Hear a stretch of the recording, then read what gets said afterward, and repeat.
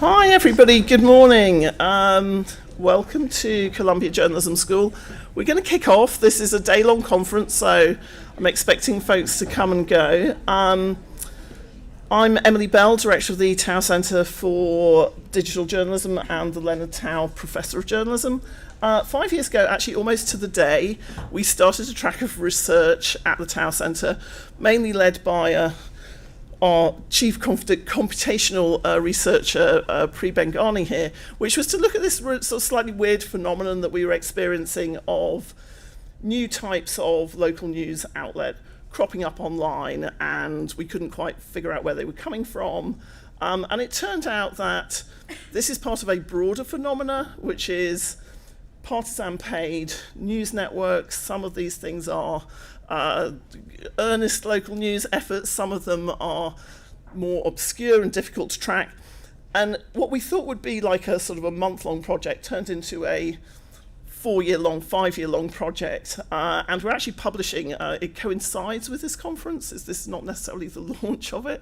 But if you go online today, you can read a full 200 pages of our report. I know somebody going, 200 pages, called the Pink Slime Partisan Journalism and the Future of Local News.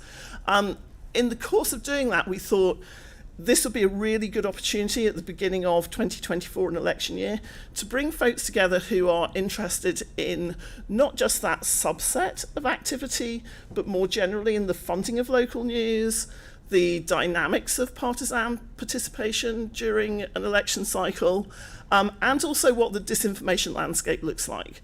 And for that, I'm absolutely thrilled that the stellar panelists that we asked all said yes, much to my surprise. So we have a fantastic day of conversation ahead.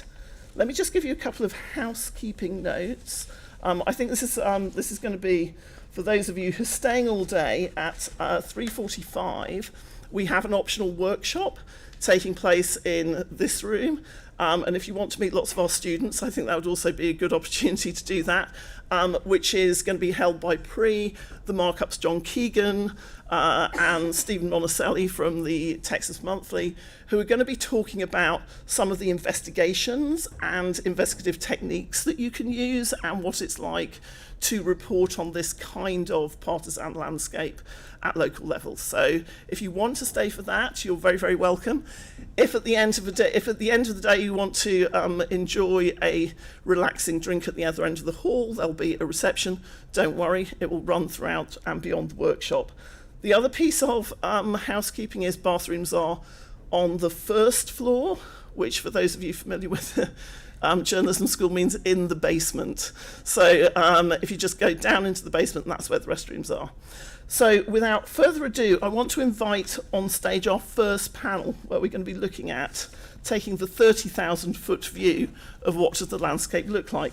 I'm going to invite them up to sit down, and then I'm going to do their introductions. We don't have, fortunately, one of those things where you have to sit in any order, so please come on up and sit down. I have to apologise for, we do have men appearing throughout the rest of the day, but just not on this panel. So I'm going to come over here.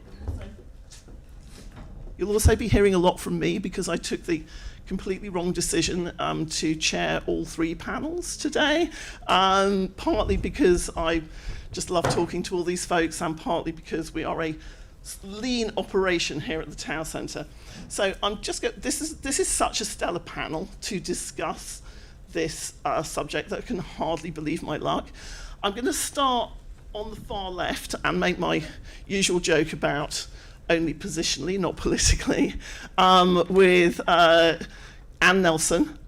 Many of you will know Anne Nelson as former director of the CPJ. Some of you may know her as a faculty member here at the J School and also at SEPA, the School of International and Public Affairs. Some of you will know her as a stellar international correspondent.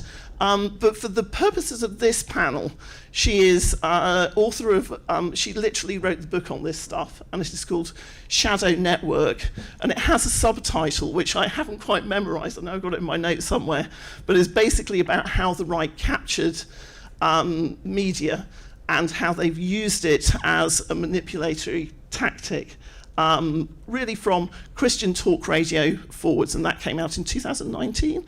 So if you haven't read it and you want to know more about this, I cannot recommend it too highly.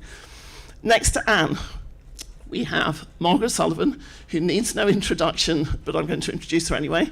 She is now director of the Craig Newmark Centre for Ethics and Security here at Columbia Journalism School. Fantastic that she's here as a colleague.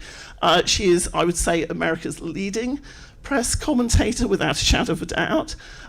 She will be known to a lot of people here as the, I would say, epoch-defining public editor at the New York Times. I don't think the Times have quite got over her reign of goodness for the rest of us, possibly not so goodness for the people in the newsroom of the New York Times. She's written a column for the Washington Post, and now I'm thrilled that she's writing a column for my home base, The Guardian. Margaret's also spent most of her career in local news, starting as an intern at the Buffalo News in 1980. Let's not do the math. Okay, let's not do the math. And then rising to be its top editor and its senior vice president, winning 4 Pulitzers along the way. And she too has written a really great book called Ghosting the News, which is about the current crisis in local news.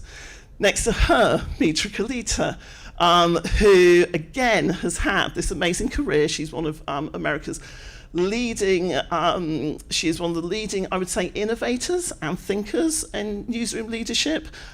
Started off as a reporter and editor, has worked online, offline, also in digital leadership roles. So she was briefly, and I'm sure we'll touch on this, she was managing editor at the Los Angeles Times as recently as 2015. She's also somebody who worked at CNN's digital division for 5 years, leading their coverage and organisation there, which again is something else I'm sure we'll touch on. But most recently in 2020, literally in sort of the eye of the pandemic, she founded a new organisation called Epicenter, which is in, I'm going to say Jackson Heights in Queens, which really has attacked the problems of local journalism, and particularly for marginalised communities, in a completely different way.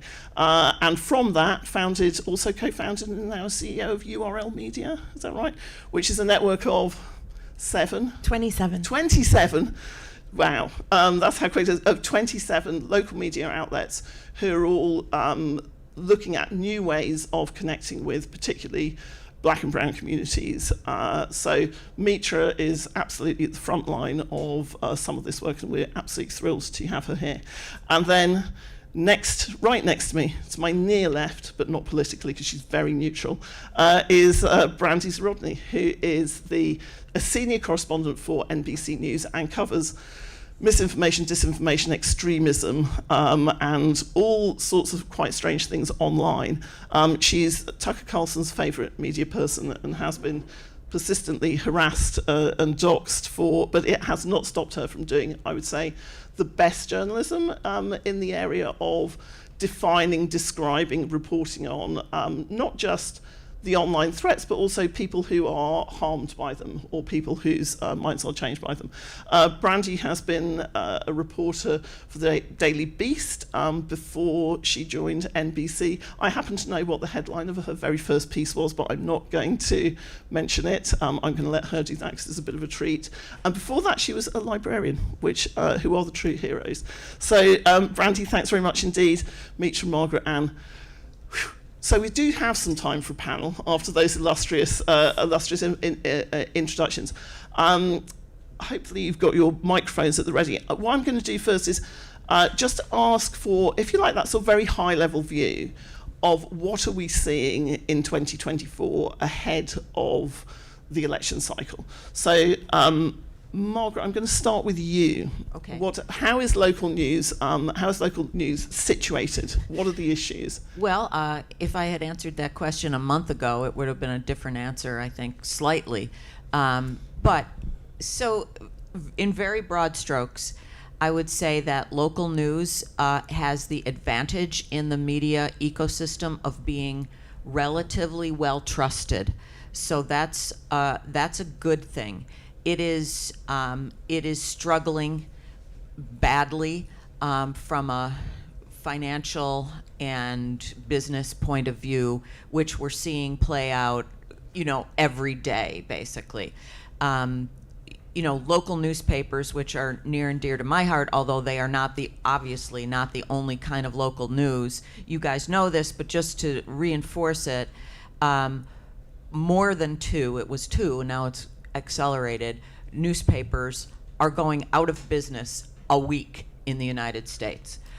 Most of those are weeklies, and you could say, well, those weeklies aren't doing deep investigative work, but they do knit a community together. They do serve a really important purpose, and they're not just weeklies. And then there's the question of employment at these news organizations, which is radically down. And just a quick way to illustrate that I like to give, which is not too long ago, there were two newspapers in Denver, Colorado, the Rocky Mountain News and the Denver Post, and they each had 300 people in their newsroom, roughly.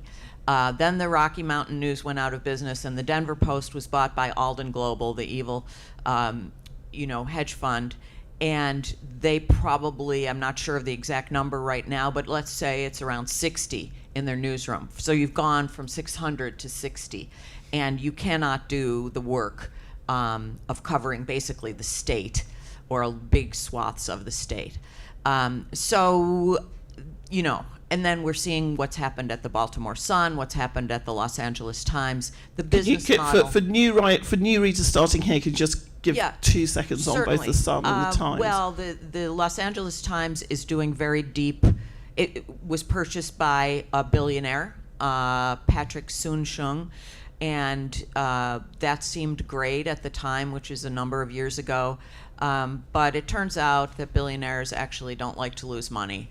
So there have been very deep cuts at the Times. And Kevin Merida, who was a well-respected editor there, has left after disagreements with the management over interesting issues. And it's very painful to see their staff go down more than 20% over a relatively short time after having come down. And Mitra could provide more specifics on that. At the Baltimore Sun, which at one time was a really storied newspaper with foreign bureaus and a huge Washington bureau, has shrunk a lot. Under hedge fund ownership, and now, people would always say, well, if only there could be local ownership. Well, it turns out maybe local ownership is not always such a great thing, because now David Smith, who runs Sinclair Media, has bought the Baltimore Sun. And you know about Sinclair Media probably because the TV stations owned by Sinclair were they have done some things that are very ideologically driven by a right-wing Trumpy sort of perspective. And you might remember that the editorial or commentary that all the local anchors were ordered to give, and so they all gave it, and they all spoke exactly the same words, and it was very embarrassing. And so now that guy owns the Baltimore Sun. However, there's an impressive digital startup, the Baltimore Banner, in Baltimore, and that these newer startups that are either all digital or mostly digital are a real bright spot in the ecosystem. That's a really good segue actually to Mitra, because you're describing an old world that I think many of us feel extremely sad is disappearing, but also it had huge flaws, and maybe we didn't need 600 people doing the kind of coverage that was being done. I don't know. Mitra, you're working in a completely new type of organisation and very close to the ground. How would you characterise sort of 2024 and what the stakes are and what the situation is? Because I think it would look as though you're working in a growing sector of news, but I know it probably feels very different on the inside. 100%. And just for perspective, my last election, I was at CNN, where I'm glued to analytics and this game of scale that in some ways arguably got us into this mess. So like my perspective from the 2020 election, 2016, 2020, and now are, as Emily lays out, actually very, very different, even in what I'm measuring to gauge success and how I define success. And just to take you back to 2016, that's the heyday of social media, referral traffic. That's kind of what's defining us. The take, as you all might be familiar, breaking through political rhetoric with like snappy headlines, things that people will click on. There was a desire for utility, but I would say it's still through the lens of clickability, right? The thing you need to know about XYZ. 2020, I think, starts this process of correcting some of the clickability scale issues just from but I would say it came very late in the game. The pandemic, I think, and just the framework of an existential crisis changed quite a bit of the way we commit journalism. And that's what prompted me to start a local news site to really say, we can't talk about centering Black and brown life unless we're really centering Black and brown life. And so in my case, there's nothing more powerless than working for CNN. The news trucks are parked 8 blocks from my house at Elmhurst Hospital, but my neighbors are asking me how to get a COVID test. And those two things of how scale does not solve for the issues on the ground became very acutely clear to me in that moment.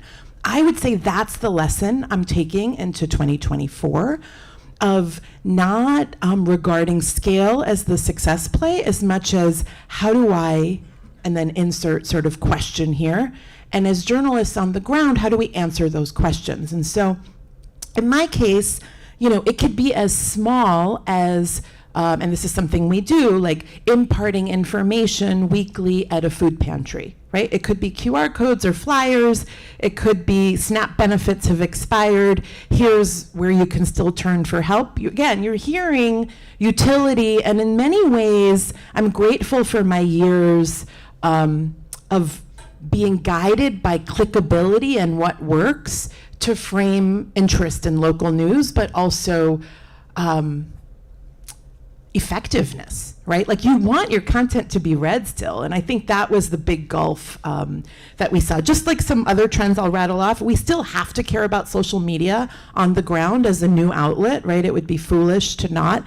One area that I think we should all just be aware of is that we kind of treated political advertising and political content universally on social news, so did campaigns. They have very different rules right now. So Snap might evaluate advertisements, for example, while another outlet has different rules. So many of us are kind of wading through that, even as there's regulatory action.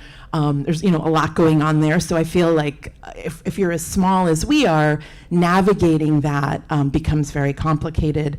Just some other things I'll mention. Margaret mentioned the Baltimore Banner. There has been a boom in nonprofit news outlets across the country in many of these cities that are contending with newspapers that are failed economic models. Just something to be aware of. They can't necessarily endorse. They're nonprofits. Their political coverage might look very different from the way we've been used to doing things. And I think there is an education of our voters that this year, for many reasons, social media, our local media landscape and the funding of it, and then our politicians themselves looks really different. I haven't seen a lot of efforts there to educate the landscape. So that's an area that we've talked about working on more. The last thing I'll just mention is this idea of platform, which came up every day, as you might imagine, at CNN. I would say a lot of Americans still don't know what's coming. So you have this gulf. There's outlets like mine that are 6 or 7 people, we got you. It's not going to surface on Google or Facebook algorithms, right? And then you have the official debates, the Republican Party and coverage that CNN is continuing. I would say one of the problems is we're continuing guided by our past when there is an entirely parallel ecosystem that people are still not aware. I still talk to people who are thinking that Donald Trump doesn't have a chance because they haven't seen him on television. To me, that's another area of an educated electorate that is actually very dangerous by not platforming certain things. I just wanted to mention that. I think there are a couple of things there that are absolutely fascinating that we should come back to, one of which is the different rules for political communication, and the other one is this point of how different the tactics are in every single cycle, and that kind of brings us. I'm going to come to Brandy next, because that's kind of absolutely what you're. Brandy visited my class last year, and I said to try and cheer the students up.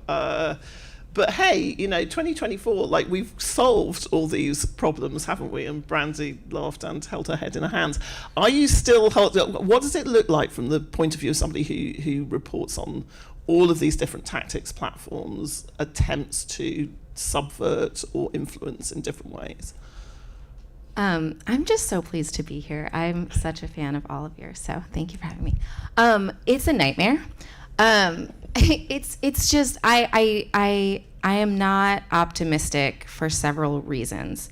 One, local news is very important. There's been a hollowing out of it, and we can talk more about that later. But people who aren't necessarily plugged in locally to local politics and local goings-on are very plugged in to their outlet of choice for national politics. Everybody has an opinion. Everybody thinks that they know a lot about what they're saying, and I'm concerned about several things.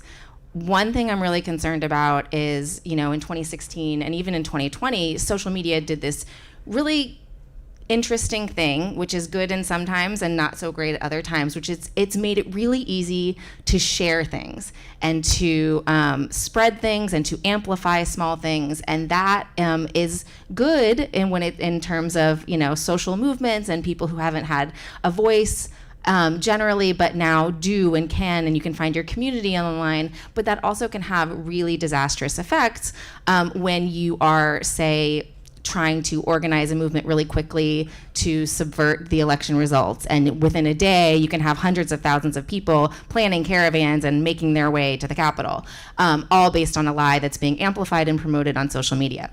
What we have now that I'm even more concerned about is, first of all, the platforms have basically said, following Elon Musk's move, oh, we don't actually have to do this work. Like, we were sort of pressured into it by news organizations and politicians, but actually it's better if we just don't. So we're going to close down the APIs that journalists and researchers have been using to look under the hood. And actually, we're also going to gut our trust and safety teams. So you won't know about this stuff when it happens. And so that we've seen a lot of that happening. Furthermore, along with the ability to share, we've also had a sort of opening up and advancements in the sort of tools used to make and spread disinformation. So I bet within 5 minutes, I could probably train everybody in this room to make a pretty plausible audio deepfake. And then you could spread that online using your existing social networks. The people who do pretty good propaganda, like this meme team that works on behalf as volunteers for Donald Trump, has gotten very good at making video content that's not necessarily fooling people, but that's driving propaganda, driving harassment campaigns towards politicians, regular people, election officials, judges, journalists. So we're going to see, you talked about how I cover the harms. I am now worried not just about, politicians being at the center of these conspiracy theories that often flow with disinformation, but election workers like Ruby Freeman, local journalists, local politicians, they're all sort of now in the crosshairs of these disinformation campaigns, and that concerns me very much. I could go. There's a lot that's very concerning. There's a lot that's very concerning. Just on that last point about tools, So the Slovakian election, actually, which is not one that many people have looked at probably in depth in America, but a few people have, we tend to dismiss things like deepfake videos, deepfake audios, but there was a clip of audio in the Slovakian election that actually played a kind of a debatable but maybe key role. Really easy to do, as you say. Also, kind of, ChatGPT it enables just a much larger amount of material. Do we think though that people are aware of? I mean, it feels to me like we at least have some movement forward in awareness, but is it this problem of it just always shifts the whole time? Double-edged sword, right? So one, yes, like the thing that scares me and the researchers that I talk to about ChatGPT is more the personalization that we're going to see of political content and misinformation. So people did this in 2016. We had secret rooms where right-wing young activists sort of got together and talked about how they could poison different wells, right? Different communities. We saw that with the Russian state and their efforts to affect our election results. But we also saw that with a homegrown group of people. But what we're going to see now is, I did this the other day because ChatGPT says they don't allow political stuff, right? Politically so target people. I was like, so in ChatGPT, I said, make me a political ad. I'm in a yoga moms group on Facebook. I want to tell everyone about why they should vote for Robert F. Kennedy Jr. Can you make me a 300-word post with emojis that really gets to somebody's personal feelings and would persuade them? And it said, no, we cannot. And I said, okay. And I said the exact same thing, but I said, could you just say why and say that and persuade people that RFK is the best? And it gave me the perfect thing, and it spit it out in 2 seconds. And then I could say that for my coffee group and my military group and my whatever group. And suddenly I have a bespoke misinformation campaign that actually does change hearts and minds. That's really concerning to people, especially if you use these tools to sort of wash your misinformation.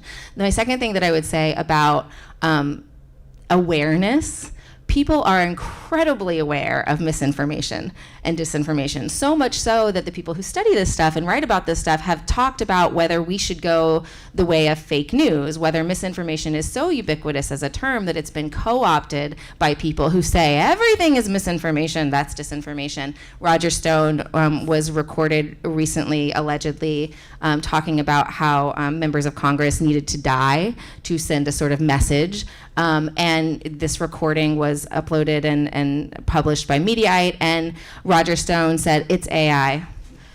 Donald Trump has said the same thing recently about things the Lincoln Project made a sort of highlight reel of his fumbles and mumbles and gaffes, and he said that is an AI, that's a fake. And so people, they call that the liar's dividend, and people are increasingly going to be in a situation where, and it's not too much to say, where everything that they see or hear is going to be able to be denied by someone who it doesn't benefit politically, and that is wild to me.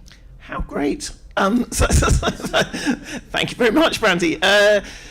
So none of this works without the flows of money behind it, and that's where we come to you.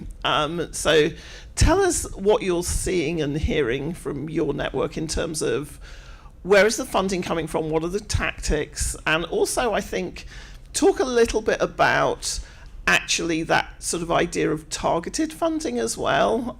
You are the person who said to me, nobody needs to change 3 million people's minds to sway an election.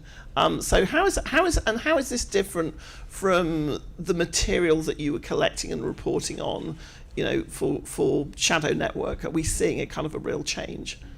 So just quickly, the subtitle is Media, Money, and the Secret Hub of the Radical Right.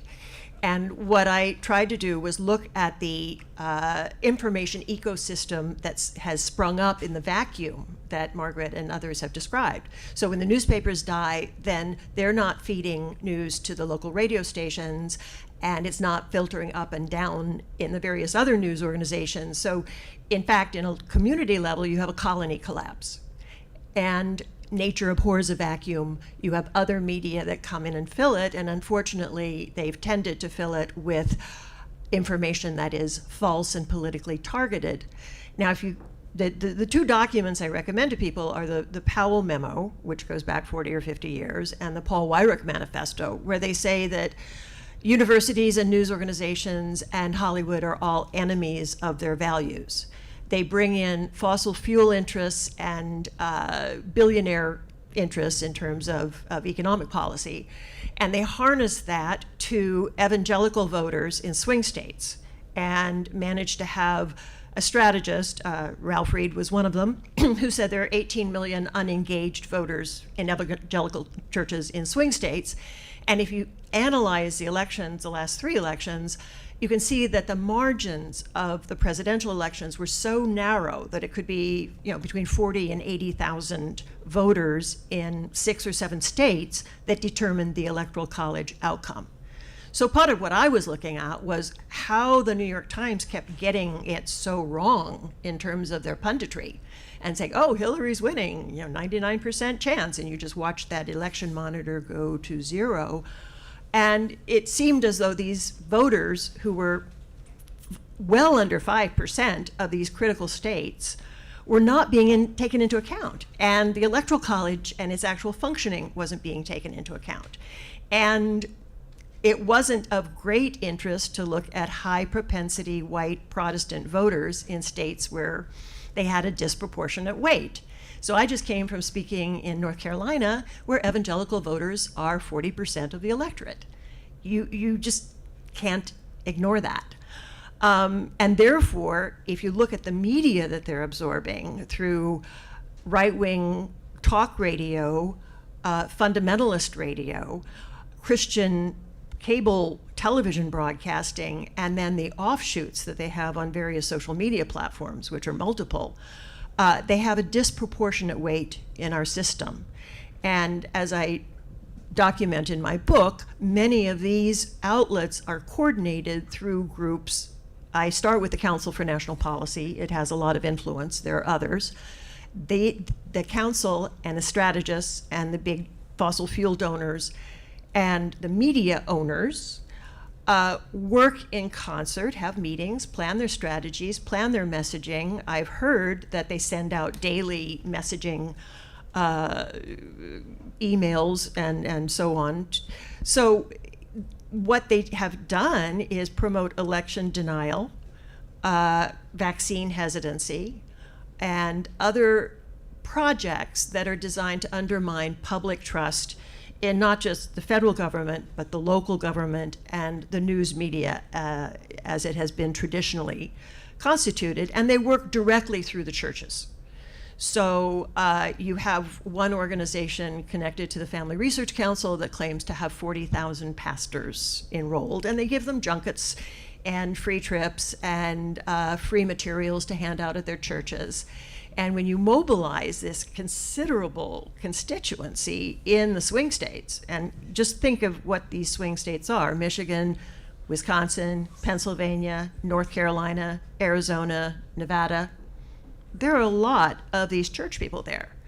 Now, I happen to have grown up in a southern purple state that turned blood red on my watch, and saw how these evangelicals were mobilized for the Republican Party for the first time. This was not a factor in the 1970s. It very much is so now. And now my home state, Oklahoma, is really one of the radical laboratories for their policies, which are tested in a weak court system and then platformed over to neighboring states and other evangelical states to create extremist abortion policies where women can die because they have an ectopic pregnancy, extremist trans policies, extremist school policies. They pioneer them there, and then they use partner organizations such as the State Policy Network and ALEC to spread them nationally. And again, I highly recommend the new Tau Center report, which is just recently out. Indeed, it's out. You've all seen it, but it's out right now. And I'd like to note on the CJR website. And yes, it's only 200 pages long. But yes, 200 rich and valuable pages. Yes. But if you look at it, you'll see a citation of the Western Journal, which is run, its publisher is a member of the Council for National Policy. You'll see a mention of Catholic Votes, which is funded in part by Leonard Leo, who is sitting on the $1.6 billion grant, where he's funding court capture. So this level, and he's a longtime member of the Council for National Policy. So unless you really stare down the networked effect, you won't see how powerful this seemingly marginal and in some ways unsophisticated media is. I would say that their superpower in the pink slime area and in others is a lot of really serious polling and focus groups and framing. I mean, they've read their George Lakoff, right? And in a lot of ways, they're more engaged with the communities than the top-down messaging that they get from organizations ranging from the New York Times to the Democratic Party. I mean, I think that sort of brings us back to this kind of point that we were talking about before, which is you laid it out so clearly there, Anne, about, this is a network and it's coordinated.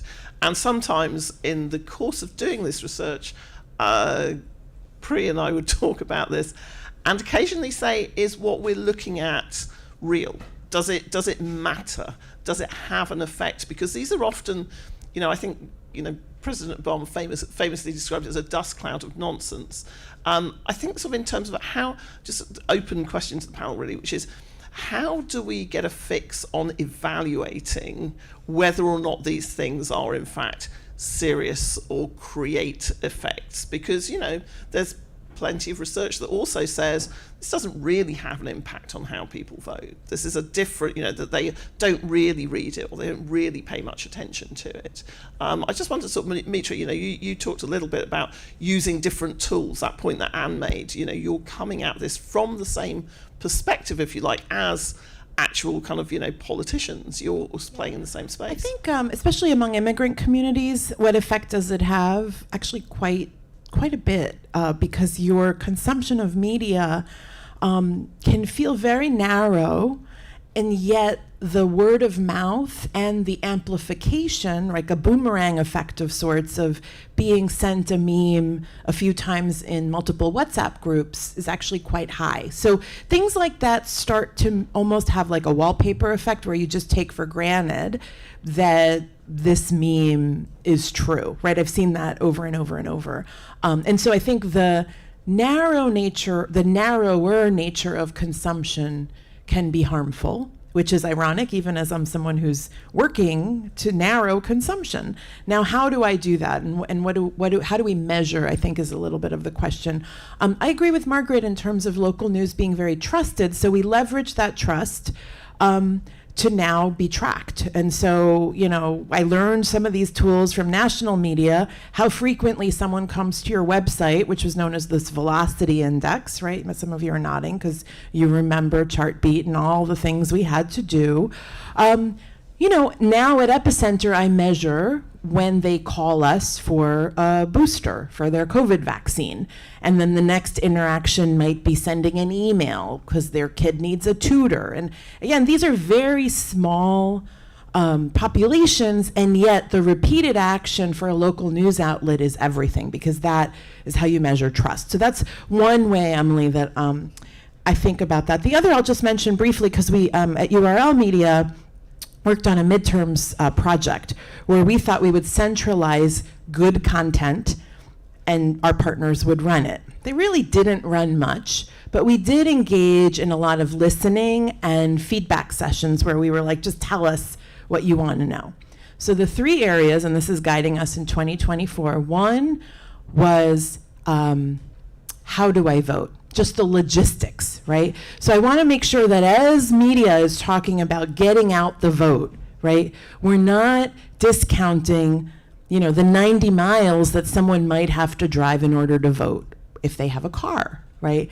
The mail-in ballot, and what's the difference there between an absentee ballot? So again, the logistics around voting feels like an area that we heard a lot of questions about.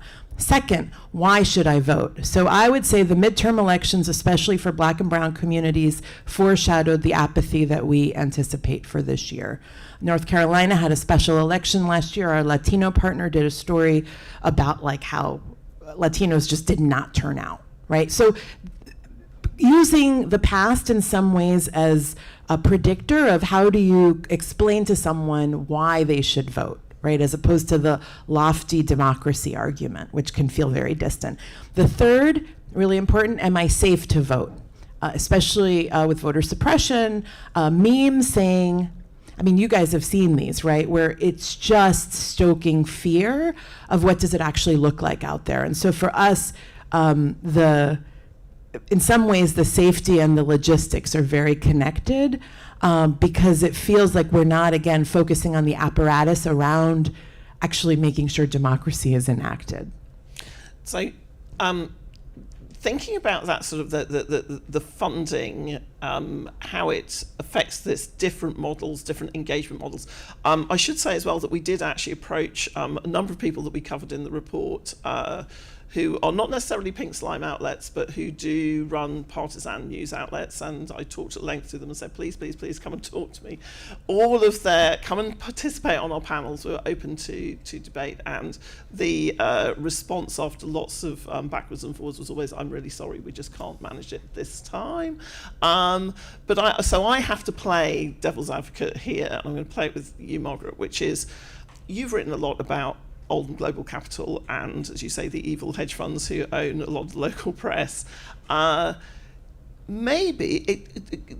isn't it a good thing, actually, that we have a kind of influx of partisan money into local media right now? You know, why is that? Actually, why is it a bad thing that if David Smith wants to run the Baltimore Sun in the way that he does with his money, why is that actually not a viable business model for local news? Because that, in fact, is what some of the partisan networks across the political spectrum say, which is, you people are living in the past. This is actually the future of local news and local news funding. No, they're actually living in the past, but it's like the past of the 1820s, when, you know, that's basically what there was partisan newspapers from different points of view. You know, and Jay Rosen is here, and he's an expert on this and on many things. But, you know, this idea of the view from nowhere that is celebrated somehow as the model of local journalism and journalism in general is really a creation of post-World War II journalism, where, you know, we're going to represent everybody roughly equally, and we're going to give you an supposedly objective point of view, and that will serve you best. You know, has that served us best, really? And does it serve us best now? Maybe not. But one of the reasons I think that local journalism is relatively trusted is that it's not coming from an extreme. It's attempting to be reasonably fair. Is it fair to every community? Definitely not.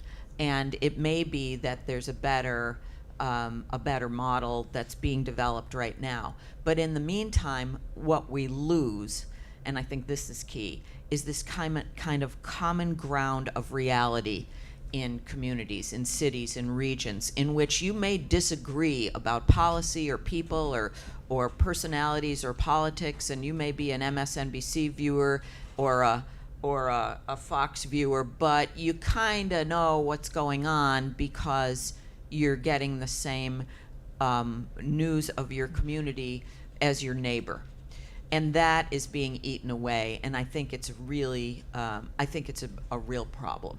So I'm not suggesting for a second, and I know from experience that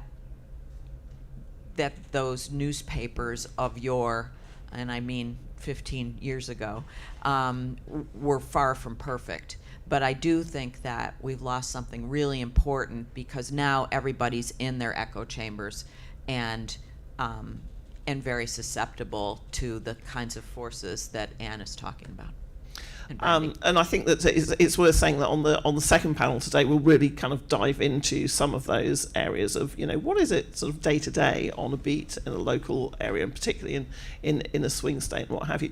And this is kind of like really for sort of Brandy and Anne as well, which is to what extent as well do we see this money and the kind of the influence campaigns or the disinformation campaigns moving from this kind of like national to this local level? Because it's certainly been a kind of a hallmark of the past couple of years that we've noticed that it's school boards who are susceptible to kind of all kinds of campaigning, etc. Is that a detectable tactic?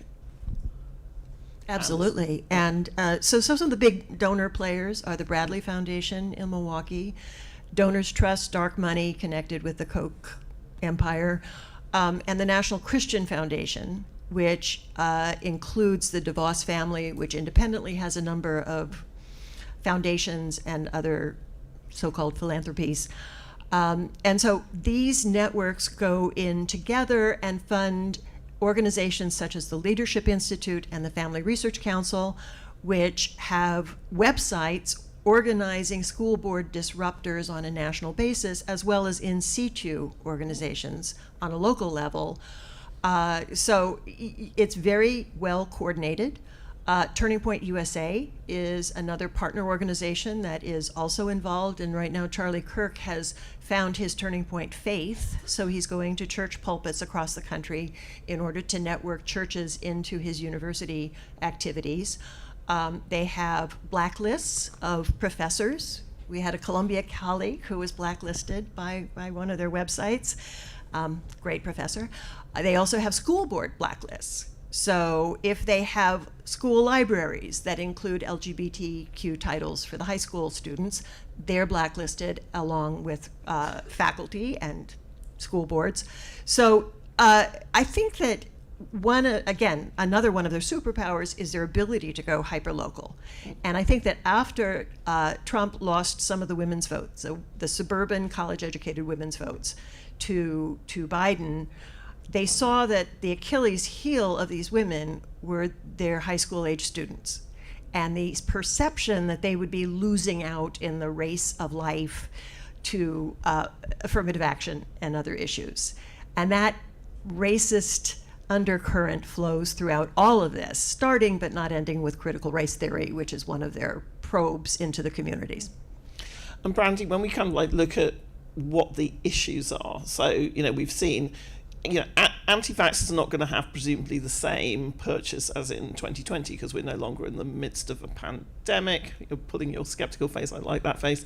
But what are the levers? Because we have had, as Anne was saying, you've had extreme campaigns on anti-trans legislation. You've had extreme campaigns on abortion legislation. But you've also had people like Ron DeSantis, who had his own media outlet in Florida doing all of this, failing spectacularly. How do we make sense of all of this? Yeah, I mean, the culture war stuff feeds right-wing media, and it does a really great and not right-wing media. But it makes a lot of waves and it gets a lot of clicks. But like I've talked to local voters for a story. A colleague of mine went door knocking for a story with a local campaigner and brought up these culture war issues. And people don't really care. Like generally people, like your normal voters, doesn't actually care what bathroom a trans student wants to use. Like that is not fueling them. I think that the things that we're seeing that really do move is immigration. So like we saw the caravan being rolled out. Right now we're seeing a huge push in right-wing media, a scare campaign about the border. So that will probably continue based on recent news events that shows that Republicans would very much like that fear to continue and that scare to continue. And we know that works. I watch Charlie Kirk's program every day. I watch War Room every day, and that's the big thing that I'm seeing on that front. And that DEI and CRT don't so much push people to activate nationally, but and they don't really care about that in their daily lives. But what it did do is, like Anne was saying, local or people who were extremists who were associated with election denial have made incredible inroads locally. So right now, PublicWise just did this count that shows that half of Arizonians are represented in their local legislature by election deniers. That's insane. And so like these people, these now election deniers who are part of the state legislature, who are election workers, who have run for local office, they now have the ability to determine where people vote, how people vote, eventually what votes are counted, right? And so they have a huge impact locally in ways that I think probably a robust local news apparatus might have the ability to report on and cover, and that's not really happening.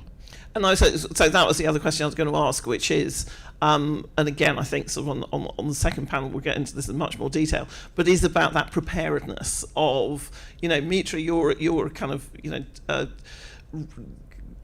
battle-hardened kind of veteran of this, as you say. You've sat and looked at the kind of the trembly needles at CNN, and all of the platforms and the ins and outs. When you're meeting with your 27 local news outlets, how much does this kind of thing play in their thoughts about how they're arranging their coverage, or how It's on two levels. We just had an elections meeting actually with our partners on Monday, so this is fresh in my mind. One is the battleground state. So we have a partner in Michigan, and the Journal happened to do a story, the Wall Street Journal did a story over the weekend on, Biden and the Michigan vote. Some of you might have seen this, and how it's very tenuous. And one is just, they're like, it's still very early, and this is not coming up in the way that the Journal sort of painted the story, right? That was just, if you go on this particular outlet's website, the stories they're doing are still very quality of life day to day, that they're just not quite in that place that national media wants them to be. And I think that's a very interesting framework. The second that comes to mind is, I'll pick up on what Brandy was saying of the migration as the boogeyman has a double effect. One is just, it's giving everybody an enemy, right? The irony is that, Latino communities, very important vote, don't really vote on immigration, right? This is kind of every Pew survey shows, number one issue is education, right? Immigration is like maybe 4 or 5 if they get to it. And so the challenge for us within our communities is twofold. One, what is the script we use within our communities? Because sometimes the folks who are actually against those migrant vans arriving are our own people, right? And it might be same language, and this is where the memes are harmful. We came in the right way. In my day, the legal route, right? All this stuff that you hear. So one is just changing our journalism to be more of, I think it was Margaret who said, like, a shared set of facts, right? There's a shared set of facts. Coming into the United States by asylum is a perfectly legal way to enter the United States, right? And we just need to get our journalism in that format sometimes. Like, I literally will write things in a way that's like a script for communities in multiple languages to then go back and share. I think that's one tactic. The second is the very real fear factor, and I alluded to this with voting, but for example, speaking of DEI, the last place that anyone who's anti-DEI should be showing their face is Jackson Heights, Queens, right? And yet, last year, what happened? The Proud Boys, very orchestrated campaign, flies in. Yes, we're right by the airport. They take up residence, and they start protesting our drag story hours over and over and over again. Now, there's the national coverage of this, but if you're a mom in Jackson Heights and your kids are walking to school past the Proud Boys, what is your concern? Okay? Yes, it's drag story hours, but it's also, is my child safe? Which I tell you, I 100% had that framework on the story because, my dad arrived in Jackson Heights in 1971, right? So we do that story in that same way of these national issues are framing the local narrative, but they don't really give a sorry, I don't know if I can say. I don't think you give a shit. If You my can. kid- So Okay. we, I don't think they we're give all a for shit free if my expression. kid is safe, right? And that is the part where a part of our media solves for. We hate the Proud Boys, but it's not like mainstream media is showing up for us either, right? And so my role is kind of this duality of how Jackson Heights fought the Proud Boys, right? That was the very clickable headline, and that podcast ran across the country. And the other is really just kind of centering the safety of your children in this moment. And that's kind of the two planes that I feel like I have to keep operating on this year. And I want to sort of bring it back to a couple of things you said earlier, Mitra, and sort of just go to Anne again about, actually this is for everybody, which is, we talked very briefly about the effect of the platforms, which is another big area of study that we look at the Town Centre, and what their role in this is. Everybody knows that sort of 80% of people get some kind of news from social media. I'm not quite sure what the other 20% are doing, probably watching Brandy on Fox News, as a rather than not As a villain, I do not as a work for villain, Fox not News. as a presenter. She's not yet scaled those heights. TikTok now is a player, which was not a player in 2020, not so much a player in 2020. The kind of, are these, talk a little bit about, you can do everything right as a news outlet, and you still might find it very difficult to reach an audience with the right messages. Brandy, you've talked about being quite disappointed with what the platforms are doing at the moment. Can you talk a bit more about that and what it really looks like from a sort of a point of view of, if they did more, would it make any difference, do we think? I have long said that I believe, and this is my personal opinion, that there is sort of nothing that can be. It's people love asking this question at the end of everything, like, what can the platforms do? Sorry. No, not you. But it's like build a time machine. Yes. Have some sort of governance structure where a North Star of being good and being responsible stewards of information is like kind of up there. And that's just not really happening. In terms of like what's happening on the platforms, nobody knows. Right. I mean, especially TikTok is so important, and we have no idea what happens there. And a couple of researchers have now gained API access. It's very secretive, and I don't think anyone has published anything yet with it.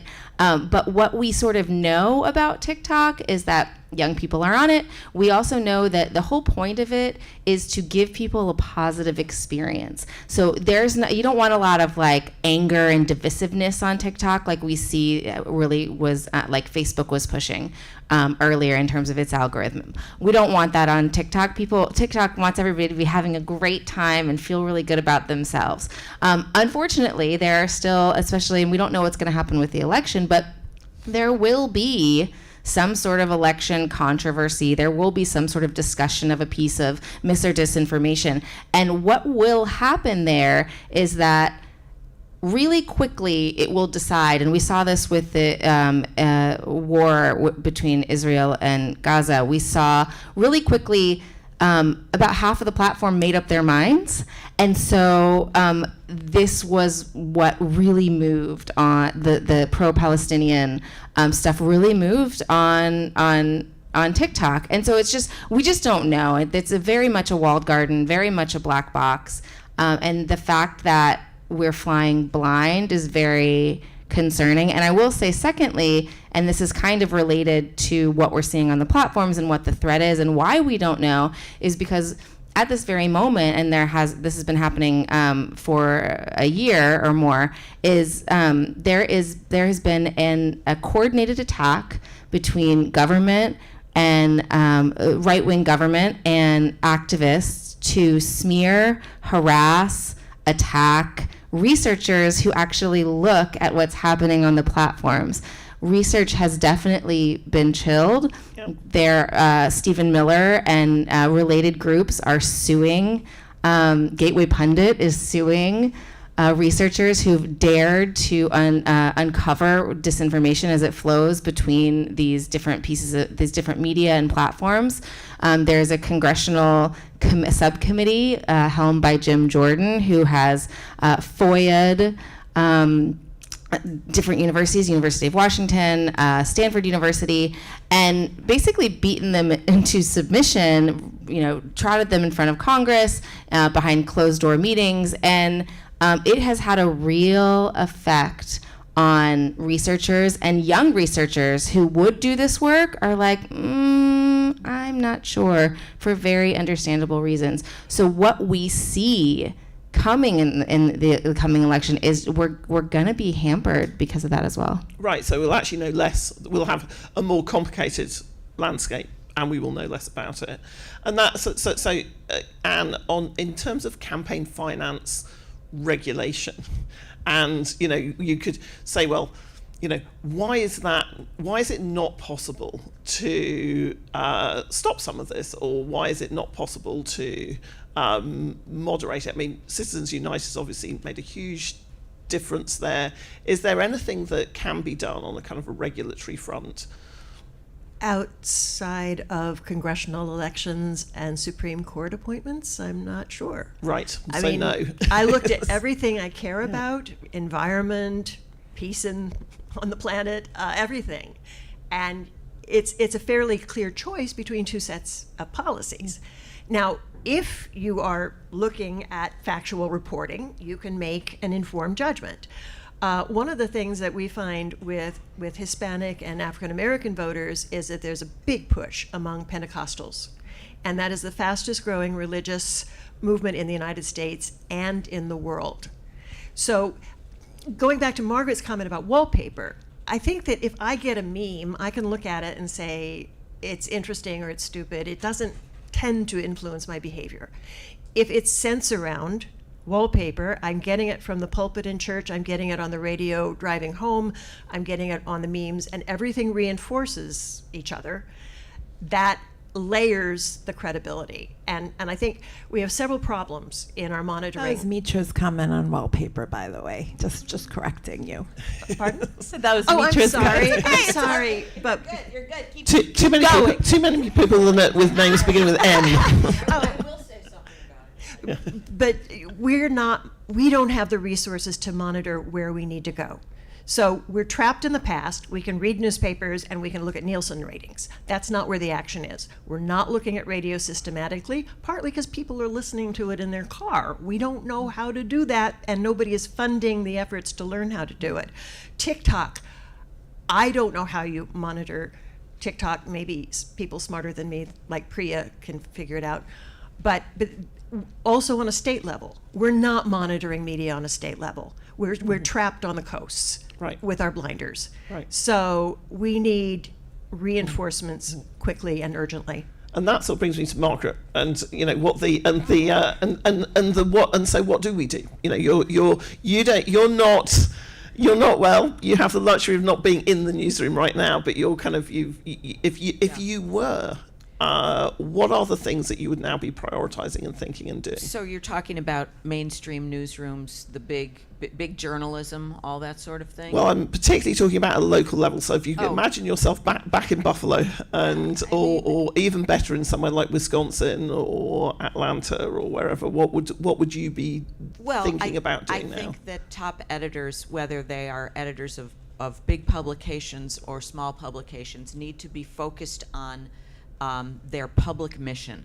Their mission is to inform the public, especially in an election year, but not only in an election year, of the reality of what's happening. So, for example, and I wrote a column about this, if the general public thinks that the economy is tanking and that unemployment is at a very high level and that inflation is out of control, and the actual opposite is true, we are failing.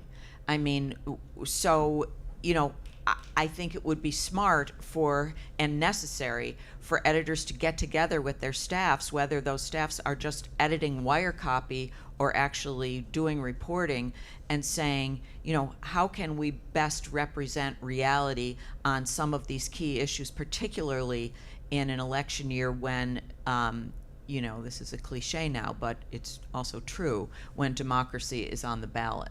So to me, that's very important. And I'll just add one other thing, which is with all of this decline and hollowing out of local news, it makes the big guys even more important.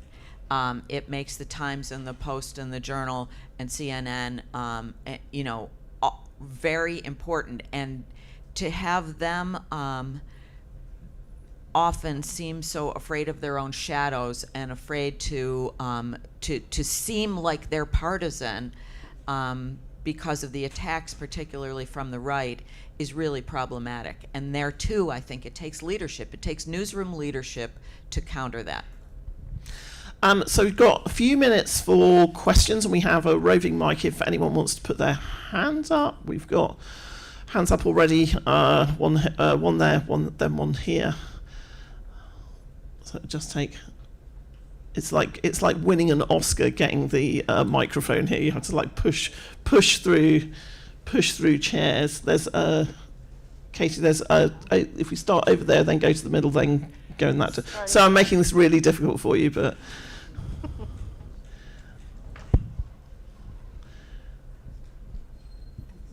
And if you just say briefly, if you want to tell us where you're from or what your interest is. My name is Eva Schweitzer. I'm a correspondent for German newspapers in New York. And we met, so I hope you remember me. I know who you are.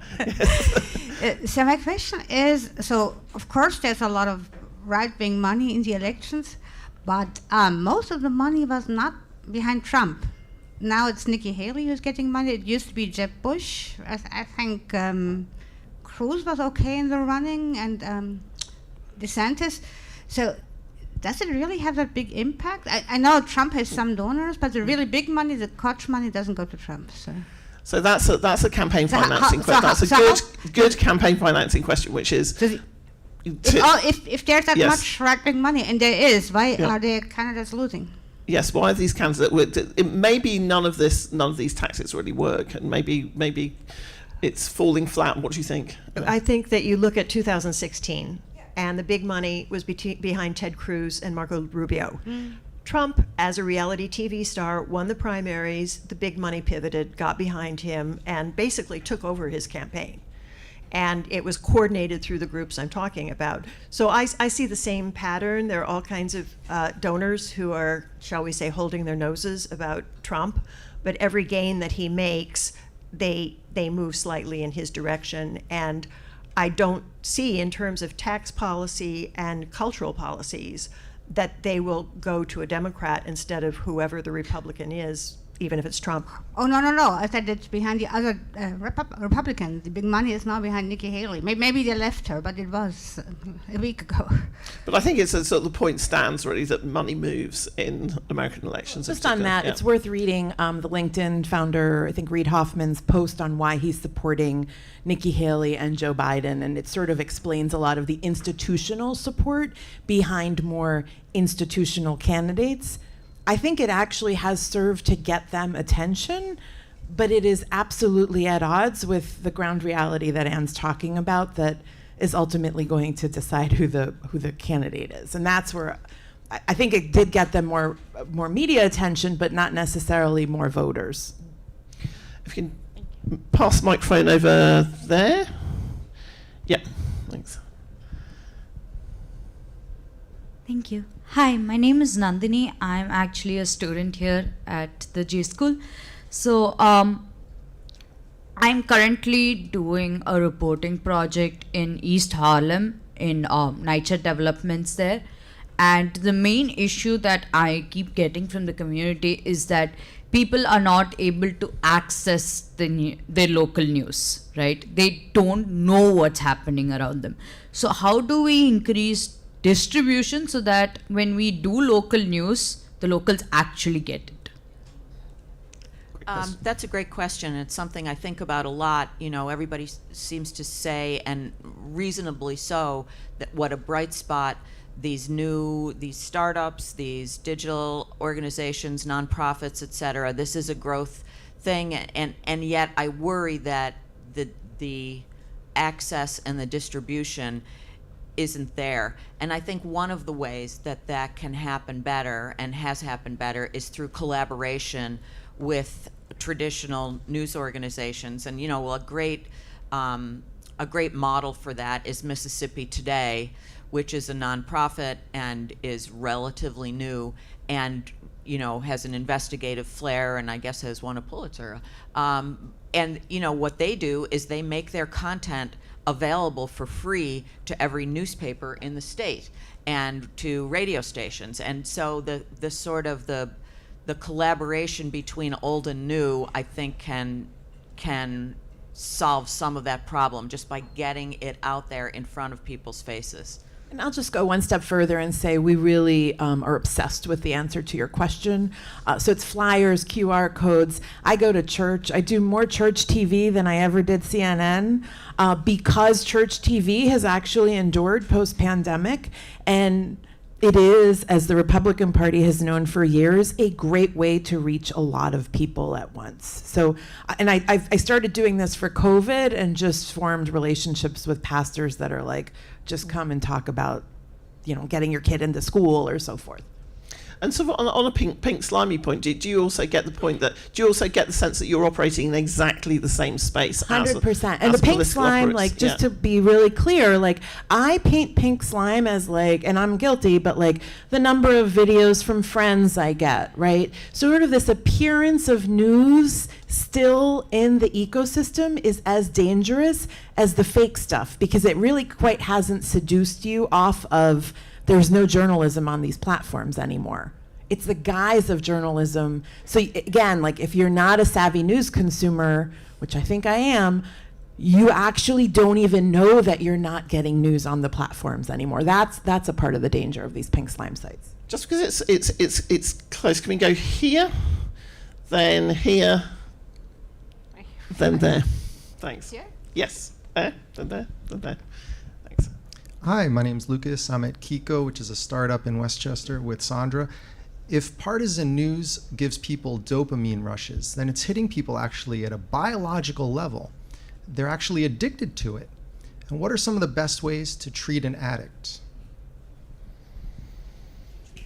An addict. So if you're addicted to, yes, should you be making dancing videos on TikTok, Margaret?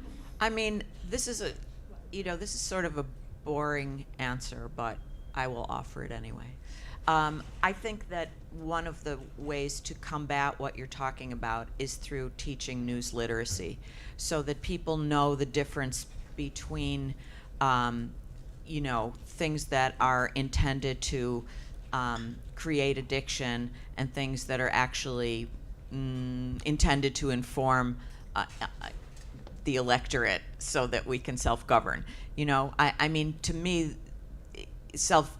news literacy taught not only in schools, it's very important in schools, but also in, senior centers and in community centers throughout communities would help that situation somewhat.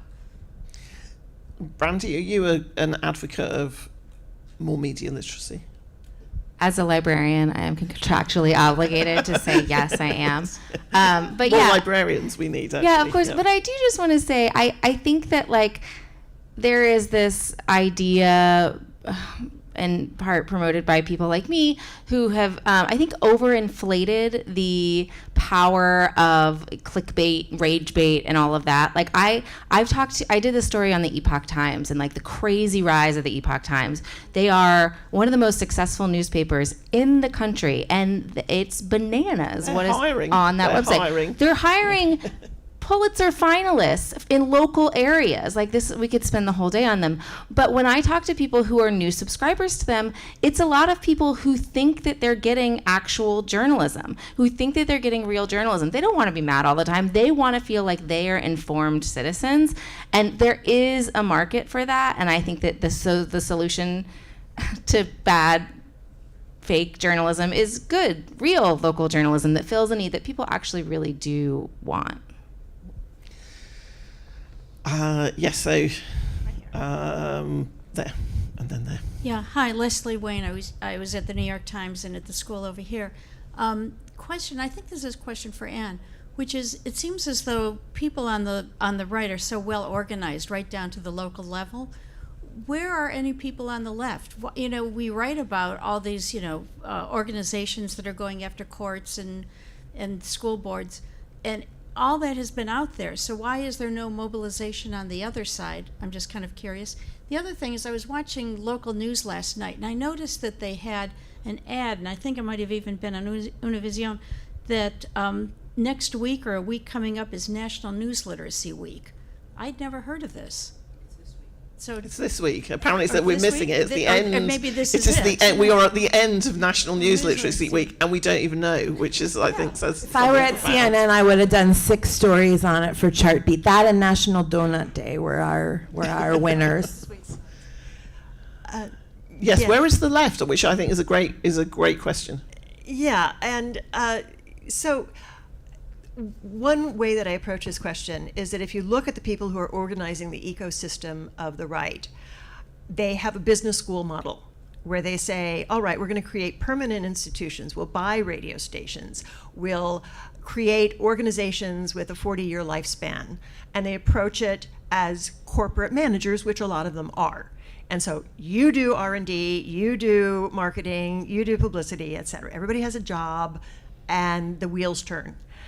That is the model of the dark money donors of the right, whether it's Donors Trust or the National Christian Foundation. They have longevity. I was speaking in California at the release of a new documentary on this subject, Bad Faith, and somebody from the Democracy Alliance stood up, and I had said, on the Democrat side and the left, it's the model of journalists and lawyers who are very good at debating with each other, which is an absolutely different model. And with the Democracy Alliance, one of the major funders of the Democrats, and to some extent to the left, they create the model that I call 1,000 butterflies. So you'll have 12 organizations that line up doing more or less the same thing. They do a beauty contest, they fund one, they fund two, they change their mind the next year, and you tend to have a lot of dead butterflies in the picture, as opposed to these permanent institutions, these purchased radio stations, these organizations that work together effectively over decades. So the Democrats, the left, and oh my, I'd love to add the center to this, and the center right. We can't function as a democracy without them. But they're coming very slow to the game, and I think that they, again, are resting on patterns of the past, trusting in the legacy media to continue to do the same job when it can't.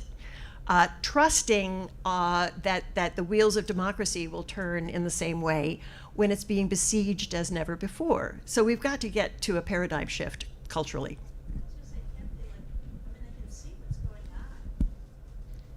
They can see what's going on, but it's, yes. Well, and I think that is something we'll get to as well, like later in the day, which is there are some efforts to mimic the same thing. Is it effective? Is it enough, I suppose? They just purchased a radio station in Florida. Well, there is a lot, just to clarify though, there is a ton of dark money being spent by Democrats, just to be factually accurate on this. But I think the journalists and lawyers that you're speaking of, and I think all of us on this panel, do believe in democracy as a process versus funding its outcome, right? And that's the lens that I think many of us who are appalled by one side of the funding of press has not said we need to fund the other side. It's that we need to support the process. So I just want to be clear that we, however we fit on the political spectrum, don't get lumped into some left wing on this either, because there's a lot of issues that you just laid out that I'm not neatly one or the other, and that's most of America, actually. But if I were king, I would say that they should not be funding partisan outlets that are openly and transparently of the left. They should be pouring money into local trusted newspaper or news sources We that agree on modernize. that. Yep. I would make you king. I'll just be clear about that. You've been so patient. So Hi, I'm Meghnad. I'm in the data journalism program here at the J School.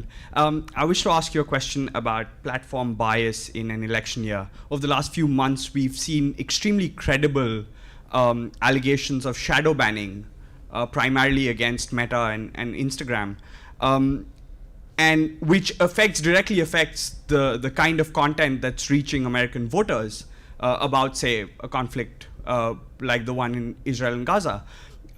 What are the processes that news organizations should be pushing lawmakers to make so that we don't see a repeat of a social media disaster like what happened with Cambridge Analytica 2 elections back?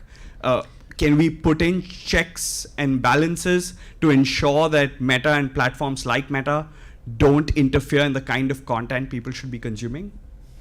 Branty, this feels like this has got your name on it. This feels like it's above my pay grade, and it absolutely is. I just point out the things. I think that Europe has instituted some laws governing social media platforms and the responsibility that they have over users' data and what spreads on the platform. I get very nervous about the government generally monitoring or deciding what speech is and is not okay. So that just makes me nervous generally. There are things like there was a Platform Accountability Act that was up. And so I think that's a great idea. I think that there should be some transparency and accountability in terms of algorithms and what we see. And I think that that's like the very first step. So if I could just get that, I would be very happy. And then we can talk about next steps. But yeah, I mean, we haven't done anything in this country in terms of data, in terms of AI, in terms of you name it. This is just, everyone's just twiddling their thumbs. It is one of those things where I just reminding my class earlier this week saying the Communications Decency Act, Section 230 is still literally the only legislation that has actually been passed about any of this, and that was in 1996. So there are different things that are happening, but actual legislation that changes the fundamentals of this there is nothing. Yeah, and again, I'm kind of a skeptic, but I'm like, I don't know if I want these people touching laws around this issue. There is a hesitancy there that I think is healthy. I'm a former European, so I love regulation. I think we should have lots of it. We'll definitely hear more about that. I'm going here, and then Mr. Stone at the back. Hi, my name is Rose Horowitz. I'm a freelance journalist and host a show called Women to Follow. My question is, hearing this about the local news, I live in Connecticut, and there are Hearst papers that dominate Connecticut. There used to be, in the small town where my kids were raised, a weekly paper, and that folded 5-6 years ago. And since then, in that town, I don't live anymore, but there's no local news. There's no coverage of school boards and what's happening. And so I think even in that town, there has been, some talk about book bans, and in a town like Guilford there are talk about book bans. And I myself, you say you have 27 organizations part of URL, but I've never heard of them. How do people know about these independent community sources? I don't think many people know, and in my circle, many people, my friends, they just don't watch the news. I mean, they're just this so apathetic. How do we get those people to be interested? Again, as you say, this is literally your whole job to think about this all day long. But I think it's a really good point, which is the digital world is really rigged against discovery, and actually kind of newsstands. I was again talking to my students and saying Pitchfork, which they should at least have heard of, has folded. Nobody had heard of it. These are all undergraduates. But when I said Sports Illustrated is also folding, they were like, what? And I said, well, how come you know about that but not this? And they're like, well, we saw it on the newsstands. And there is a weird thing about digital is difficult for discovery. And what do we do about that? I mean, I'll tell you, when we launched, I tried two things. One was to work with the platforms for discovery, which I still do every day. But I'm way more 3 years later clear-eyed that Mark Zuckerberg launched Facebook. Emily's heard me say this before because we've been on 65 panels together. Mark Zuckerberg launched Facebook to rank attractive women at Harvard. We are assigning the future of democracy still to this platform, right? So I emerge much clearer about why I'm doing what I'm doing and why he started out doing what he's doing. That's one kind of reliance on the platforms for discovery, and kind of it's not really worked for us that well. The second is mainstream media. We thought they would write about us, right? Well, you've seen what media reporters are writing about. They're not writing about me.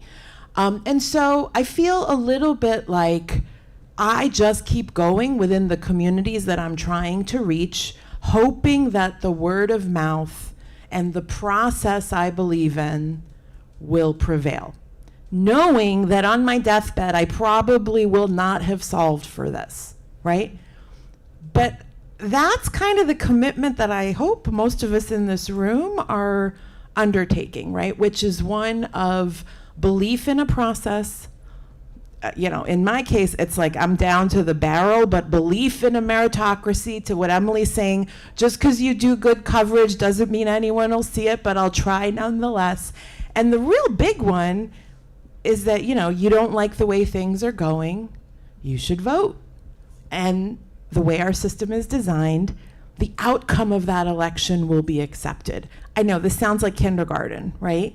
But sometimes I think from a journalistic perspective, it's just worth reminding ourselves of our own missions and constitutions within why we're doing what we're doing. That's what, kind of keeps me going every day. Mr. Stone at the back there, who's sorry, you're being picked on because I know you. But I also know, yes, that's right. Emily, is this last question? No, I'm going to allow two more, even though you don't want me to. Okay. So I'm going to allow one down here. So I'm David because Stone. I'm on the stage with the microphone. You can't stop me. So sorry. David. So I'm David Stone, and some of you up there know me from my formerly scholarly adjacent role doing communications here at Columbia. But I want to speak up for my former and possibly future life as a ethical partisan hack, which there's no one sort of speaking for up here when it comes to communications.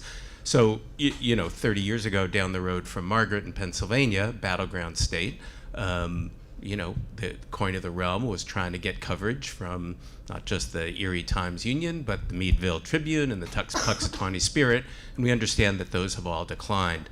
There's still, of course, local TV in these places. But I do want to talk about the asymmetry of this that we see, because we as Democrats and as communicators still like to see the affirmation of independent third-party journalists because we like its credibility. It can be hard to spin, it can be hard to do. And whereas, on the other side, we see this asymmetry. But the one thing I'd say about what's left of the free press is that one thing I experienced 30 years ago resonates with people much younger than me doing political media now for Democrats, which is I will always remember being asked before the election of the extraordinary senator I worked for, it's like, David, we have a poll that says no one knows what your boss has done. And a political reporter I really admire who's gone on to a great career, I said, but Nikki, you don't report on what he's done. How are they supposed to know? And her response was, not my problem. Do you have a comment on the poll or not? So to your point, Margaret, I guess the question is, with what's left of the free media that has credibility, which of course online, a lot of people don't know the difference anymore, as a lot of people have said, how is it that we can have this change of ethic about political reporting that is in fact about issues so that voters do know if the economy's better, they know the fact of it.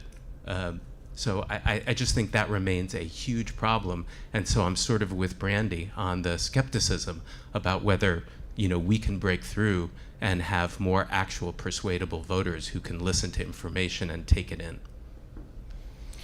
I mean, I agree with you. I write about this all the time. I try to use my bully pulpit to say similar things to what you're talking about. Again, I really do think it comes down to leadership in newsrooms, and I don't know how to change minds in that way.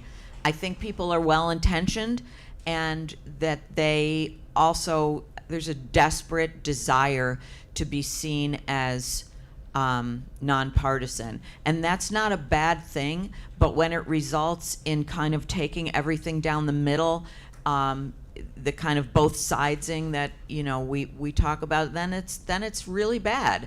And so, you know, other than sort of pointing it out and beating the drum about it, I mean, I don't know what the answer is. I hadn't realised how much I'd run over, so I'm really sorry. But I would really, these are such great questions. I said, you know, we're going to be returning to some of these themes. So if you have them, hold on to them, ask them again. I think a lot of the panelists are around during the rest of the day. I just want to thank everybody so much for, like, on this really dreary Friday morning, doing an amazing job. Thank you. Thank you so much. Yes. One sentence. I propose a Marshall Plan for American journalism as a pillar of democracy. Whatever it takes, read Victor Piccard's Democracy Without Journalism and look at his model. It's urgent. I have made Anne king, I think, so that is going to happen. But also we will be discussing that in the third panel as well with the policy solutions.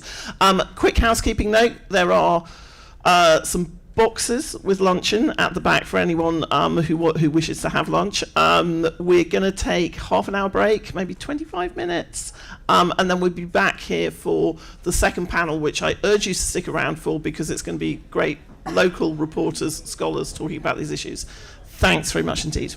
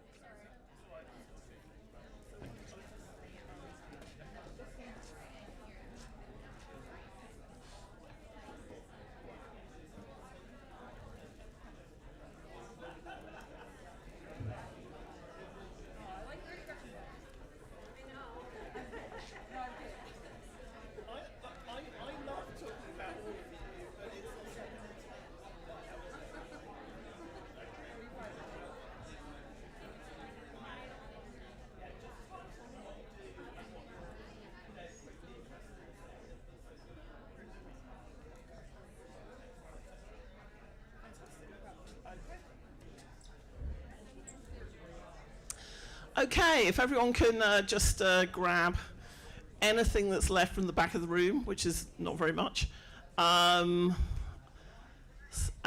take your seats for second half of the day. We have two really fantastic panels. In this first one, we are going to look at what it's like, if you like, at ground level.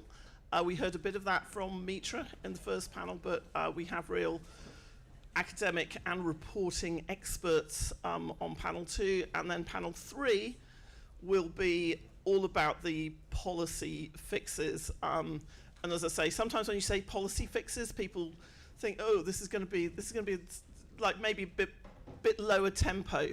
But as I say, my good friend Jay Rosen is here, and he sent me an email saying, don't expect me to both sides of this. I'm very excited about the last panel. So for the second panel, we have an amazing array of talent, and also people who are actually working either nationwide but with local organisations, or who are actually reporting and working in some of the most contested or certainly sort of politically charged battleground states at the moment. I'm not going to introduce them because it will take too long.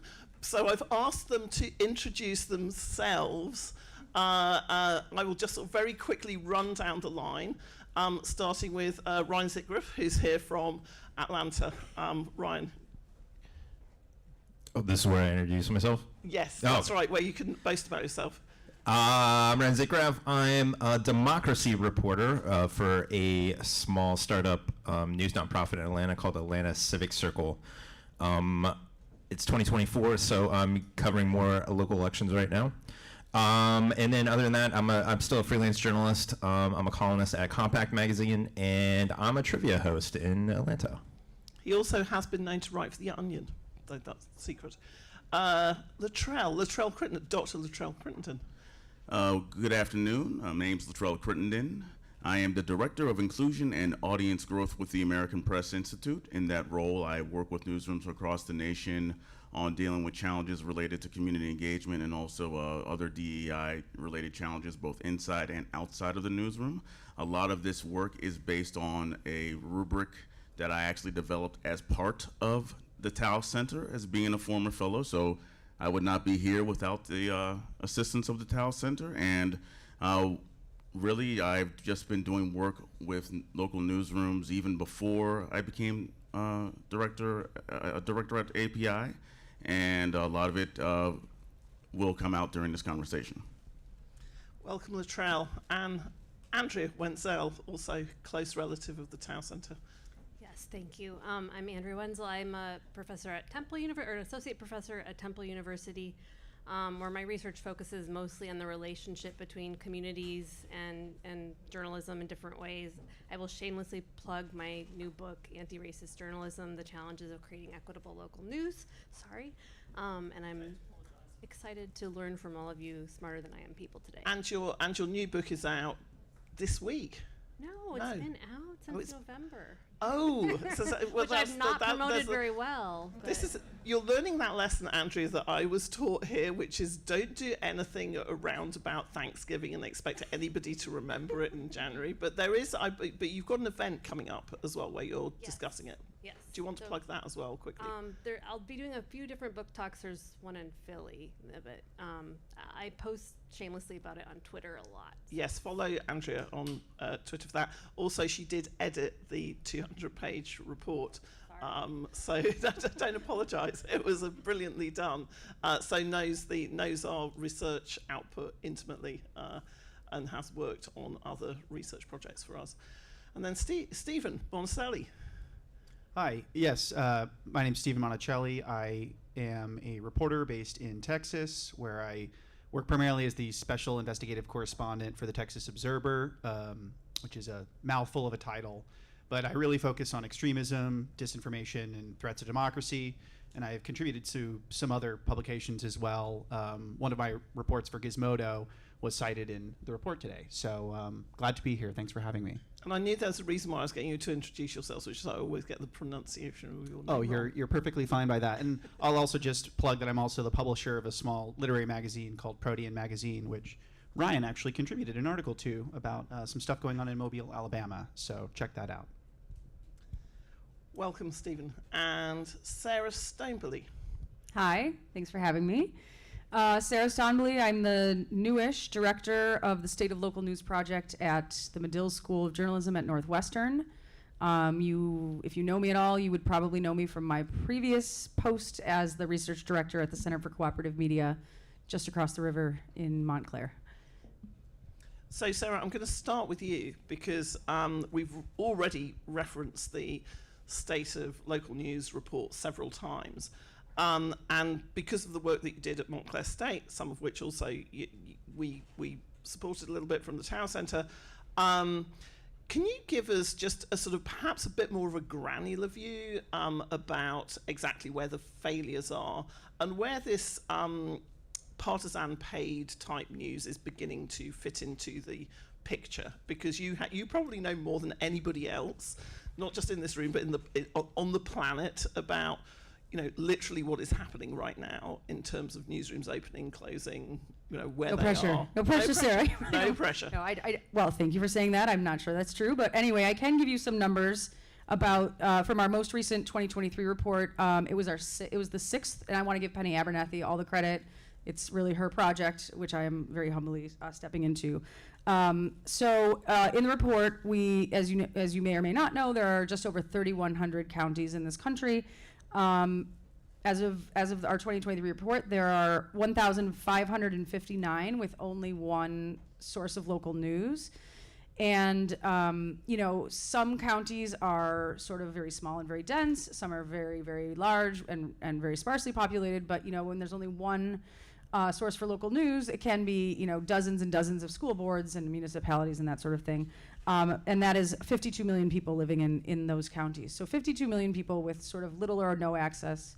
And then there are another 203 counties that have no local news source at all.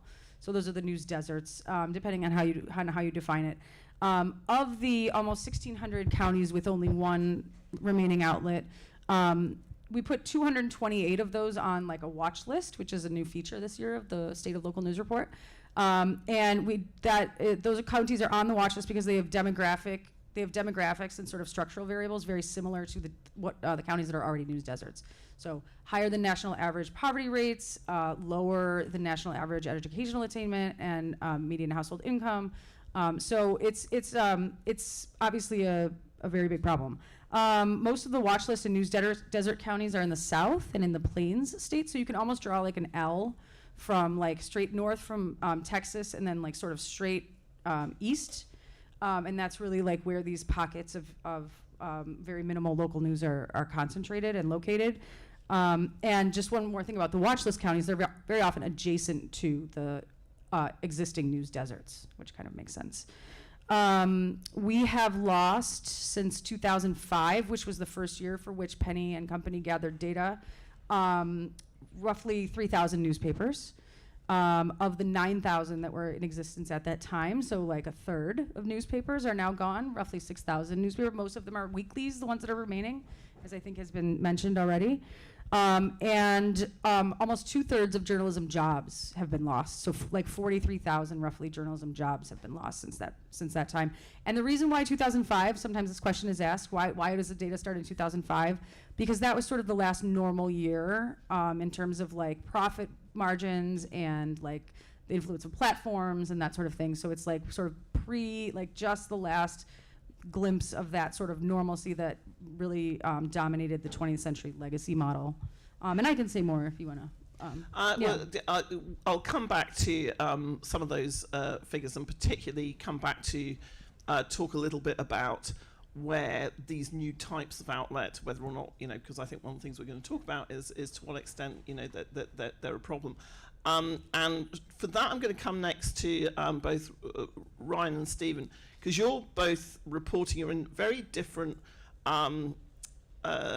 reporting environments in some ways, because Atlanta, obviously, hotly contested. The kind of the Georgia politics have been, front and center of a lot of people's minds. Texas, probably a bit less contested, in that it's, but both areas have seen quite a lot of activity in the local news environment, and particularly in terms, it seems to me, particularly in terms of things like partisan paid news. So Ryan, I'm going to start with you, because you actually coined the phrase pink slime, like way back when in Chicago. Yeah, I was wondering when that was going to come up. Yeah, it's my fault.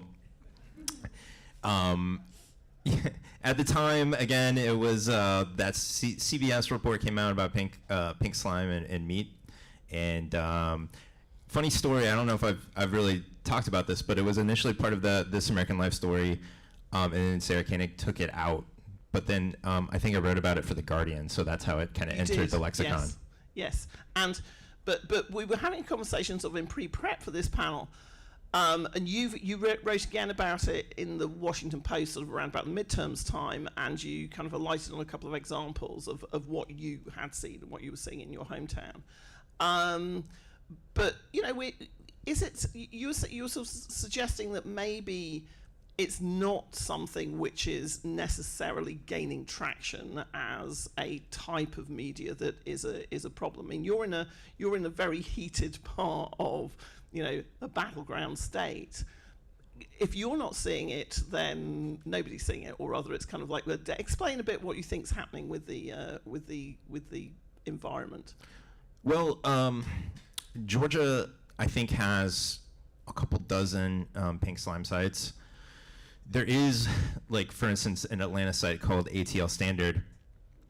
But I think in the city of Atlanta, these sites, this information does not bubble up at all. In fact, part of the problem is that no local media seems to really. I just spent 2 months covering school board elections, which in November, and there was only a 4% turnout, which was pretty unfortunate. And I think that and also there's this issue that probably a lot of you have heard of from maybe national outlets with Cop City, and that is something that even a lot of local Atlantans don't know much about. So the good news, I think, is that these pink slime sites don't seem to be having much of an impact in Atlanta. Some of the suburbs might be a little different, but the other side of the coin is that more people are just tuned out of local news in general. So, sorry. So it's not that. But you're doing a job now which nobody did kind of 5-10 years ago, which is democracy reporter. Like the idea that somewhere would need a democracy reporter is a new idea. Where does that come from, and what does that entail?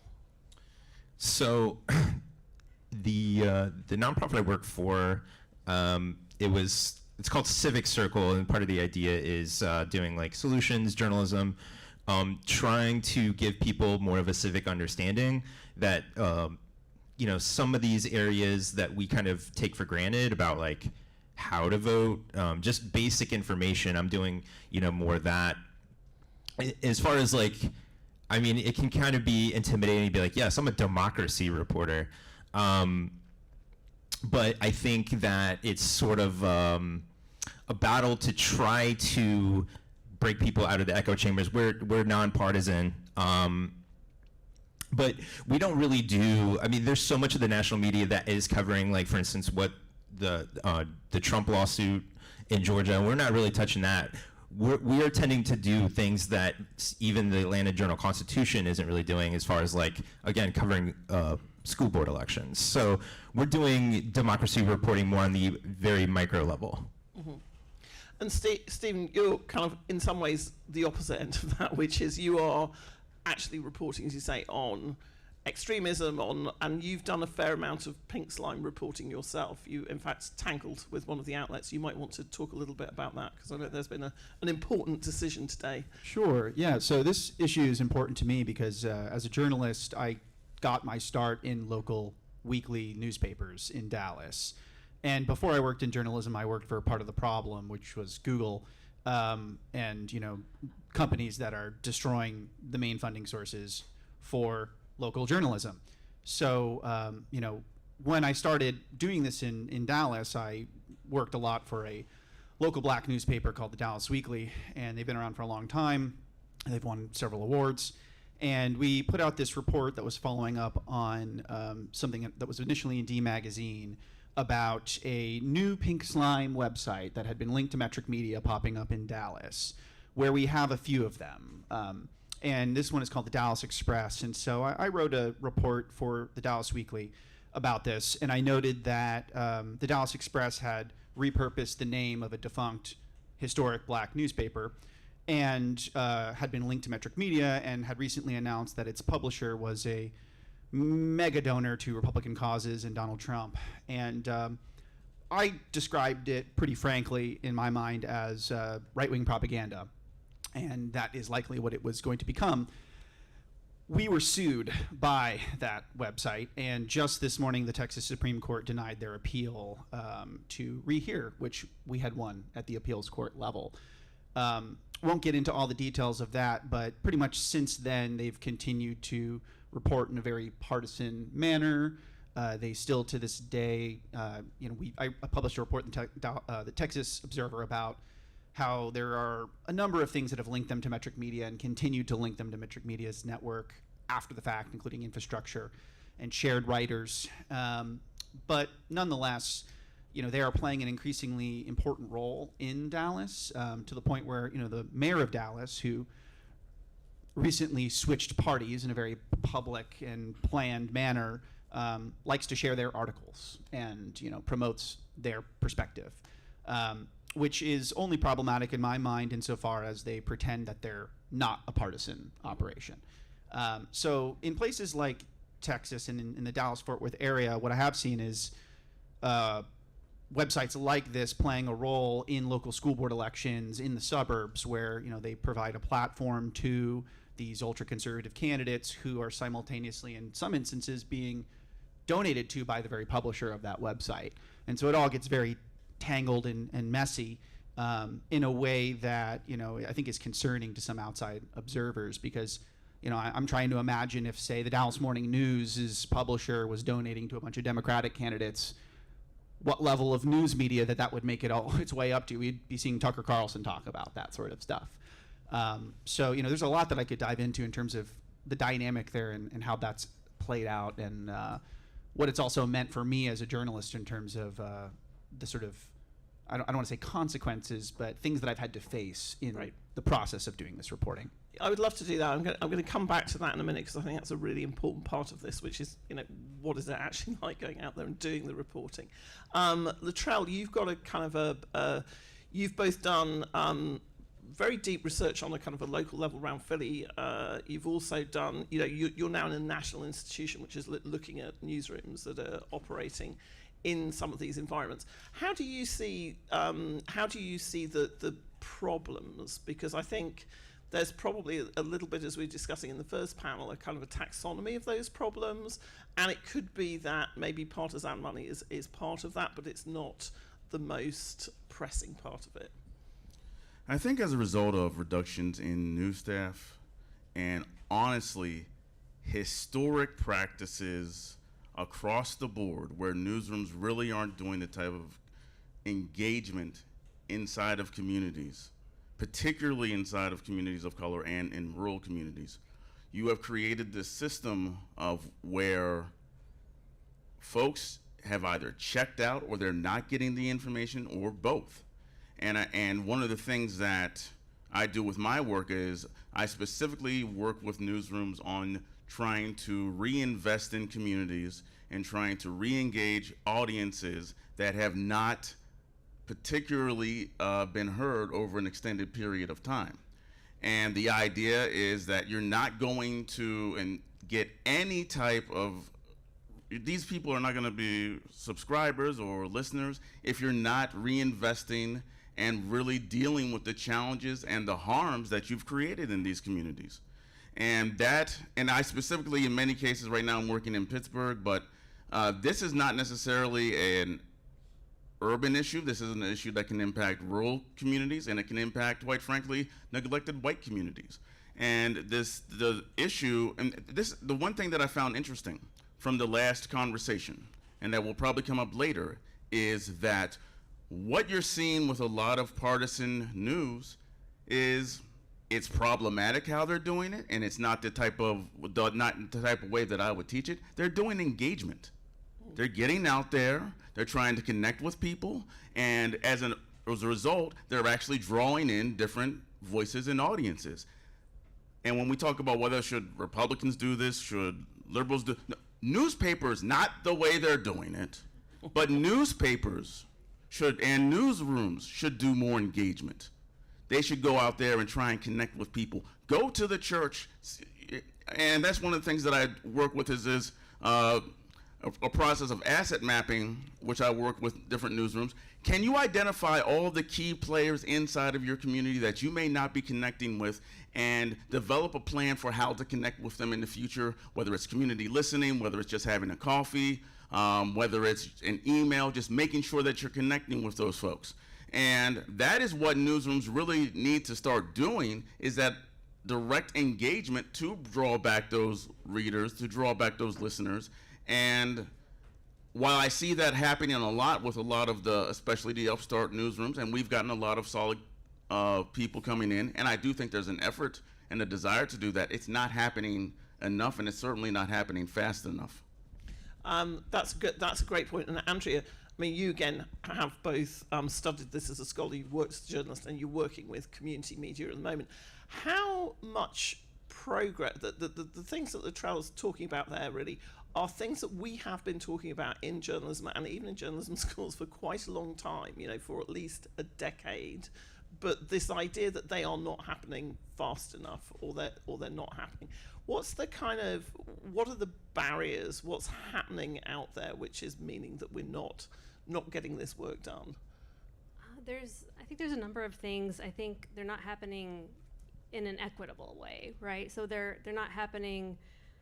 The people who are focusing on this work are often starting from a certain positionality in a certain locations often. So there's sort of geographic barriers to how people are imagining what's possible. There's also class issues and sort of thinking about what we think of as if we're just even thinking about what good journalism is supposed to look like. If we're kind of set on a certain way of imagining what is, award-winning prestige journalism, and we're supporting that, and we're trying to, repair that, it's going to limit what we do to kind of do the work to engage with communities, to build up, to address the vulnerabilities that allow, pink slime or other things to kind of filter into places where there's a ghost newspaper, to where there's not sort of an opportunity. When we talk about again, I think it's come up in your work, comes up in Luttrell's work, and I'm sure that I know that Sarah and Penny have written about it in their reports. Which is, can you just explain the concept of the ghost newspaper for people who are not familiar with it? Actually, Luttrell and I were talking about this the other day about, so there's, a ghost newspaper. Sarah will do a better job at this than me. Anyhow, it's like if you have a paper and it looks like on the map that you're not a news desert because you have a paper, but there's maybe one person who's responsible for covering multiple counties in a completely unrealistic way. And that a lot of the content is not actually local in the way that people would understand local to be. And so it looks like you have something, but that something isn't particularly meaningful anymore. And actually, that sort of definitional thing that we were talking about that Andrew just brought up and said, if we're looking to rebuild news to look exactly like it did in the past, good luck with that. So when you're kind of doing this really important job of counting, which is going to directly inform, hopefully, policy and some change, how do you think about this issue? And again, put your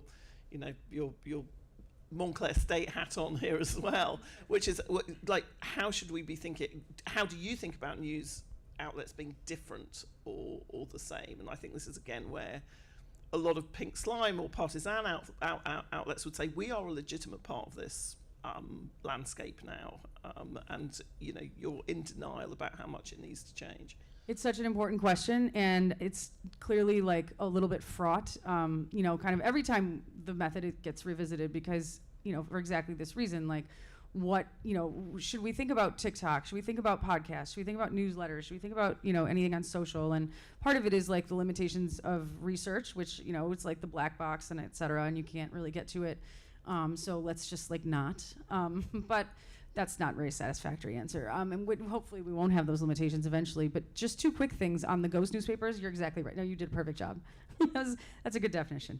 One of the things we want to do better next year is to really identify these ghost newspapers because, right, we do count the ones that are sort of still in existence and, have a presence and have maybe a local reporter. But that's exactly right. Like the ones that are owned by, you name it, Gannett, whoever, Alden, will have like a regional editor who sends like freelancers to places that are hundreds of miles away and like the person who's editing it doesn't know anything about the town that's being covered, and maybe the person who went there doesn't know anything about the town that's being covered, and so really the coverage, and a lot of it's just like repackaged for the name of that town in the headline, and then it's just about some national event or something like that. So it's a huge problem.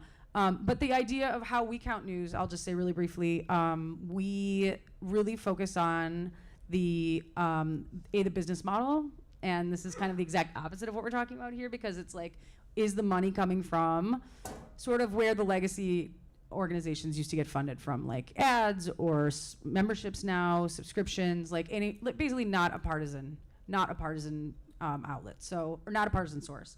And we can talk about that more. And then, does it have reporters? Does it produce local original content about the town that it says it covers? And is the ownership sort of somehow based in the community? These are like all the things we consider. And then does it publish regularly? Does it this and that? So those are like the fundamentals. But it does. The definition of what we count as news unnecessarily has to be interrogated, if not changed immediately. Right. And what about the preponderance of, do you see an uptick in the model which actually has kind of partisan funding behind it as being one sort of coming forward and going, hey, we are legit? Do you see more of those? So one of the really interesting questions that we had this year was that the case of States Newsrooms, which is a digital chain, and in the past has been less than transparent about where their money came from.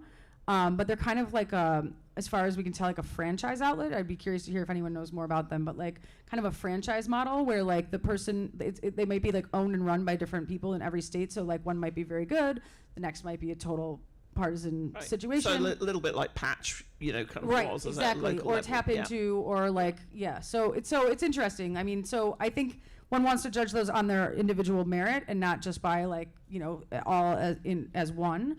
But certainly the money can come from somewhere. I mean, this is like saying there were no issues where the money comes from ads, right? Wasn't that our whole point as comm scholars in like the 90s and 2000s? Like, it's corporate funded, therefore it's never gonna say that like, their sponsor is bad or their advertisers is bad. Like, I mean, the money always comes from somewhere. So I don't know. I think that's kind of something I stay up late worrying about sometimes, but yeah. And you had, and just in terms of, do partisan funded outlets, I'm going to ask Jay Rosen about this later because he has an association with Courier Newsroom, which actually is one of the organisations that is very open about where its source of funding comes from. But we've covered them in our research as well, and they have very specific aims for stories. So in other words, the outcome is to activate voters in certain areas. Is that challenging? How much does that challenge our perception? I'm sorry to put you on. No, not at all. No, I love this. I love this topic. And I'm going to speak a little bit from a prior report that I did, which was on collaboration between NGOs and journalist organizations, because this was something I thought a lot about. I did a big, like, sort of global survey of cross-field collaboration, where investigative journalism outlets, specifically, mostly in Europe and South America and Africa, very much less so in the U.S. because of the sort of legacy journalism model, but are partnering after they spend, sort of blood, sweat, and tears on an investigation and see nothing happen. Have begun to partner with advocacy organizations that are often NGOs, but might be some other sort of nonprofit, to sort of take the baton and take it to the advocacy space, but yet they're in a formal collaboration. And sure, like some of the, sort of more objective trained journalists have issues about it, have put up safeguards and stuff like that, but nevertheless are happy to see that their work is having an impact. And that's kind of where impact gets muddy too, right? Right. And I think that's the point, actually. I just want to, before we go back to the reporting beat on this, just sort of bring Latrell back on this as well, and Andrea, because the point, Latrell, you were making about this is not happening fast enough, and, we need more of this. The money is, it seems as though there is more money available for advocacy, more money available sometimes for things that we think of as not news, but that can fit together with news. What's the kind of, what's your view, what's the API's view on how radical do we have to be about how we rethink, where are the boundaries, I guess I'm asking, between that we're comfortable with in these spaces?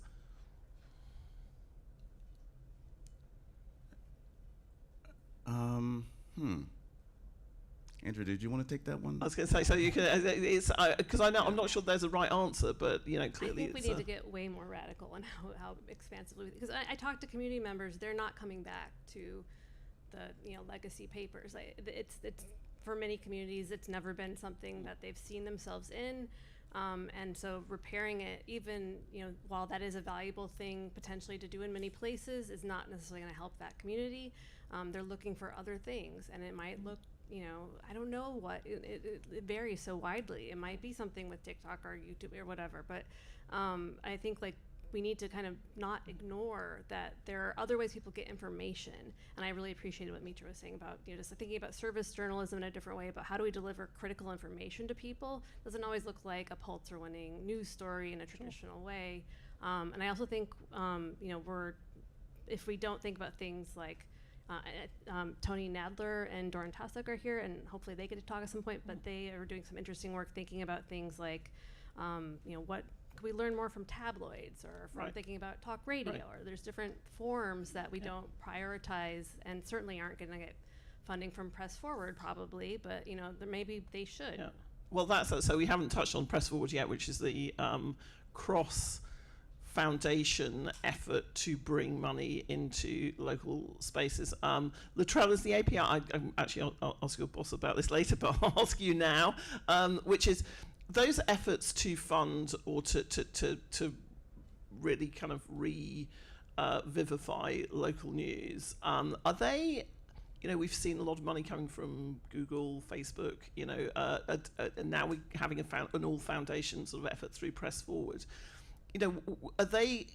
Has that money had any effect? Has it gone to the right places? What are the things, how should we think about, if this is going to be a kind of a mixed economy of news, how should we think about that?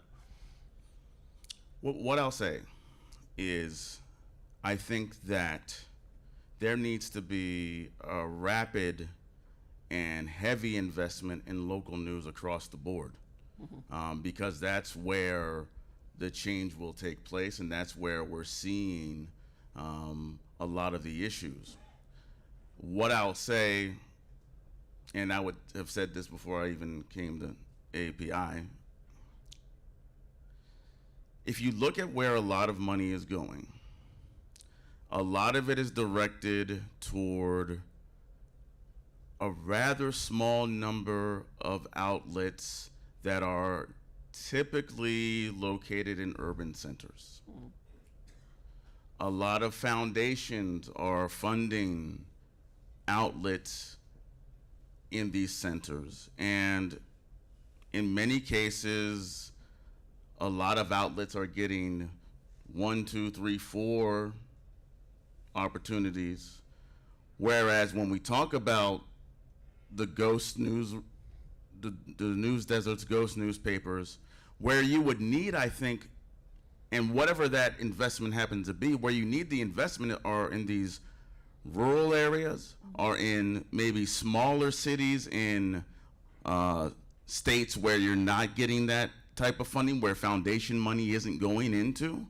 And I know that one of the things that we're investing in the future is really propping up through our work local newsrooms. But if we're talking about funding, I do believe that there needs to be an effort to really find ways to fund experiments and efforts to really prop up actors that are in areas that aren't necessarily getting the type of attention that a lot of places are.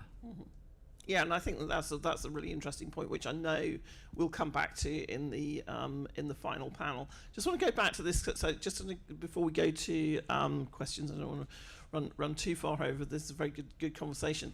So let's just go back. Let's just sort of go back to this. What are the practicalities now of actually reporting this?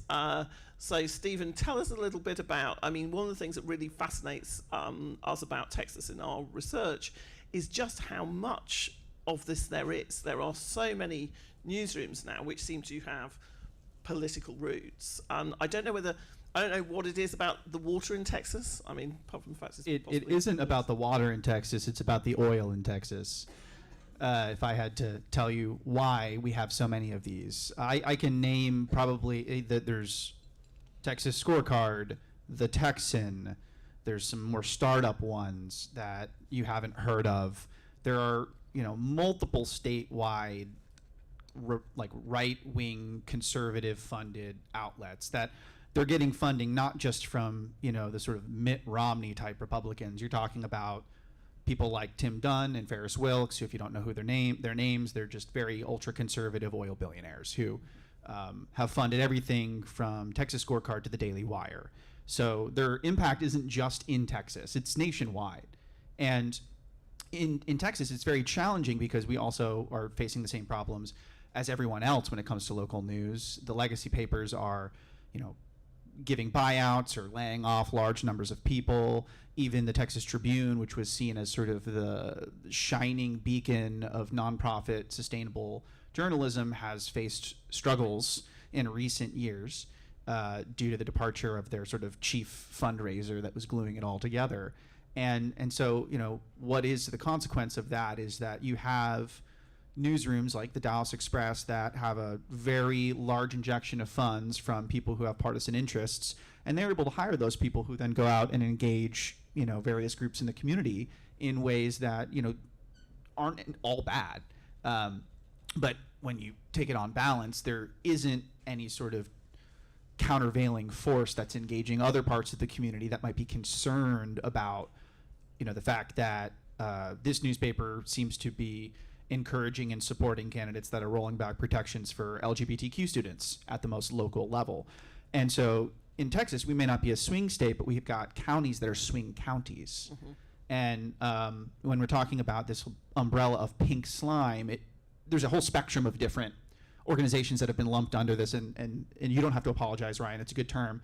But there are ones where you seem to have more influence or more resources or more staff, and times at which these networks come to life, like in 2022 and ahead of the midterms.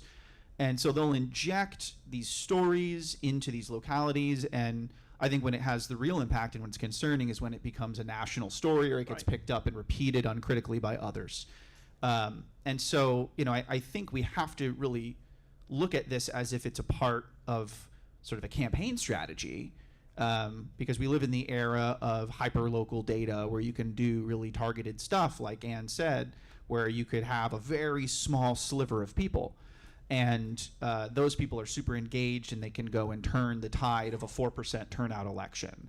That can have real consequences for a lot of people, and there are not enough people like me to chase down all of these stories and leads. And so if you want to give me money, I will take your money to run experiments, or I could tell you where you could give money in Texas, because right now it is, I would say it's lopsided, at least in terms of some of the great stuff that people said about like the sustainability of institutions. Cool if you want to give money to threats to democracy reporting in Texas, but is that going to be the flavor of the month forever? And if you set up an organization in Texas to do that, what happens 2 years from now when all those people move on to other jobs? Right, and I mean that's a point as well, Ryan, because you're in a way you're the kind of line of defense against this. You're a democracy reporter, you're non-partisan, etc. But as Steve was saying, you know, how do you view it as a journalist? You know, you've seen a lot of change in the industry. You're a freelance as well. Is this a sort of a sustainable effort against what are huge tides of money that come in from, you know, partial and also temporarily kind of limited sources? It's kind of funny, actually. You guys were talking about ghost newspapers as sort of maybe a newish phenomenon, but this is going to date me. But I was the only reporter at a newspaper in Mexico, Missouri, in like the early 2000s. So that I guess I was part of a ghost newspaper and didn't know it.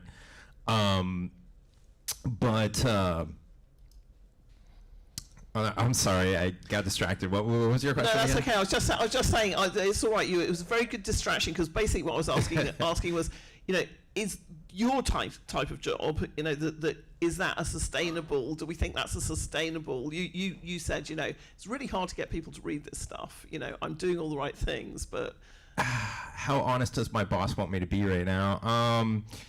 Yeah, because please don't get fired for something you said in this panel, but otherwise, because, you know, I think our mission is, and like some people in this panel have talked about, of doing outreach and trying to reach underserved communities. But what has ended up happening, and again, you know, I work for a place where we have 3 people, right? You know, and we end up getting the super engaged people who are already interested, and we're just giving them more information. So how we get from where we're at to this you know, mythical audience, and I think that's an existential question. And I think that you know, earlier people were bringing up stuff like talk radio and TikTok and things like that, because I think that there's a large group of the population that just, I mean, if you've seen any recent literacy rate studies, I think people just like aren't reading news. Right. Yes, so like the not reading news is a real problem. Is that something in your work as well, Latrell, when you're looking at from the API perspective, that there's a shift in how people want to receive information? So, you know, reading is on the way down or out. It has to be kind of visual, has to be, you know, slightly different. Well,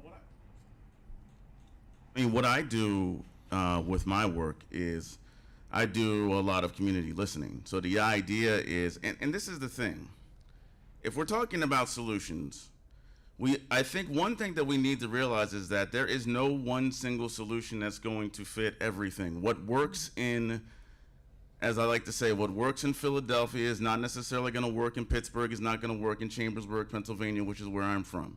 So I think that that's why I think getting out and really doing a lot of deep community listening and deep engagement to understand what are the information needs of people within a particular community. How is it that they actually consume news? In some cases, people will be like, TikTok's the thing. In some areas, that's not going to be necessarily the case.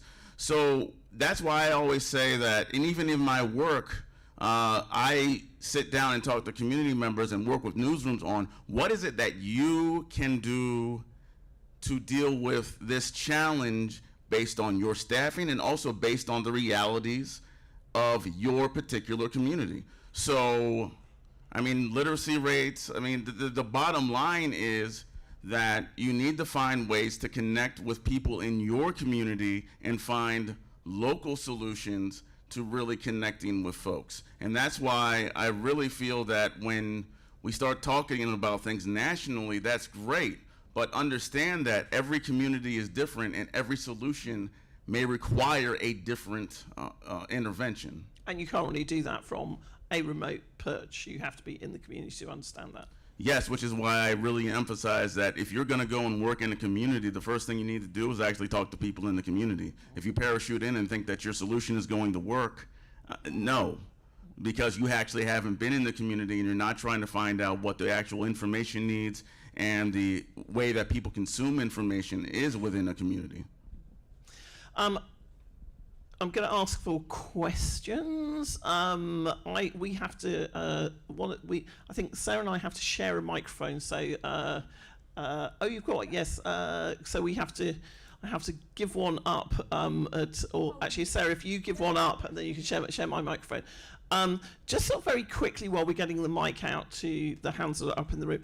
Again, so a question I did want to ask actually just to Stephen and Ryan, you can kind of come in on this as well, which is what is it like to be, a local reporter during an election kind of time? What's the, how, because we do hear, and we hear it from our students, you experience it, just it's actually quite difficult sometimes now to go out and say, I'm reporting on X, I'm reporting on Y.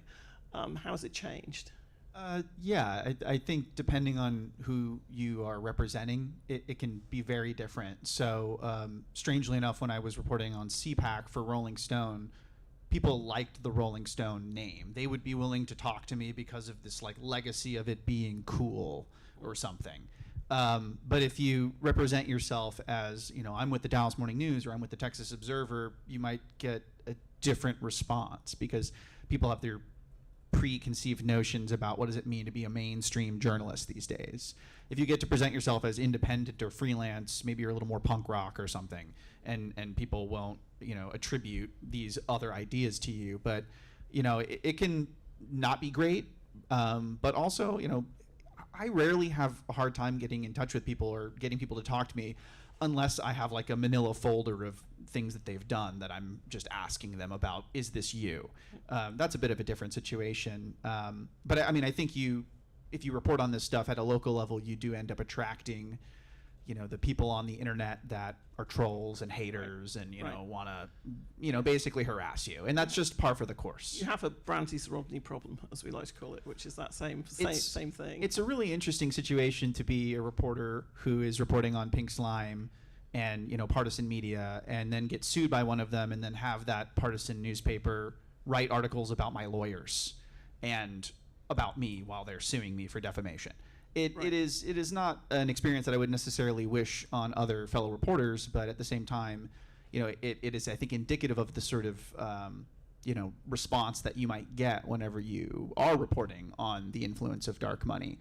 And already we're seeing in Texas, in the Dallas area, the slimy dark stuff is starting to kick up already. So I recently reported out on Twitter that this PAC had renamed itself very slyly. It was a PAC that's been around since Ted Cruz was first elected. They renamed themselves to Saving Texas, and they put out this disgusting attack about one of Ted Cruz's presumptive opponents in the upcoming Senate race, saying he stands with terrorists because of some of his statements about the conflict in Gaza. And of course the flyer cites the Dallas Express reporting, and the PAC is led by a Sinclair News VP. So, similar names, similar things happening over and over and over again. And unfortunately, I think I may have been the only person who noted that. Right. It didn't get picked up because, there's fewer and fewer political reporters who can pick up on this stuff. And, maybe there's some assumptions or conventional wisdom that suggests we don't want to give that oxygen, even if it is very likely having an impact on people at the local level. So it's challenging. That's a great point. Actually, Andrew, sorry, I just wanted to ask you about that sort of same question about the reception of journalists, because you, Andrew, work with the Germantown Information Hub, and how is that? You said something about this sort of a little bit earlier, which is the difference, if you like, between being a traditional type reporter and having different relationships with the community. Is that something that sort of shows up when you're talking to people, when you're working in those with those communities, that there is a kind of a hostility towards journalists, or just they're not something that impacts their? So do people who are with these community-centered outlets get the same sort of trust issues? Yeah, exactly. Is it different? Is it It depends.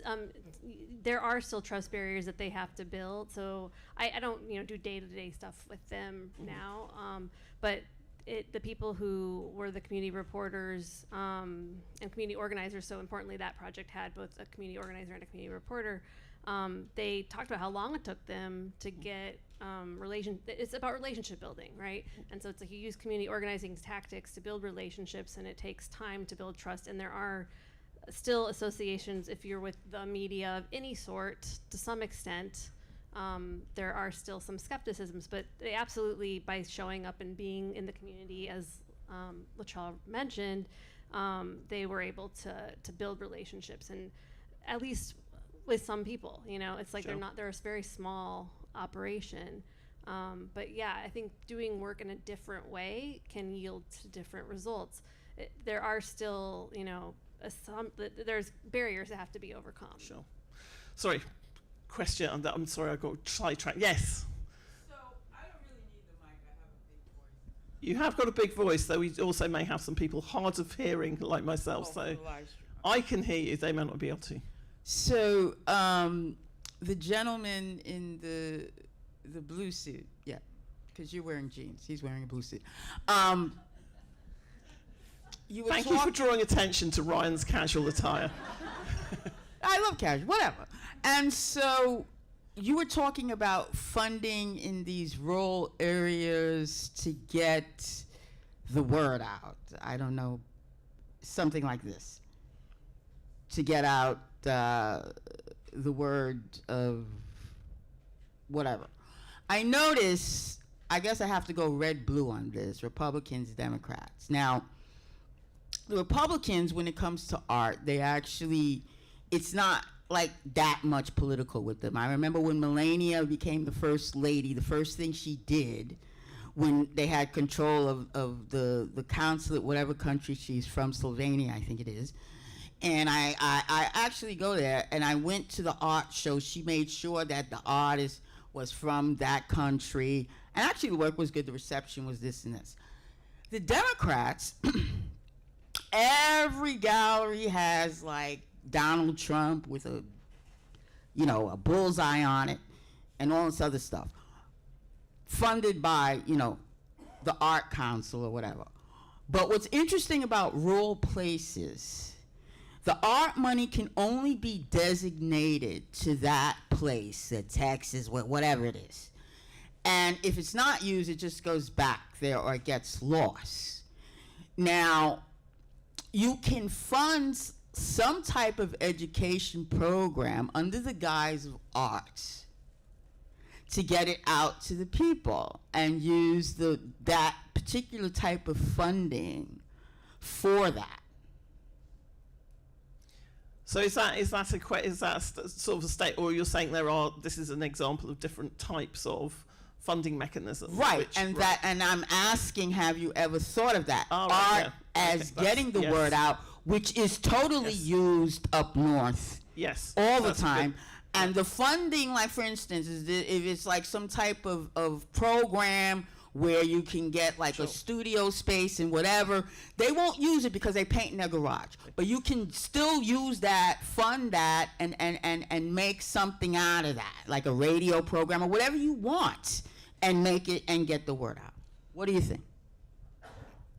Well, the thing that I can certainly tell you, and this is not necessarily certain people that can speak on this much better than I, there have been newsrooms that are looking to, when they're looking for nonprofit dollars, they're looking to other avenues. So there may be an RFP that's focused on community health.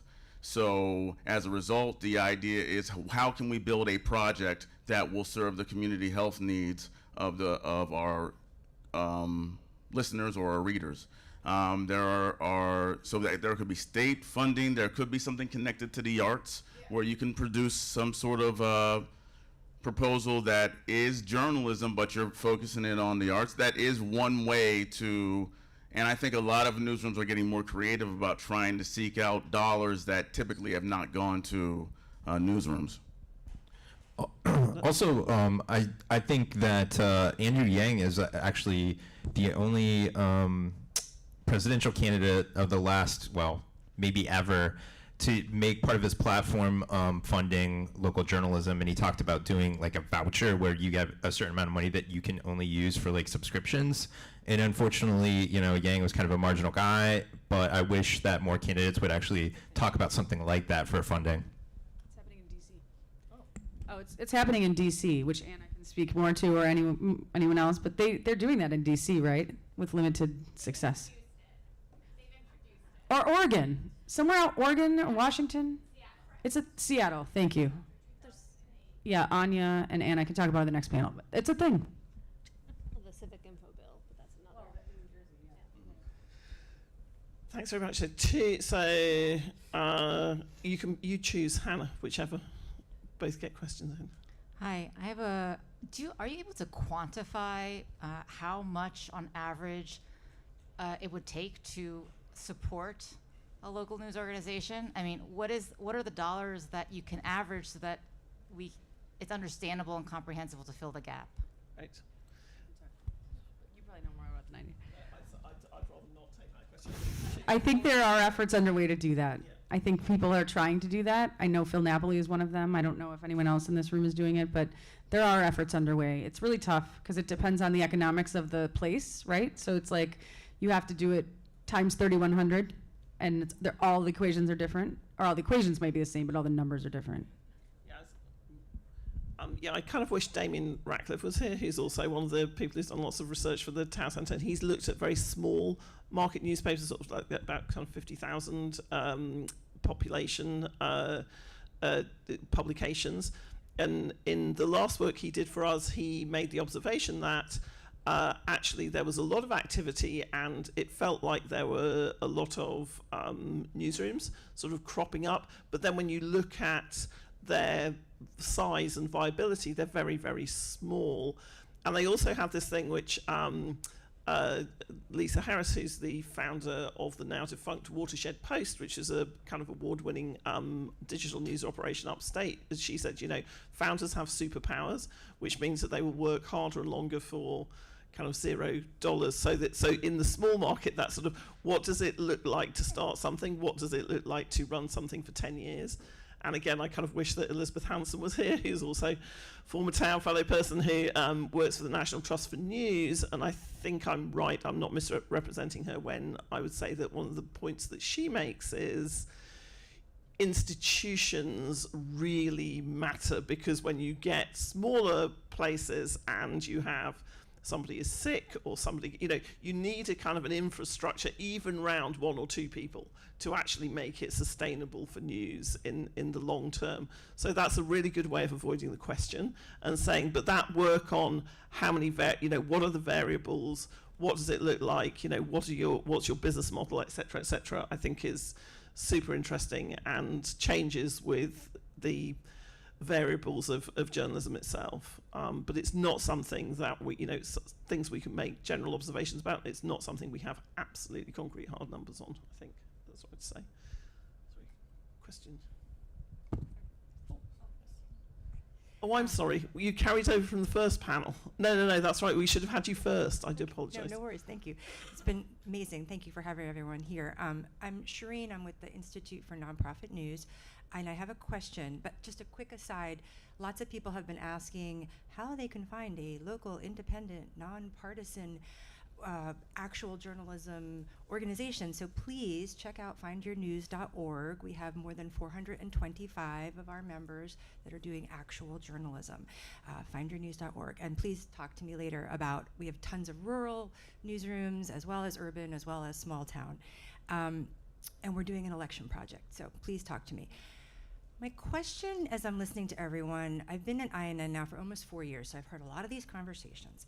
And it comes to like, well, is the product the problem? And do we need to give people different things? And it's not just, car crashes and fires, it's news you can use. Okay, so we can change the product. And is it the technology and the delivery mechanism? Okay, and we can put our news on WhatsApp and we can reach people and we can translate it. But I'm still left with this question. Are people still gonna come? Are they still gonna read it? Or has the culture and the attitude shifted so much that people are kind of over it, right? Like, I'm gonna date myself. When I was a kid, every night, my father would watch the news, and before we ate dinner, it was, this is Walter Cronkite, CBS News, good night, right? And everybody watched it. My question is, have any of you heard about examples of sort of collaborations where we in our field are working with other people in movements to actually kind of create demand? And I'm thinking about the public service campaigns to wear a seatbelt or stop smoking or vote or eat your vegetables. I mean, I just wonder, are we at the point where we can't do it alone? And if so, who might we partner with to shift the demand? So That is a great point and question. I don't know who wants to.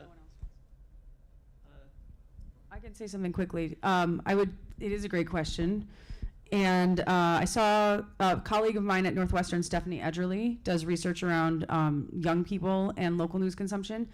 And she's identified like 3 variables that are like causal for news attention later on in life. And they are, number one, like they see their parents doing it very like visibly, but the problem is, right, if we're looking at our phones, it's like we could be doing anything, but you know, it's not like a newspaper open, but like television news or whatever. Number 2 is having to read news in school for a project. And that is a very like tangible policy change, or like not even like a parent could be like, oh, hey, I want to buy you a subscription to the New York Times or whatever. And can you build it into the curricula. And then I'm forgetting what the third one is, but I feel like Luttrell had something to say, but there are people looking at this, and absolutely, because like you have to kind of be taught to care, right? Luttrell doesn't. I was just going to say that I do occasionally get requests to join podcasts or sort of things like that are organized by more movement-y organizations. And if they want me to talk about my journalism and to encourage people to read my journalism, I will take them up on that. It becomes a little different if you suddenly are becoming a mouthpiece for a movement, then you're straddling the line of being a journalist and an activist. And there's a rich history of that in the United States with muckraking and what have you.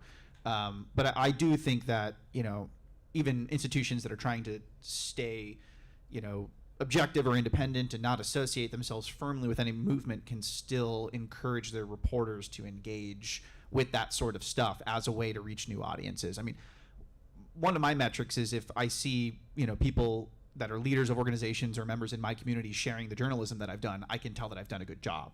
And they're encouraging their people to, also read it in ways that I'm not going to be able to myself.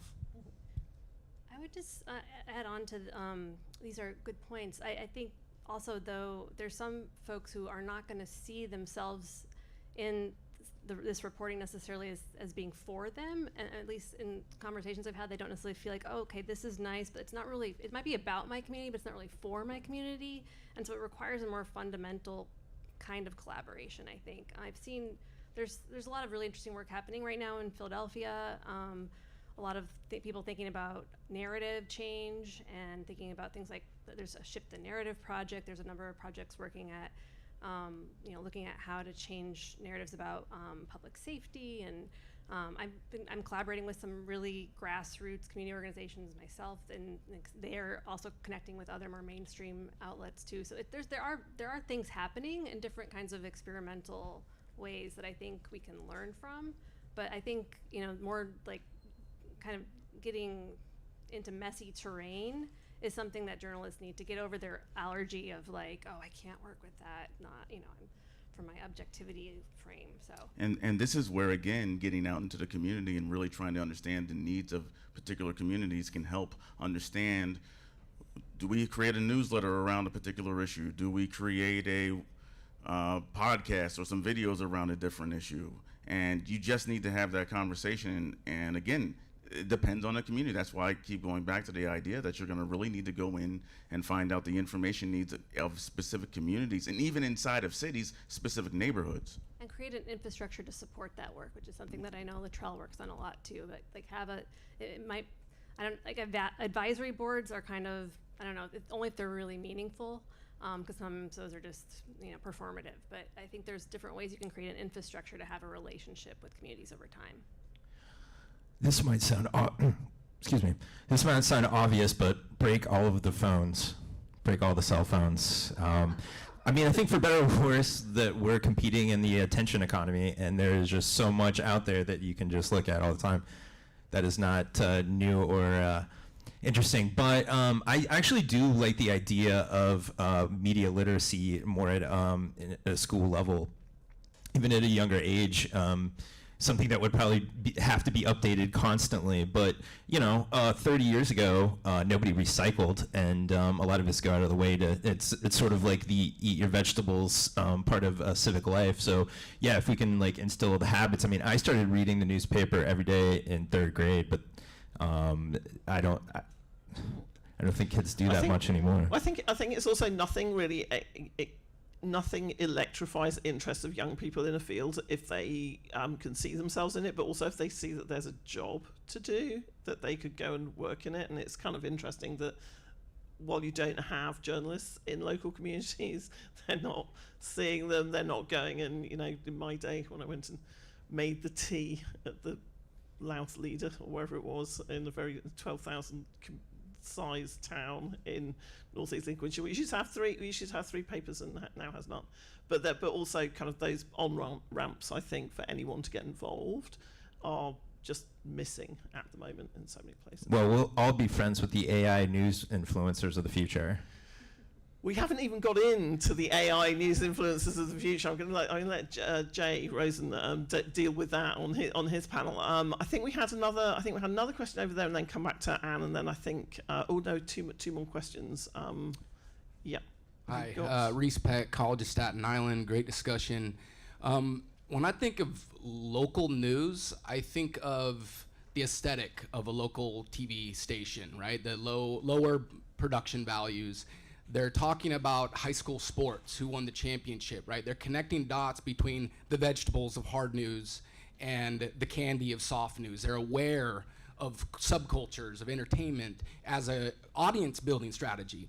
And as someone that studied Rupert Murdoch and wrote a book about Fox News, that's what Murdoch does. He's very aware of using entertainment and engaging first, right, to build an audience, and then he politicizes it after the fact, right? He steers it rightward after the fact. So you look at the way the right invests so much time in style, news appeal, right, as their focus, where I just feel like liberal journalists and centrist journalists are very aware that conservatives use style, but they're almost not self-conscious about their own style, and to Andrea's point, breaking from this kind of class, higher brow, prestige journalist kind of like model, and exploring other public affairs genre styles, right? Other subcultural styles. So I just wanted to see if you guys could speak on that. We've talked a lot about networking, we've talked a lot about money and investment, but I haven't heard a lot about aesthetics and style in more of this discussion about voice. That feels like an Andrea Luttrell question. I mean, I think you're sitting next to someone who's thinking about that a lot right now with Tony Nadler, and I think it's a hugely important question. I definitely don't. I mean, I come from like a public radio background, so like I was like, oh, you talk a certain way, you know. It's a huge problem, and it doesn't connect with so many people on different, you know, not only on the right, but also a lot of parts of the progressive community. It's not connecting with different, you know, racial and ethnic communities in the same way as it's just a lack of imagination of how we can do things differently. And I've seen, you know, I don't have a lot of great examples of how to do that differently. I know that, like right now, I'm collaborating with an artist named Day One, or he goes by Day One, and it's an organization called Day One, Not Day Two, and they do like, you know, hip hop, arts, like youth empowerment work, but they're also now doing like a neighbors news network, and trying to think about what is that going to look like for them. Is it going to be, you know, YouTube videos that they send out on text? Is it going to be, you know, they're not sure yet. They're trying to figure it out. But like there just needs to be more experimentation with different aesthetics, different style, on all sides. I mean, on different parts of the spectrum. So, it's a great question. I'm going to be dancing the news soon. But, you know, this is, I wouldn't even call this a model. It's just something that I've experienced in my life. When I mentioned earlier I was a trivia host, we put on, Atlanta Civic Circle put on an Atlanta trivia event where I wrote questions about local news. And that had more engagement than pretty much any effort that we've done, and it was like fun. I put some Atlanta pop culture in it, but got a lot of feedback. And you know, over the course of the event, you know, people came up afterwards and were like, "Oh, I didn't know this about Atlanta." So I'm not saying to have trivia nights, but there are alternative ideas out there. Millions, this is an aside, but millions upon millions of people sat down to watch a 2-hour video of Shannon Sharpe talking to Cat Williams. And most people will tell you that no one's going to sit down and watch a 2-hour video. I'm not saying that that's an answer to anything, but it is to say that there are different ways of trying to connect with audiences that we need to experiment with. Just really quick, I think you're absolutely right. Like the reason why I think the reason why more people trust and watch local television news than any other news source still is not just because like the easy, like, oh, they're lazy, they don't want to read or whatever. It's like, it's very charming. It's like very easy. It's on, you know where it is. You don't have to go searching for it. Most of the time it's still free, right? If you have like cable or whatever. So like, it's accessible. You can be doing something else. You don't have to be reading it, as we were saying earlier. And I want to cite Nikki Usher, who I was interviewing recently for something else. And she was like, there's like really like a lot of intrinsic charm. You get to know the people. And this is something that I think is really key and kind of something you all have been saying too. Like that it's just, there's like something very community oriented about it inherently, right? I was just going to briefly say that as a freelance journalist who, I started working primarily locally, I'm going to use a term that is a little uncouth, but shitposting has been something that has allowed me to engage with my audiences on the internet in a way that allows them to at least get to know who I am and understand that not everything is always so serious, because style as a part of conservative media often includes their version of humor. Even if Gutfeld may not be winning any awards for comedy, it's still something they lean into as a part of a broader program. And there's comedic aspects to local TV news too that is charming and is folksy and is enjoyable. But for the generation of people or the groups of people that don't watch that, it's like, if people read my journalism because they like to laugh at the stupid stuff that I post on the internet sometimes, like, sure, I'll take that. That's just part of the territory these days, because I don't know if I've gathered all of my followers just because I do investigative journalism. Right. I have to say, as someone who, for research purposes, has recently been catastrophically immersed in TikTok, I'm really missing like news, the Upper West Side, Morningside Heights news talk, and just thinking if only somebody would come on and just tell me what's going on in my local neighborhood, instead of the 5 books they read last year that you absolutely must read because they'll blow your mind. I'm getting a very hard stare from the back of the room, which means I know there are other questions, but please stay with us and hold on to those questions and ask me, because I think this is one rolling conversation.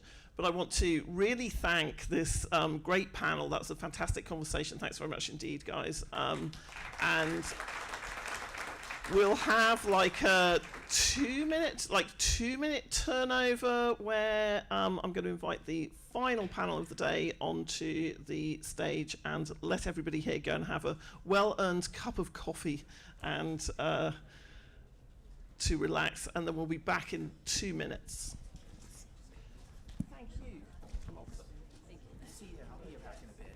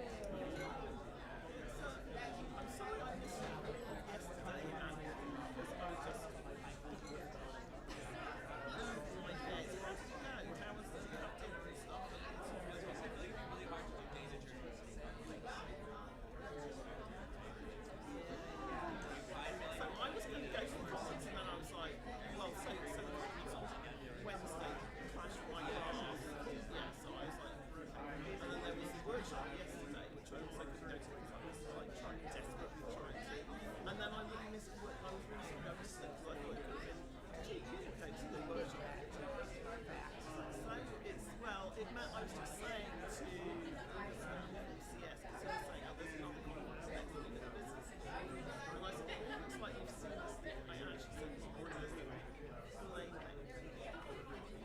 staging the thing about elections, literally today for us. And we've had ours in the calendar. I've never seen it coordinated. It feels like it's literally nothing to do with me. It's all happening at the same time.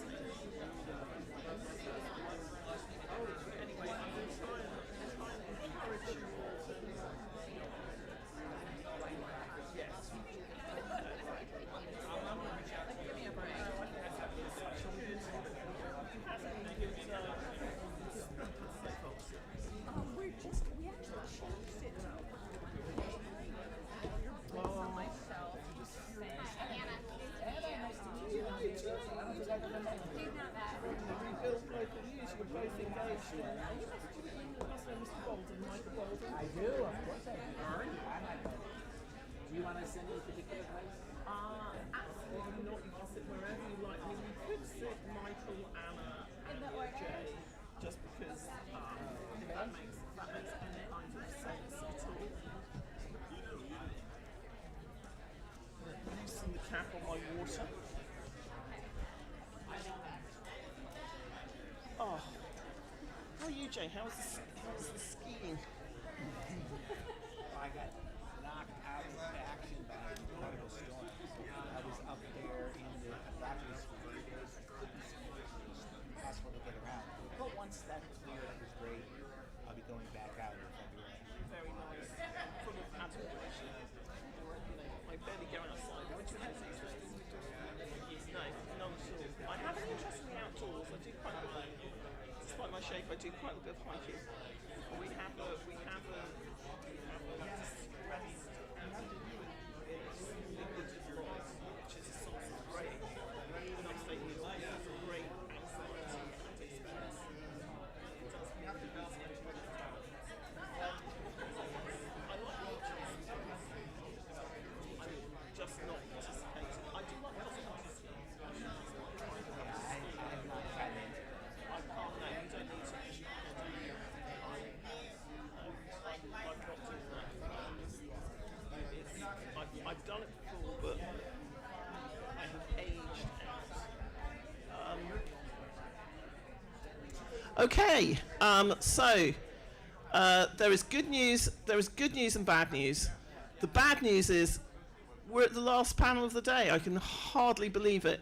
The good news is that after the panel, if you're somebody who wants to understand more about how to find some of the sites that Stephen was talking about earlier on, or you're running a local newsroom, or you're a student at the school, John Keegan, Pri Bengani, and Stephen are going to be running a workshop in here, and it's completely fascinating. It's always the highlight of my students' course when they take that how to find dubious sites on the internet course. So that will be in here immediately afterwards.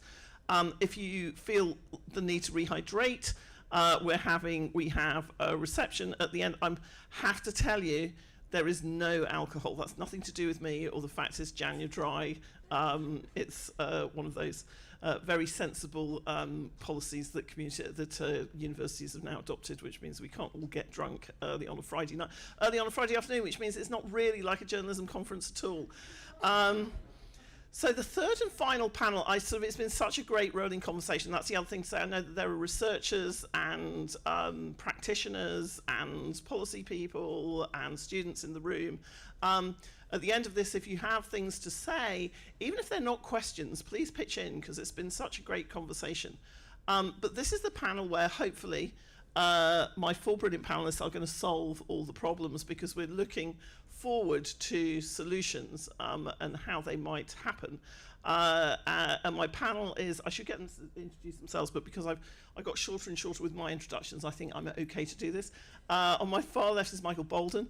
Michael's the CEO and Executive Director of the American Press Institute, which is, as you probably know from electoral, a journalism non-profit that supports local community-based media through research programs and products that foster healthy, responsive and resilient news organisations. Michael's also somebody who'll be known to a lot of people in this room because he was a very active and important part of the Knight Foundation for a while, and that's been one of the key organisations in terms of trying to find solutions for mending journalism. Next to Michael, we have Anna Brugman. Welcome, Anna. Anna is one of my favourite people, even though we've actually only met once before, because she chased after me in the street specifically to talk about pink slime journalism, and there are very few people who've ever done that. Anna's Director of Policy at the Rebuild Local News. I want to call you an alliance, but that's probably not quite right. Coalition. Alliance is cooler, but it's a coalition. But prior to that, she was actually a journalist and covered county government, education, and healthcare in Florida and Missouri. And also, this is, I think, sort of very interesting. She was a fellow in the Peace Corps for a while, where she studied, I think, or you were teaching media literacy as a volunteer in Albania, where actually an awful lot of this activity took flight. So anyway, welcome Anna, and it's great to have you here. Next to her, my colleague, Dr. Schifrin, Anya Schifrin, who's director of the Technology, Media and Communications program at CEPA, the School of International Public Affairs here at Columbia. And Anya as well, both a working journalist of old, but also a real expert in the world of what is going on in terms of policy changes to support journalism, and not just what's going on here, but what's going on around the world. And then right next to me is the great Jay Rosen. Again, we've had, I think, the two most potent commentators on American journalism practice in the room today. We've had Margaret in the morning. We are closing out with Jay, who's a professor at NYU, runs the brilliant Studio 20 program there, which again tries to come up with ways to mend journalism. But he's also just an incredibly effective critic of the press, and has been particularly pointed and I think helpful to journalists, though maybe they don't think that, in terms of how he has framed political reporting.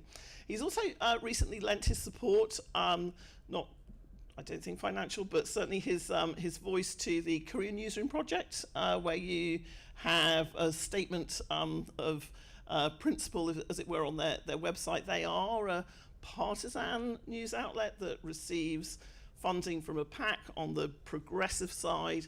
As I say, I'm very much looking forward to this conversation, because Jay has said, do not expect me to both sides it. So I'm fully expecting fireworks later on. So let's try and start. In fact, let's start with you, Jay, I think, to see what your view of this is. You've been here all day. That's great to have you. You've taken the position that journalists need to completely rethink what they do, how they frame this. And also, you're somebody who clearly you feel that it is not inappropriate to have organizations like Korea who enter the fray in a way that perhaps we would say, well, that's political campaigning, or it's advocacy, it's not really journalism. What's tell me how you see things. Well, I always think it's amusing. It's your mic. You just have to switch it on. Is it on? Yes. Test. Yes. Okay. I always think it's amusing when people come up with phrases like traditional notions of objectivity and traditional journalism would not allow this or that, because they're taking a very kind of distorted view of our tradition. We have been a point of view journalism press for much longer than we've been an objective press. What's really traditional is a kind of marriage between journalism and political argument. That's how the United States got started. So I don't think that there's anything inherently terrible about point of view journalism. And since I've written so much and tried to think carefully about some of the problems in the notion of newsroom objectivity, I've also tried to think about, well, what would be better than objectivity? Or at least, let's say, equally valuable. And I've come to the conclusion that point of view journalism that says, here's where we're coming from, that also has high standards of verification, which is really the heart and soul of journalism, not objectivity, and believes in transparency around things like who funds this and where does the support come from, as well as openness to criticism and speaking in a human voice. If you put all of those things together, they are equally good as the tradition of newsroom objectivity. This is a belief that I developed by writing about the press and developing my own criticism. So I believe in testing my ideas wherever somebody in journalism allows me to do that. And that's how I ended up working with Courier briefly a couple years ago, because I wanted to see what would happen if you took one of these digital news sites that are affiliated with a political point of view and tried to change them so that they are transparent and are clear in who supports us, what our point of view of it is, who are the journalists and what are some of their beliefs. And so I worked with them briefly to develop for each one of their sites very clear disclosures of who we are, what our point of view is, what some of our most important issues are, what to expect if you come back. And that's how I learn, by working with journalists who allow me to test my ideas.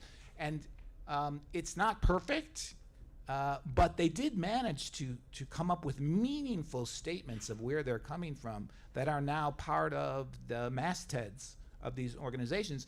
And that's very different than a lot of the pink slime sites that you have talked about, because they wouldn't dream of disclosing those kinds of things.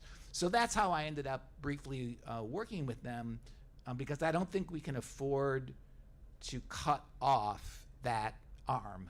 Right. Of, so that, I think, is a key point which I was going to ask you about, which is, so given, if whichever organisation it is, wherever it sits on the political spectrum, but if it's an arm of a pack and it abides by the principles that you've laid out, maybe this is an addition to how we will have journalism in our... Maybe. Yes. That's why I said testing ideas, because Right. we have to see what happens once you put it into Right. action. I'm going to go to Michael, because he was looking ready to go during that. So I mean, I think there's an important frame, at least for me, when I think about journalism and how we do anything, right? So I had the American Press Institute. API was founded 75 years ago and was based here in this building for 25 years. And I've been going through our archives recently and looking at photos of the people who were gathered in, frankly, this room at one time, around the table, making decisions about the future of journalism. They were all white men making decisions for years and years and years and years. Now, API is headed by a leadership team that is 75% people of color, 75% women, and 50% LGBTQ. That is the type of change we need in a changing, diverse country, to have the interests of a multiracial, multi-ethnic, multi-perspective society represented in our media. Margaret this morning talked about being able to change the minds of news leaders. That's where API, frankly, concentrates its efforts, because we know those are the people to make change. And so when we start talking about some of these issues and objectivity and how we approach coverage and that sort of thing, I mean, I think that's one of the things we have to acknowledge, that the importance of changing perspectives, the importance of that evolution. And journalism, frankly, as an institution, has been so hesitant to change. I mean, I think about when API was founded. I think about the Kerner Commission report in 1968, which basically said, you've gotten your coverage of all these communities and what's happening in all these black communities wrong because you don't have the cultural competence to understand it. And that remains true today. And the only other sort of caveat that I will put with that, too, is that we also can't make the assumption that the increasing proliferation of black and brown newsrooms in this country, that solves the problem either, because you run sometimes into some of the same issues. Two of the organizations, well, just for example, two organizations that we've worked with are the Haitian Times, which is national, and the Atlanta Voice, which is a old newspaper that's been serving the black business community in Atlanta for a very long time. And one of the things that they've had revelations around is how they realize that they don't know things about their own communities, right? So even being part of those communities doesn't mean they always understand. So being open to the experimentation that Jay talks about, being open to new ideas, something that we can get into a little bit later, is about being open to what you learn from other fields, which Luttrell involves a lot in his work. Those are all things that are very necessary for how we approach local news and how we approach these problems. And I think that we will come back to that, because again, it just sort of raises this question that in the same, like literally in the same space on people's phones as journalism, you do have activism, you do have political campaigning, you have advertising, etc. And there's a lot to be learned from those fields, and there's also a kind of difficult question of differentiation, which brings me to Anna and Rebuild Local News. So do you want to talk just a little bit about what the coalition does for people who are not familiar with it, and then also just we'll talk a little bit about some of the kind of very concrete things you've been doing recently in terms of changing policy. So there's changing minds and now changing policy. I think both are related, but so Rebuild Local News is a broad coalition of, we launched as 17 trade associations and journalism advocates and industry advocates, and now we're up to 35, and that represents everyone from my friends at INN to Lion to the Union to the National Newspaper Association, the National Association of Hispanic Publishers, the state press associations, the alt weeklies. I could go on, but I won't. You get the point. It's broad. It includes folks who previously haven't been brought to the policy discussion. At Rebuild Local News, we operate under the assumption that public policy has always been a part of the American local news system. If you've heard my boss, Steve Waldman, speak, you know about the Postal Act of 1792. But there's other things like public radio, the Federal Writers Project in the Great Depression employed writers across the country to make something we wouldn't call a newspaper, but something we would call civic information. And so at almost every inflection point, we've had a piece of public policy that protected our ability to know ourselves. And anything from honor boxes on the sidewalk, probably a city council member allowed a newspaper to put an honor box there. Legal notices, again, I could go on. But we operate under the assumption that public policy is now more than ever an essential solution, one solution, not the solution, to the local news crisis. We also operate under the assumption that we are at an inflection point at American local news. We're coming out of the commercial press. The second that advertising dipped below subscriptions, I think that was 2018, as the main revenue source for newsrooms. That was essentially the end of the commercial press, and now we're building something new, which also means that we have lots of things competing for what that new thing is going to be. We believe the future of local news is a civic press that is responsible for the civic health of communities, responsive to their communities, and better, more robust, and more inclusive than the local news system we've had before. And we believe public policy is an essential tool in building that system. What does that look like? It looks like a really broad policy platform that benefits everybody, again, from the digital onlys to traditional newspapers who might still operate on advertising as their primary source of revenue, to hybrid models, to public media. And so we look at policies that are content neutral, meaning that they're not based on the type of journalism you are producing, and we're not empowering anybody with power to misuse that power against the local press. We take independence extremely seriously, and we know that if we misstep here, we undermine a critical public good. The second thing we look for is platform neutrality, and in this case, I don't mean platforms as Google and Facebook, but I mean platforms of what is the publishing platform that you're using, whether that be broadcast or, again, a traditional print publication, a hybrid, a digital only. If you are doing journalism, if you're hiring journalists, if your journalists are committed to doing journalism in your community, we think you should benefit from these policies. The third thing we look for is policies that support hiring journalists. There are many ways to do journalism. Some of those are professional, some of those are not. But we think that that's a solid proxy for where we're at right now for the kinds of behaviors we'd like to see from our field. We also look for policies that are going to support especially small and medium-sized players, large news outlets, whether that be a national broadcasting network, a commercial broadcasting network, or a large newspaper, have always had a voice in policy discussions. We want to make sure that small and medium, especially those who are at risk or in areas that are at risk of becoming news deserts, have a voice in those policy discussions as well, and that they result in more journalists in communities. And how is this actually progressing? Because when I mean, it's always kind of fascinating to me, as I say, as an ex-European, and I'm still British, I guess. one of my part-time jobs is appearing on the BBC to talk about the BBC, which I covered for a long time as a journalist. And I kind of, as somebody who wrote about media policy and knew about it, when I arrived in America, it was like, we don't have media policy here. It does not exist, and we don't. Well, sure. Well, one way to fix, if you like, the kind of problems of the rise of digital platforms, one response to that has actually been to roll back what regulation we have had. So, kind of like local media ownership laws, etc., etc. So, Rebuild Local News and other organisations are actually trying to get legislation on the books. It is something that I thought, if you'd asked me 10 years ago, is that ever going to happen in America? I would have said absolutely not. How's it going? Because you've had a couple of kind of recent hits, haven't you? Yeah. So I first want to talk about the Overton window of possibilities. 5 years ago, we would not be having this conversation.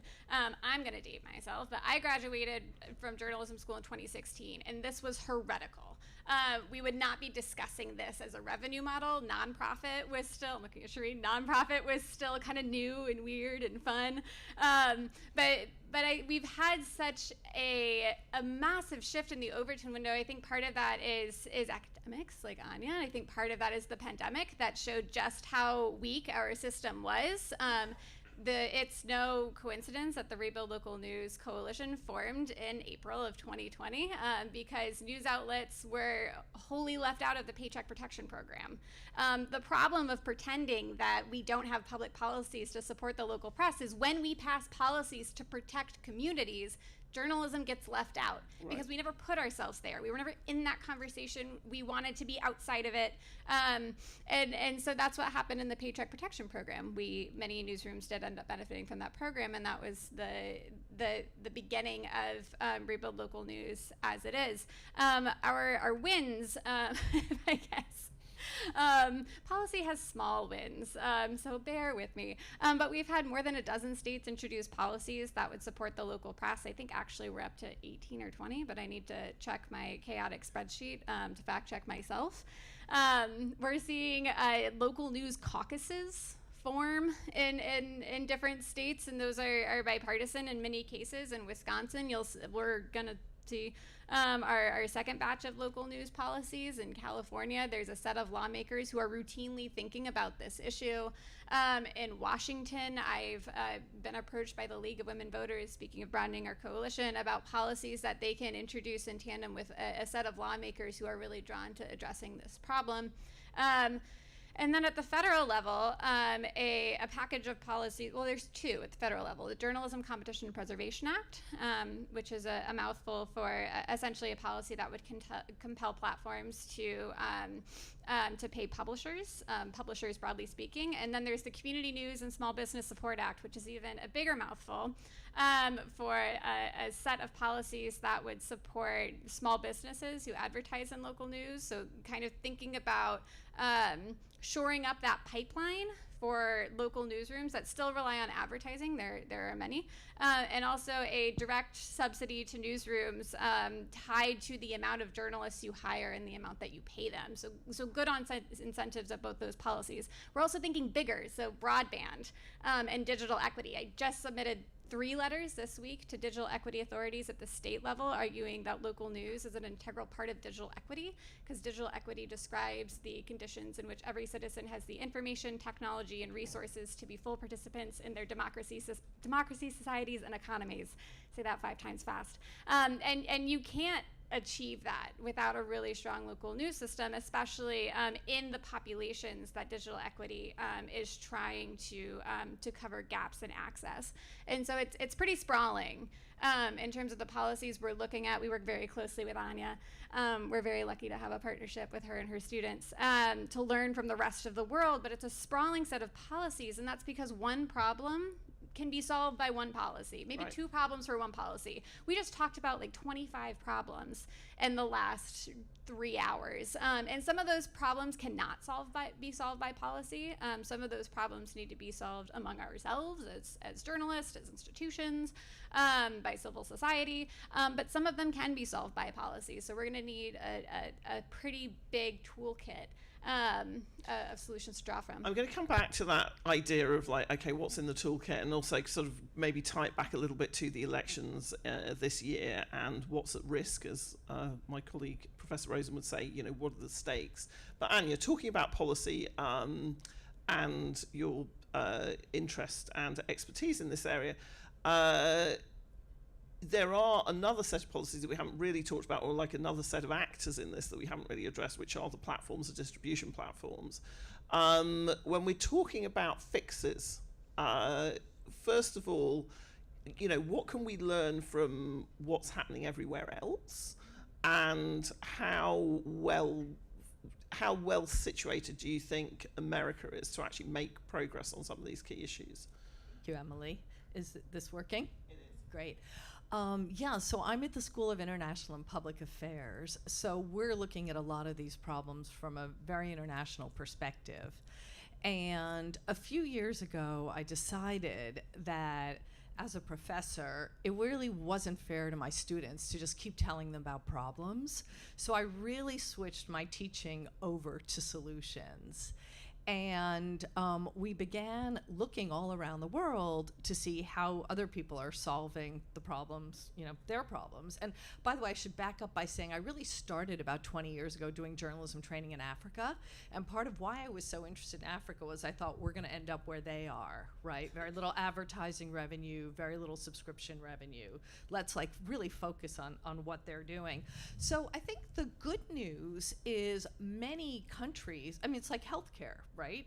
There's so many problems that we have that other countries have basically fixed. And not just the people that you would expect. You know, it's not just Canada and Scandinavia, which have wonderful subsidy systems and support plurality of viewpoints and have great public broadcasters. I think Swedish public radio is the most trusted institution in Sweden. But during the pandemic, we found that because it was an emergency situation, people we really didn't expect started stepping up to help journalism. So Lebanon, Tunisia, Indonesia, you know, South Africa, many places started setting up funds. You know, Sarah's obviously been instrumental in the New Jersey Journalism Fund.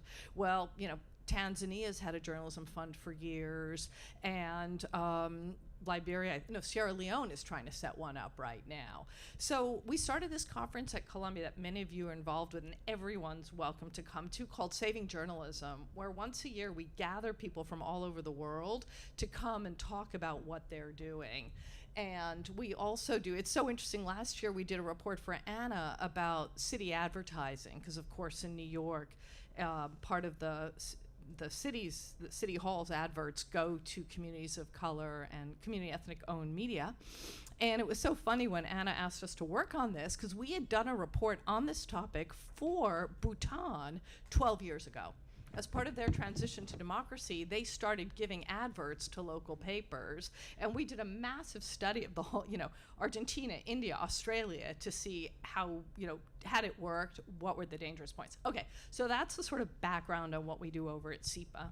And in 2020, I said to one of my students, golly, I hear that the Australians are figuring out how to get Google and Facebook to pay for news. Nobody else has managed to do this. Like, what's going on? So we started looking at that, and then the law passed, and all of a sudden it was like Bill Gruskin, you know, and Emily. There were like 5 of us that had been paying attention.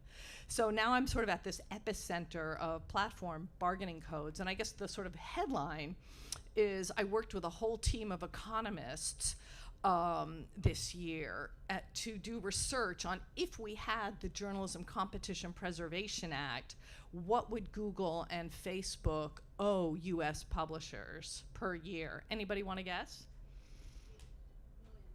Millions. How many millions? Billions, higher. So their paper came out. They came to me in August and said, I got news for you. It's $15 billion a year.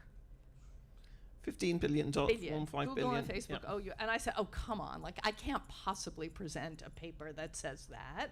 You know, I'm going to get laughed off. And so I said, go back and do those numbers again. And they went back and they said, yeah, okay, fine. And by the way, none of these people work in journalism. They couldn't care less. These are all PhD economists who do, you know, this kind of tech litigation stuff, et cetera. And they came back and they said, okay, 14 billion. It's like, okay, here I am. I'm going to go out with this. This will be fun. So I sent it to, you know, Julia Cagé and Andrea Pat, and I found people who hate the bargaining codes, and I sent it to them to read, people like Felix Salmon. So since then, last sentence, I don't want to take up too much time, we're like now the sort of pro bono epicenter. So I'm on the phone to like African government several times a week now. We're doing free Zooms with publishers associations all around the world. I think maybe just in the last few weeks, the lawsuits are getting really interesting. You know, the Spanish publishers have all gotten together to sue Facebook, et cetera. So I'll stop there, but that's one of the many things I've been working on. Well, so just before you stop, so just tying this back to the elections in 2024 and partisan media, and you know, it's an interesting point where we are now seeing serious changes in terms of who do we subsidize and how should those subsidies be available.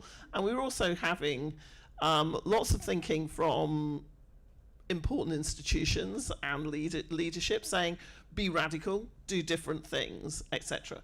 So how do we decide, if we're moving into a heavily regulated or perhaps a regulated environment which allows for support, how do we decide within that what is journalism? Would Korean Newsroom qualify as journalism? It's funded by PAC. So I did a lot of homework on the train because I thought I was going to get that question. So we start from that question kind of in the inverse. And Anya's shaped my thinking on this because she told Steve early on, before I even joined Rebuild, like, don't try to decide what journalism is.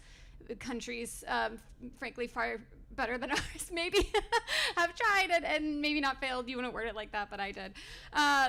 And so we really started from the position of like, okay, so it's going to be really hard to say what journalism is, but we know what journalism isn't. And we thought about what journalism ethics looked like and how that manifested in business models and manifested in practice.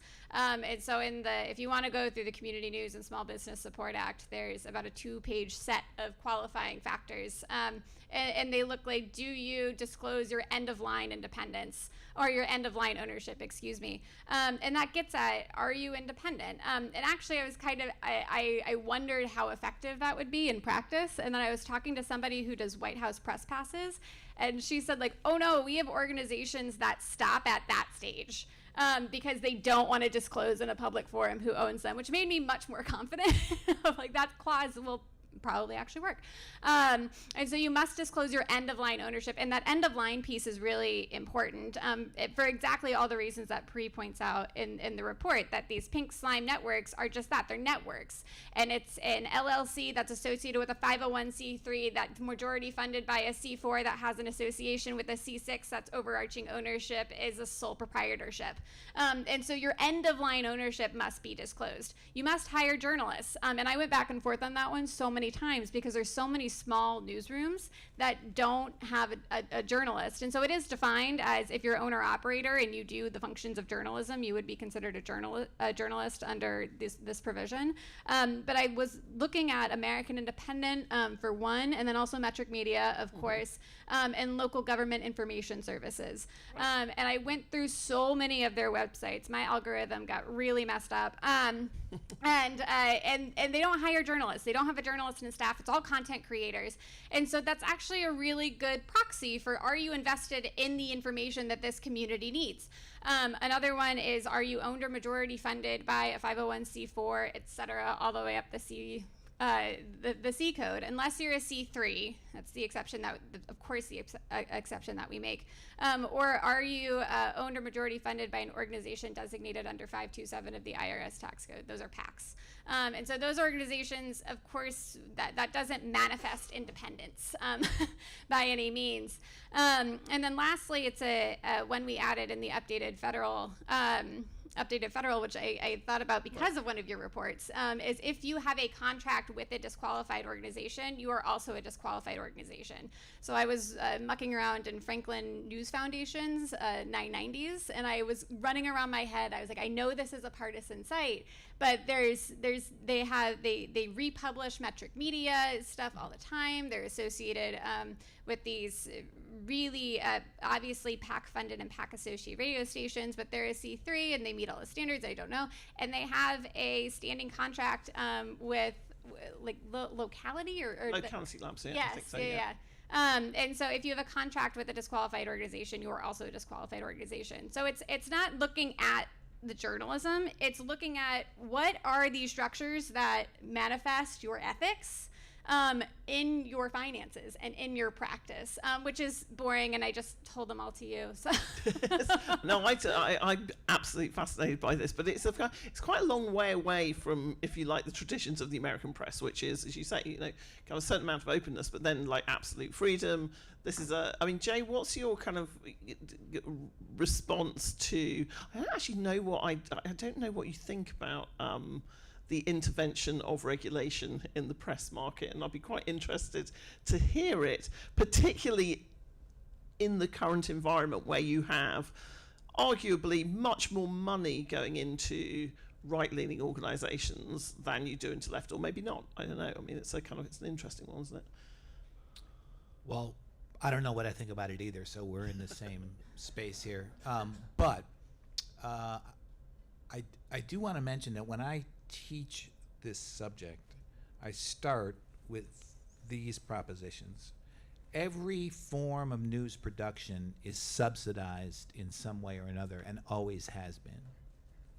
And subsidy systems come in and out of practicality over time.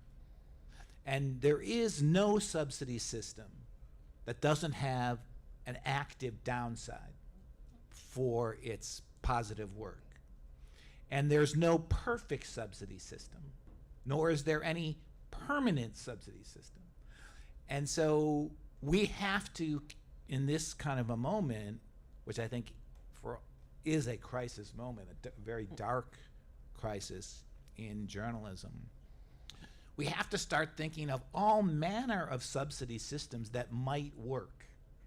And I don't think we're being creative enough and far-reaching enough in our view of alternatives yet. So I'll just give you one little simple example. I don't know if this is still going, but a couple of years ago, a outdoor gear company called REI, which is kind of an unusual company. I think it's run as a membership company, but it is a company, decided that they should have, as part of their sort of public character, a team of environmental journalists, because environmental journalism and the kind of stuff they sell go well together. And they actually hired real journalists, and they went through a kind of self-education about how they needed to treat that part of the company, because it was very different than the rest of the company, because you have to let journalists do their thing and you have to leave them alone, which reminds me that an editorial company, which in this one way they were trying to become, is a different thing than other kinds of companies. And so that's my perspective, is there's no perfect subsidy system, nor have we discovered all the possible subsidy systems. Right. Each one has drawbacks, each one has strengths, and it is not the hour when people who just want to be journalists can afford to let that be somebody else's problem. Right. People in journalism have to take on the problem of sustainability as their own, even though they got into this to tell great stories. And is it a problem that there is such a lot of money particularly in the local space, which isn't available for journalism, but is available for political campaigning, is available for crisis management, PR, is available, as Steve Monselli was saying, is available for greenwashing, oil money, etc. I mean, it feels to me like that vacuum, which has been created, is being filled by different types of money, and that's where the radical thinking, if you like, is going. Maybe it's not that radical, but it does feel as though this is a playbook that we're seeing, and we see it, Anya, as well, don't we, in other parts of the world. I mean, this is not a problem that we have or that America has created. It's actually come from other parts of the world. Maybe I'll just add to something Yeah. that Jay said before letting Anna answer the hard questions. Yeah, I thought that what Ann Nelson was saying this morning about how networked these groups are. And you could, by the way, say, you know, we do have late night comedy. I mean, we do have some creative media outlets, right, that are maybe offering a different perspective. But I think that globally, lots of countries have come up with fantastic solutions and have well-defined, well-entrenched systems. And my prediction for what's going to happen in the US is that it's going to be a lot of little local fixes and experimentation. And I think that the last week has really scared people. I mean, I was shocked yesterday to get an email from a very major media outlet asking about our Google paper. I mean, I was shocked that people are coming to us now who wouldn't have thought of this a couple, months ago even. But I completely agree with Jay, and I think it's so important to accept the fact that when there are government programs, government subsidies, people who don't deserve money will sometimes get it. So, look at the pandemic bailout. We desperately needed it, and a lot of people who shouldn't have gotten it got it. So I think one thing we do have to absolutely get over is this idea that there's going to be something perfect. So that would be my first point. And my second point, and maybe it's because I come from 2 generations of publishers, is I totally think there's public goods that should be subsidized. So I think this whole conversation about oh, gee, you're a bad person if you haven't figured out how to make money. I mean, Google, the largest advertising company in the world, took all the adverts and then said to journalists, oh, you should be doing membership and subscription. Well, if that's such a great business model, why didn't they do it, right? So anyway. I think I mostly agree with the premise, and I think that to the question that you asked, is it worrying that this vacuum is being filled by money that has other... Is it, I mean, another way of putting it is everything we've been talking about here today, is it a real problem? Yes, yes, absolutely. And I think that the money that we are putting towards things like American Independent, or I'm no fan of Courier, I'll just be totally blunt. The money that we're putting there, if we invested that in the actual civic infrastructure, not political infrastructure. Political infrastructure exists in civic infrastructure, but it is not the same thing. And so that the outcomes that Mitra was talking about on the first panel, of did somebody call me about a booster shot? Did somebody want a tutor and I know how to get it? That speaks to community health, which speaks to civic health. That has nothing to do with whether the person who needed a tutor is going to vote red or blue on the national election. We're essentially pulling this national all the way down to the local, and it's stunting our own ability to solve our own local problems. Some local problems are political, that's true. But I gave the example earlier at my table that I'm from Columbia, Missouri, just south of Mexico. I'm so glad Missouri is getting so many call-outs today. But and every 6 years we debate whether or not we should have roller carts for our trash cans and whether the merits of that and will it hurt the raccoons every 6 years. And that is not a partisan issue, nor is it going to be covered by a statewide newsroom, and statewide newsrooms are great. It's going to be covered in Columbia by the same people who probably covered it 6 years ago, banging their head against the desk. And so I think we do lose out. And also these networks of political money, and there's a spectrum, and I love the newest edition of the paper that kind of points that spectrum out. We have pink slime, but we also have this. We also have this other, and this is how we're defining pink slime, and this is where it gets blurry. But the money that's going towards this network, it's cashing in on the reputation of civic-minded journalism, and so it's this kind of carousel we're on of we have political information and it looks like local information, but we're undermining the trust of local information. So I want to do the political information, and we keep rotating this carousel, and I think it's kind of a race to the bottom. So a conversation we were having with Sarah and Penny Abernathy at the American Press Institute Yeah, I did. Right before the holidays, we were talking about the critical information needs that you have in communities, right? So it's not just about politics.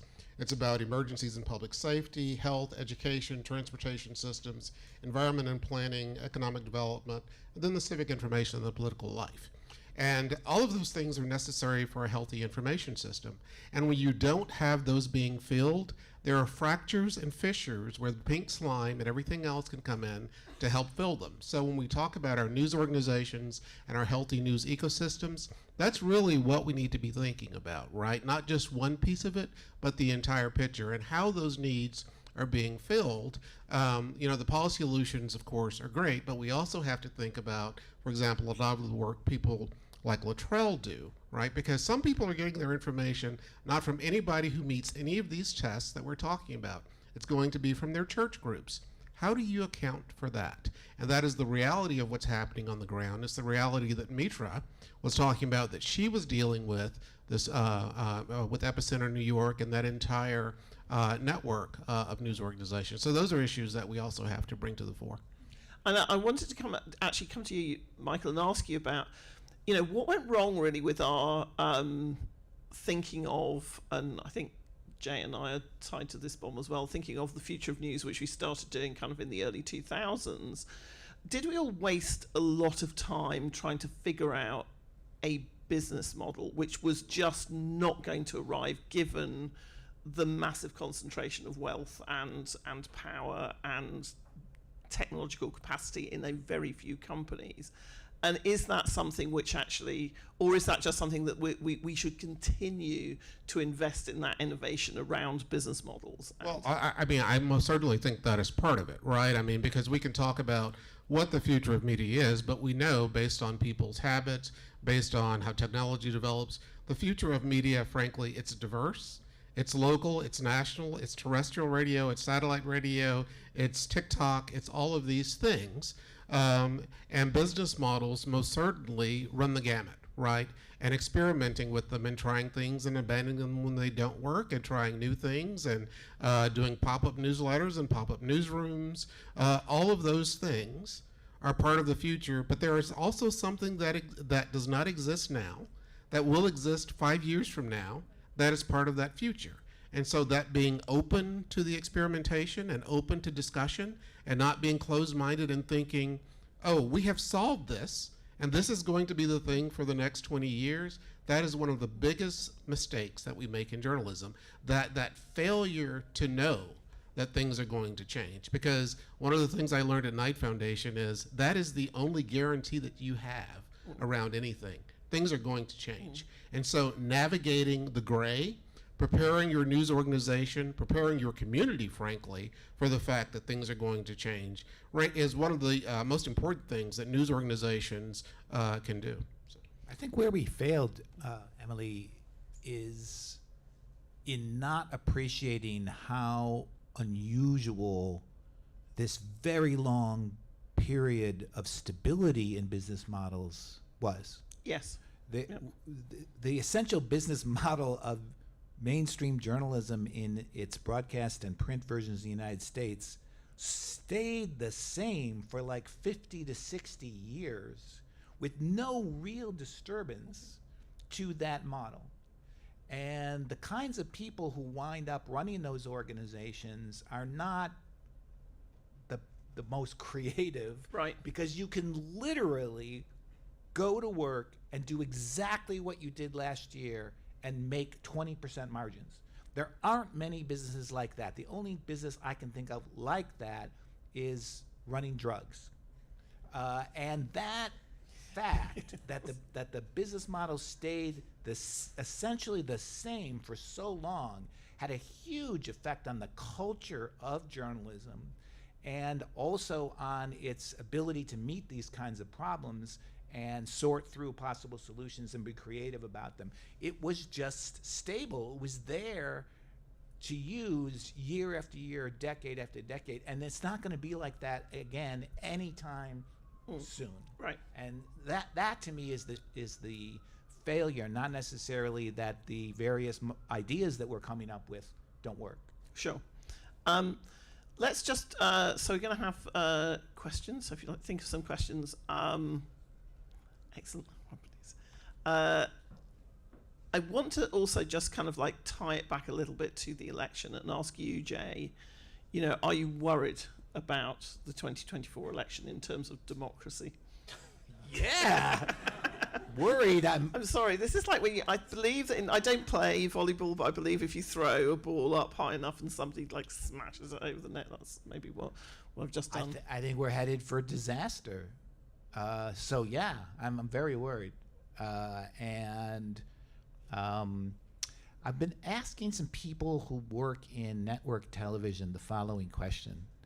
I've asked when I have a chance to just chat with them, off the record, obviously. You work in news. Tell me, have the people in your company who are responsible for political coverage said to you yet, we're really going to need to innovate to get through this campaign? And everybody I've asked this question of has said, no. They're more likely to say that we have to stick to our traditional notions of balance and so forth. So that's a warning sign. So yeah, I'm worried. Okay. I'm glad I surfaced that. Thank you. Thank you, Emily. I'm Juan Manuel Benitez. I'm the new professor of local journalism here at the school and a CIPA graduate. Two questions. The first one, normally when we talk about local news, we tend to ignore local television news. So I would like to know what the state of local television news is right now.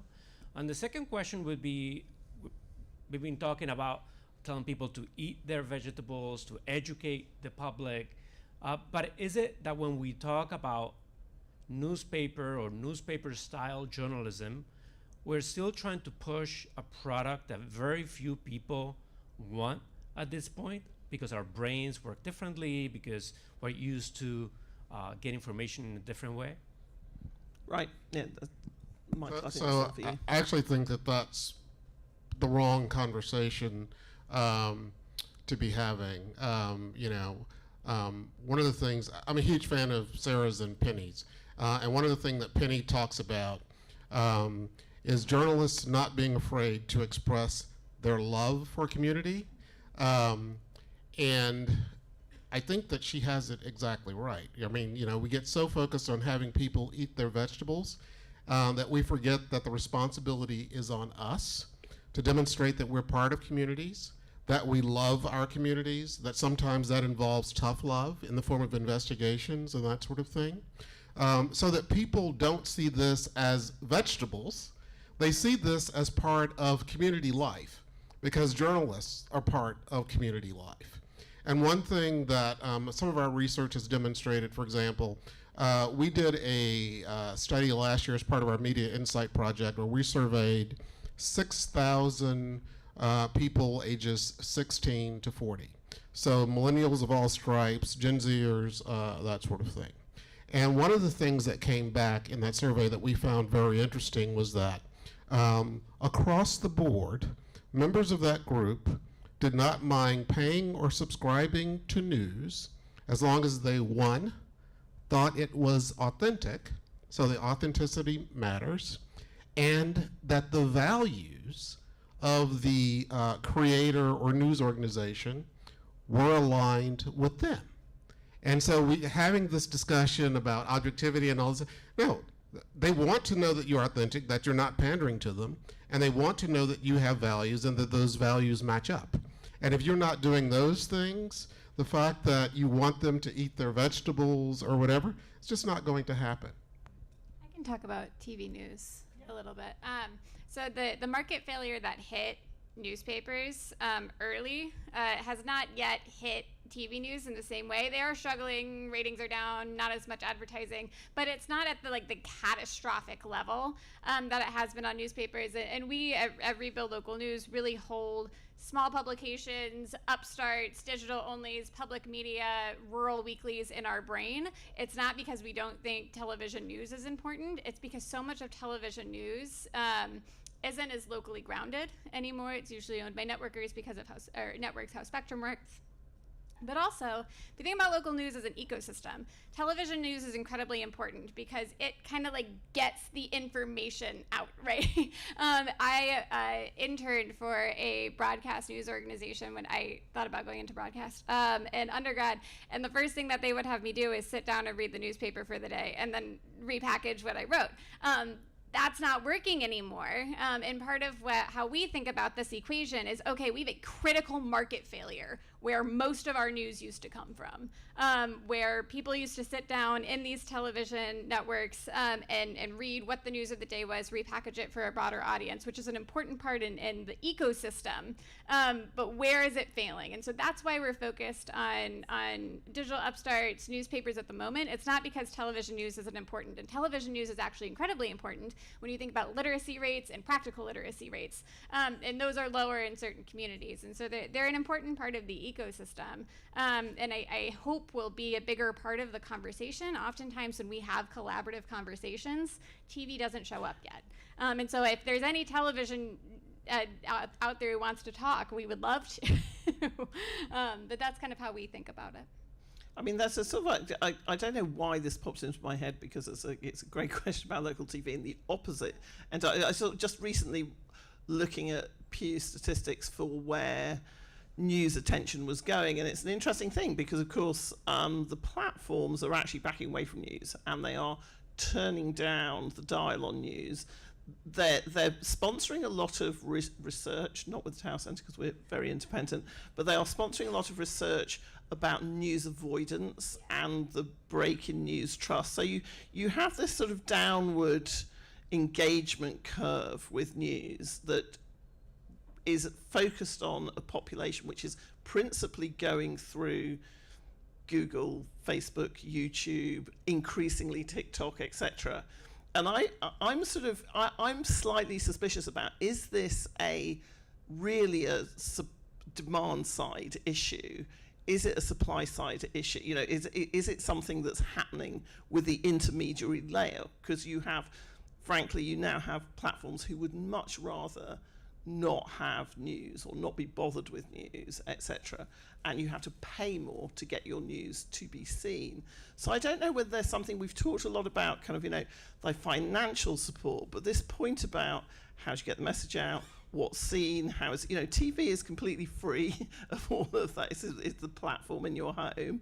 And we haven't talked much on this panel about that issue of, I mean, you know, you're our platform intermediary expert for these purposes. I'll just make a couple brief points. One is, Andrea Pratt, there is data that says that demand for news actually is just as high as it ever was. Well, I would also say every single newsroom that I speak to where you look at their internal metrics, there is no sign of the things that we're told are definitely happening. So we cite some of that in our Google what Google and Meta pay for news. So if anyone's interested, sorry to sound like an academic, but we have some great footnotes on that very topic that I can refer you to. And then the other point is, yes, definitely they are downplaying news, but I think it's also a negotiating tactic, and it's working. So in South Africa, for example, you know, the competition authorities will say we're terrified of regulating Google because we need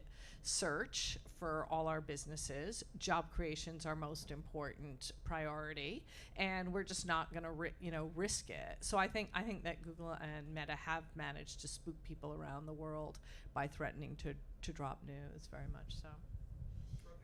But I don't think Google fully can, and I think that the large language models are going to, I mean, this gets back to AI and the elections. They need quality information as well. So they do, but they don't link out to. Well, I mean, I'm now using Google search as a bit of an experiment, and it really cuts you off from going back to the original source of news. But you're not saying traditional journalism linked out very much, are you?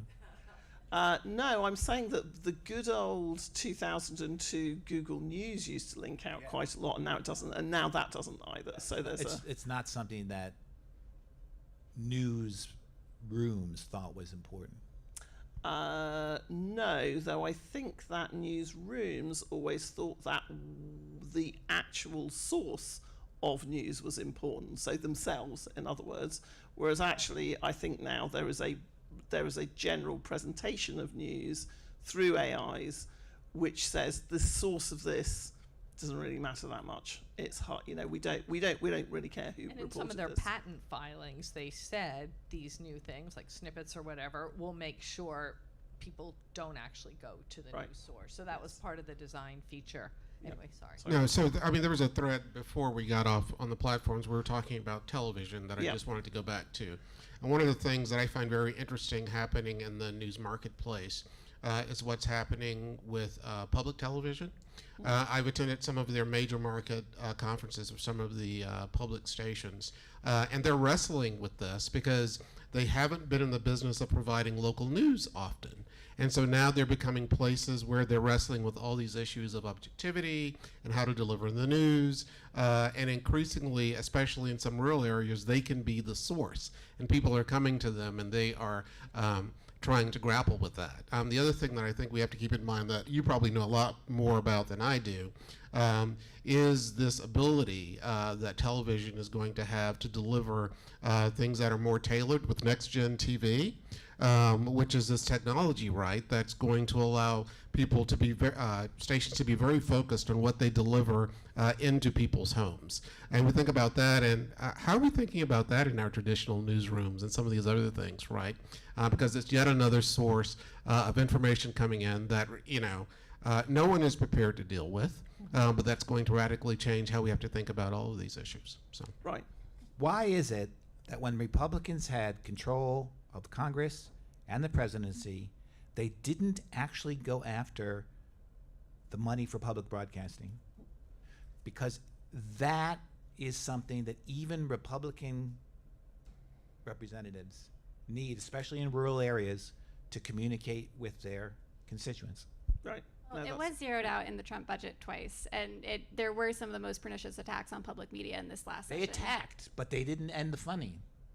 Oh, it's getting They didn't exactly increase the funding. I can see, I can see Tony Nadler's got his hand up. I want to hear what he has to say about it. Thank you, and I'm Tony Nadler from Earth Science College, a former Tau fellow, and I study right-wing media a good bit and tune into right-wing media, talk to right-wing media consumers.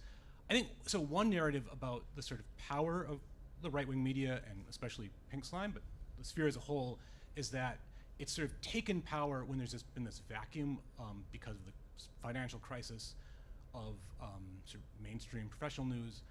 There's a lot to that narrative. But I want to offer another provocation that might explain another rise of how right-wing media has taken so much of cultural authority and how to think about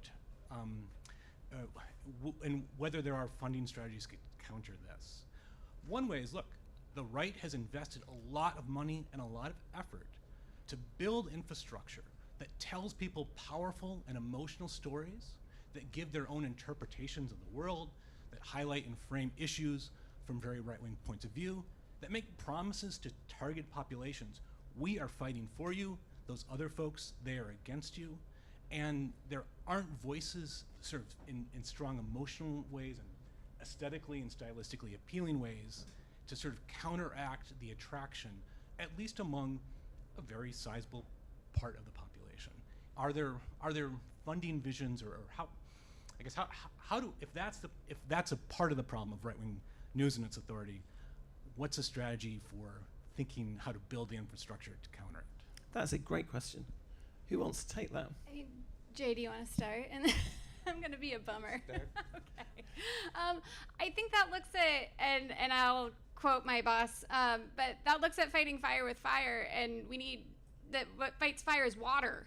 And so we got back to the point earlier today of like flood the field. I think Brandy said it, with good information. And I'm really skeptical maybe of basing one of our solutions to a local news crisis with like, we need a national partisan political information machine, because again, that doesn't empower people to like, I have a sewage problem, how do I fix it? That doesn't reflect people's very nuanced experiences. Mitra said earlier that she doesn't feel like she fits in either box. So I'm probably the skeptic on this panel about really pursuing that as one of like the solutions that we need to push, and I'm actually quite nervous about it. And I think things like solutions journalism, like how do we empower people with solutions that aren't, we're just reporting on the problem, and that is, as Anya said, teaching and just reporting on problems, that does disengage people. But how do we report on their civic solutions? How do we report on folks who are solving their community's problems? How do we earn trust with our audience? Not just count on it because we said that we're journalists and therefore we know the things, but listening and being responsive and being aware that what we say and how we say it does not resonate with every group in the same way. And there's tons of research that's being done right now along those lines. So I think there's things that newsrooms, boring old newsrooms, can do to speak to this problem, but I'm extremely skeptical and hesitant to say, like, we need a partisan, a multi-partisan Democrat, Republican information machine to combat this. I would agree with that. I mean, the notion that it should be something partisan is most certainly not what we need. But this goes back to my point about the authenticity and the values and the emotional appeal. Everybody probably saw the recent Pew research that talked about 40% of Black Americans felt that the news did not provide coverage of the issues that mattered to them.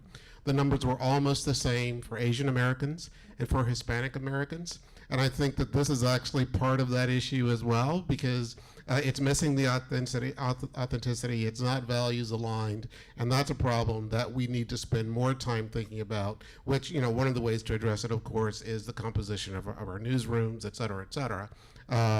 But that's how we tackle it. I mean, because, whether it's right or left, we really just need to be thinking about how the voices are aligned with what people need to hear in a way that people want to hear it, in the issues that they care about, right? Like the issues I was talking about earlier.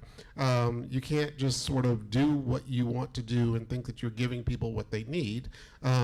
When that might just be your narrow perspective that's leaving out an entire segment of the community. So, Anya, were you? I'll just say briefly that I've been in the room with a lot of those conversations where people have said, we need our own Murdoch, let's find a billionaire and get them to buy TV stations. So this is something that's come up in conversation a lot of foundations have looked at this. I guess the other side would be to say that maybe that's not the problem. And maybe it's not the solution. I mean, we've had, remember Air America, MSNBC. I mean, there's been a lot of sort of lefty TV, right? And I'm not, I think maybe I think also the left has a problem because, it's a bigger tent, more people are in it, there's a lot of diversity of viewpoint. So I think it's harder for kind of the left to get on the same page. Jay. I want to make sure we understand what is at stake in this conversation before we end it. I don't think anyone is worried about whether high-priced lobby firms are going to get the news from Washington that they need to do their business. Nobody is concerned that those who run empires are going to lack a good information service. What we are talking about is whether there will be good information available to the public, not to the people who can afford subscriptions to the Punch Bowl, right, site. And we have to keep that in mind because it would be naive of us to believe that everybody wants an informed public. There are plenty of actors in the system who don't. And the whole idea that we can inform most of the people who participate in the political and civic life of this country is itself a kind of gem that we have to keep polishing and valuing. So just be clear about that. It's not whether rich and powerful people have good information available to them. They will always get that. It's whether publics, plural, have that available to them.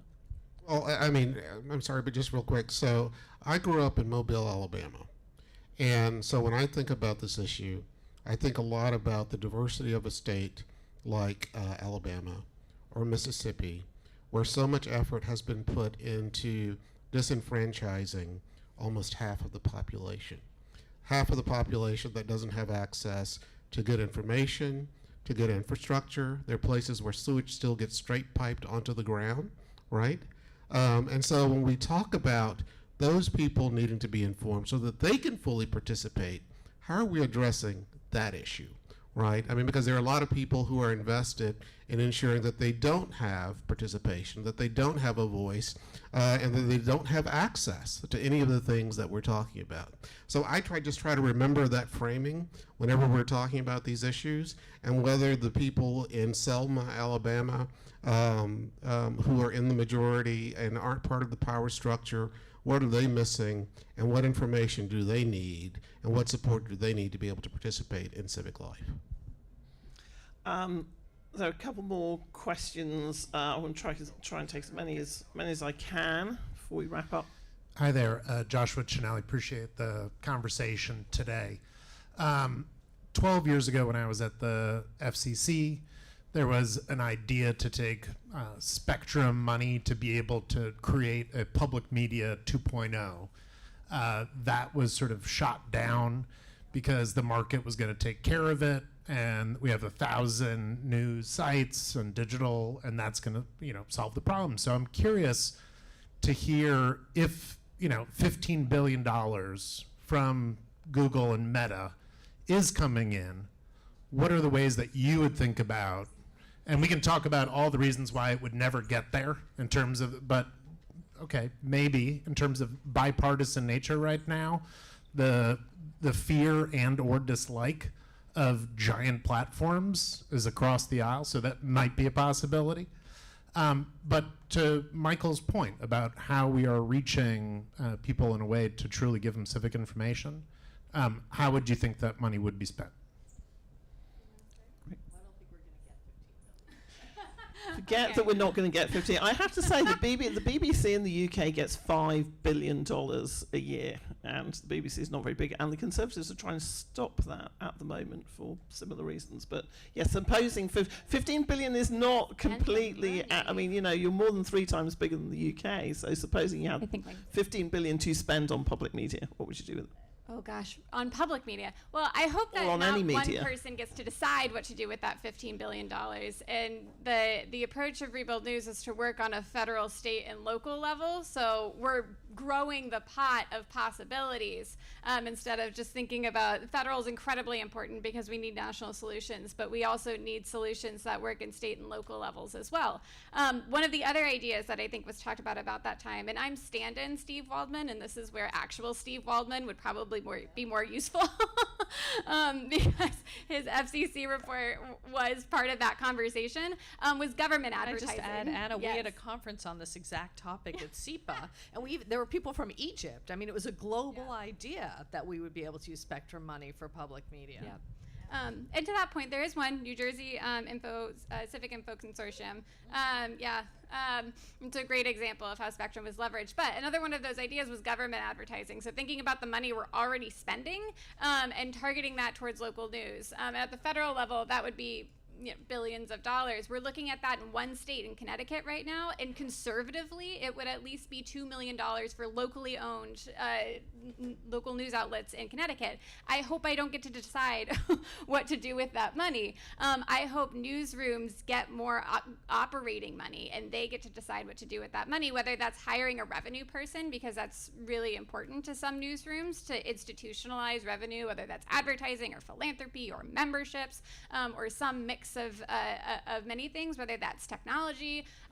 Again, I mentioned broadband. I'm working with broadband authorities to hopefully get grant money to look at digital infrastructure within newsrooms, but also digital literacy programs, thinking strategically about what we call double deserts. And so this is a cop-out answer, but the answer is I don't know, and I hope there's lots of surprises that are some mix of all of the different things that we've talked about around digital infrastructure around the ways that we interface with our community. I hope that there's partnerships with people that we don't describe as journalists right now, and we think more creatively about how we have those connections with our community members. It's a cop-out answer, and maybe you'd like to jump in. I mean, the only thing I would add is that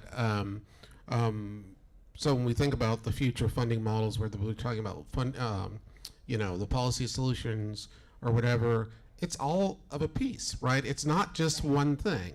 Like, one of the things that I find very frustrating nowadays is people get so caught up in talking about Press Forward, which is supposed to be trying to put, initially an extra $500 million into the ecosystem over 5 years.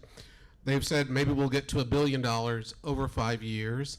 And I'm like, okay, that is a very narrow slice of what we need. So, yeah, exactly. So when we start throwing around these numbers, I mean, we can't focus on any one thing as being the end-all, be-all.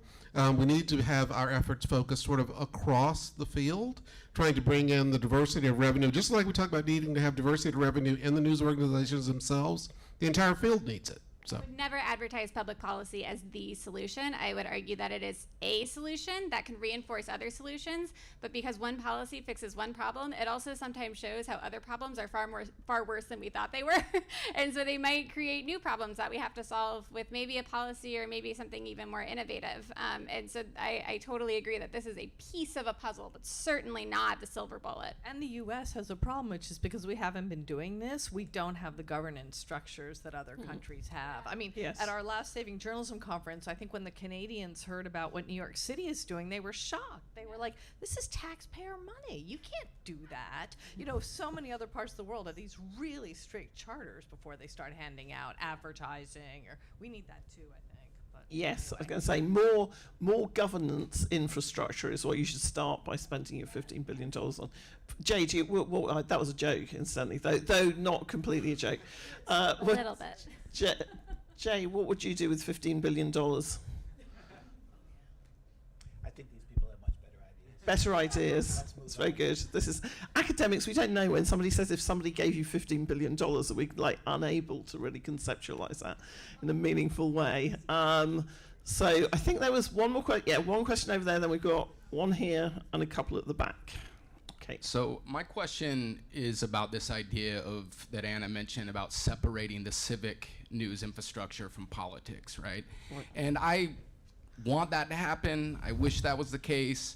But we have to look at the fact the conservative movement has spent 4 decades cultivating suspicion of the mainstream media. We exist in a hyper-polarized partisan media landscape. And even the issue that you brought up about the raccoons and the garbage cans, I could easily see Fox News making that these liberals are trying to, side with the raccoons over your liberty. Tucker Carlson made M&Ms having androgynous boots like an issue, right?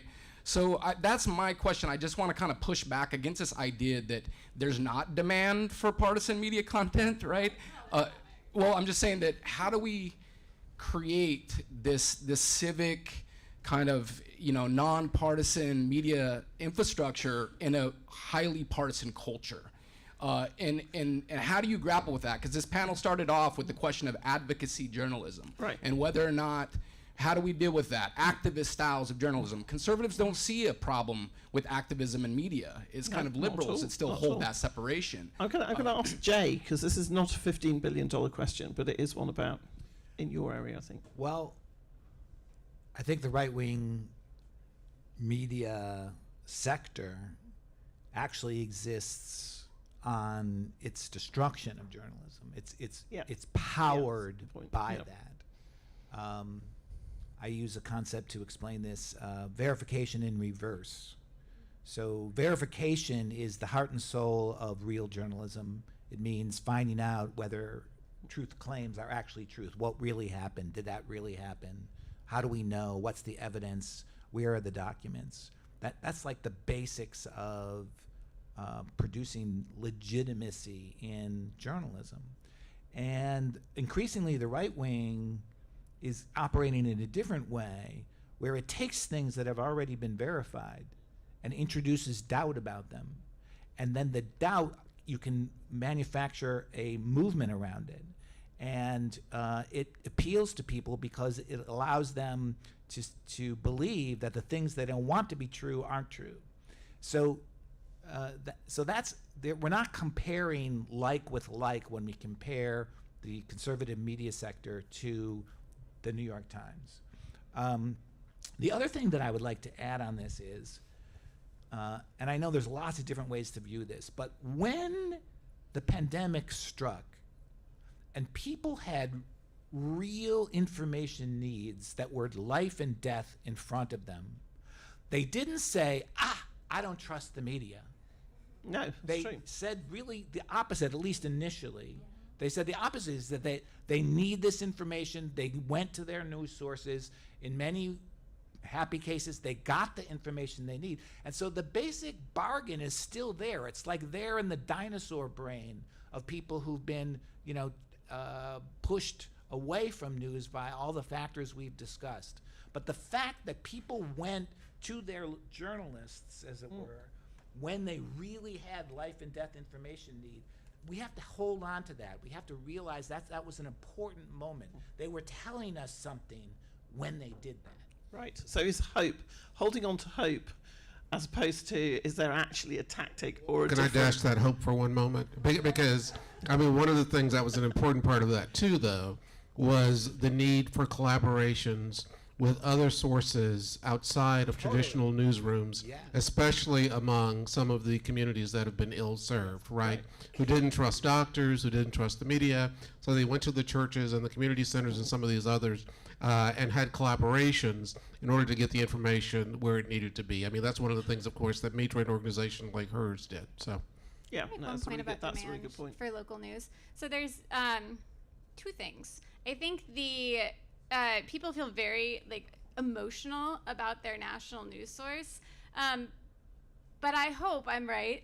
Dr. Usher, Nikki Usher would say that I'm right. That the amount of people who act on it is a very vocal minority, but a very vocal minority. And so I think there's a numeracy issue here where we start to think about partisan people and not citizens because of this extremely vocal minority. And I hope Dr. Usher is correct because I want to be optimistic in that way. The second thing I'll add is I told this to somebody, so whoever is hearing it for the second time, I'm sorry. But to speak to the demand of how do we get people to pay for this thing? How do we get people to read it? How do we get people to donate? So Jennifer Lawless and Danny Hayes in their book, they found, after documenting the precipitous decline of local news and its effects on political life, which is very depressing, they ended with a chapter in their book about how do you get people to do that thing that I just described. And they said it wasn't about saying save local news. It wasn't about saying how important local news is. It was about saying how important local government was and saying these are the places that make the decisions that affect your kids and your parents and your taxes and your education systems. And these are the only people that are going to cover it for you. And it's not that pointing out that connection was the thing that had the greatest effect in getting people to go to their local newsrooms and at the very least engage, if not, if they could, contribute monetarily. Right, I know we're really short on time, so I'll just take two more questions. I'll go back first and then, yeah. Professor Rosen, as the son of a Hearst columnist, God forbid, no, seriously, does point of view journalism render columnists or op-ed contributors unnecessary? Well, if only. Jay, I'll just say that distinction matters a lot more to people in newsrooms than it does on the receiving end of the transaction. And it's not as meaningful as people in newsrooms want to say. And so maybe what we ought to be concerned with is having the same standards for so-called opinion journalism as we have for news development. But it's part of a healthy mix of things, so I wouldn't it's not like we ought to get rid of opinion, which sometimes you hear people say that. And one of the reasons why you shouldn't get rid of opinion journalism is it is often what gets people to care about the news. And that is a very important thing. But I'll just close by repeating what I said earlier. That distinction is not as meaningful, especially in a digital environment, to the consumers of news. I'll just sneak in. I mean, some of the places where we've seen some of the most interesting experiments, though, in newsrooms have been around the opinion journalism, where they've been more open to bringing in voices. I think about the LA Times and what Terry Tang was doing, some of the video interviews. I think about what David Plazas did at the Tennessean with these interviews with a whole host of people that was considered opinion journalism. There's just been a lot more experimentation in some of those spaces, and that's something that we most certainly need to carry throughout the entire news. And we haven't even got to it in this conversation. It's a whole other conference we can have in a few months' time.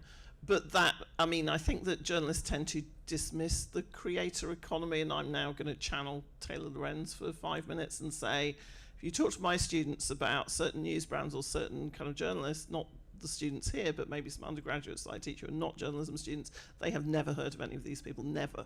You say Mr. Beast, and they completely are like, oh my God. You say Mr. Beast to my class of journalism students, and they're, yeah, I kind of heard of him. I think that there is a parallel universe built up on platforms now where influencers and opinion, the opinion or the personality has had a really profound cultural impact on how young people choose to think about the information they're getting, and that maybe is one of those radical things that we need to think about. So, very last question.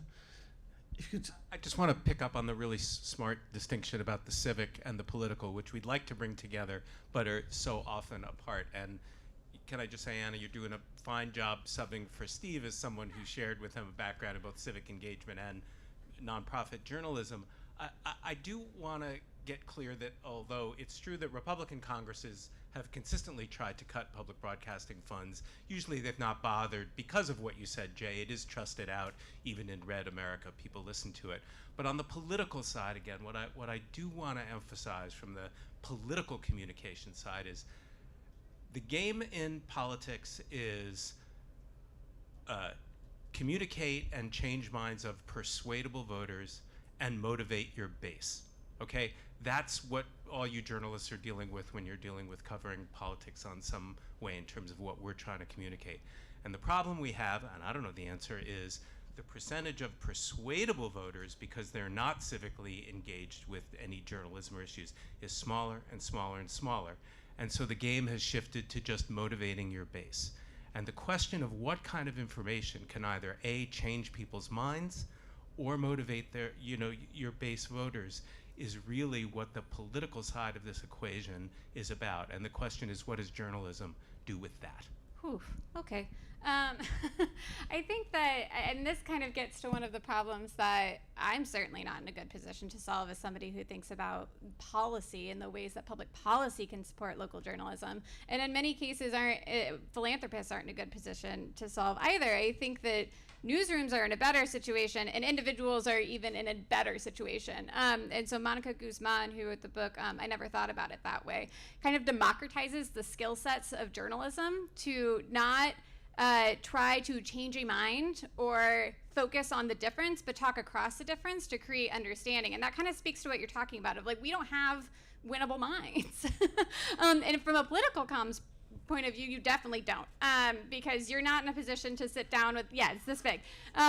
You're not in a position to sit down with somebody who disagrees with you and speak across difference, and maybe not agree with them, but at least see them as human. And there is a portion of the population that's not possible.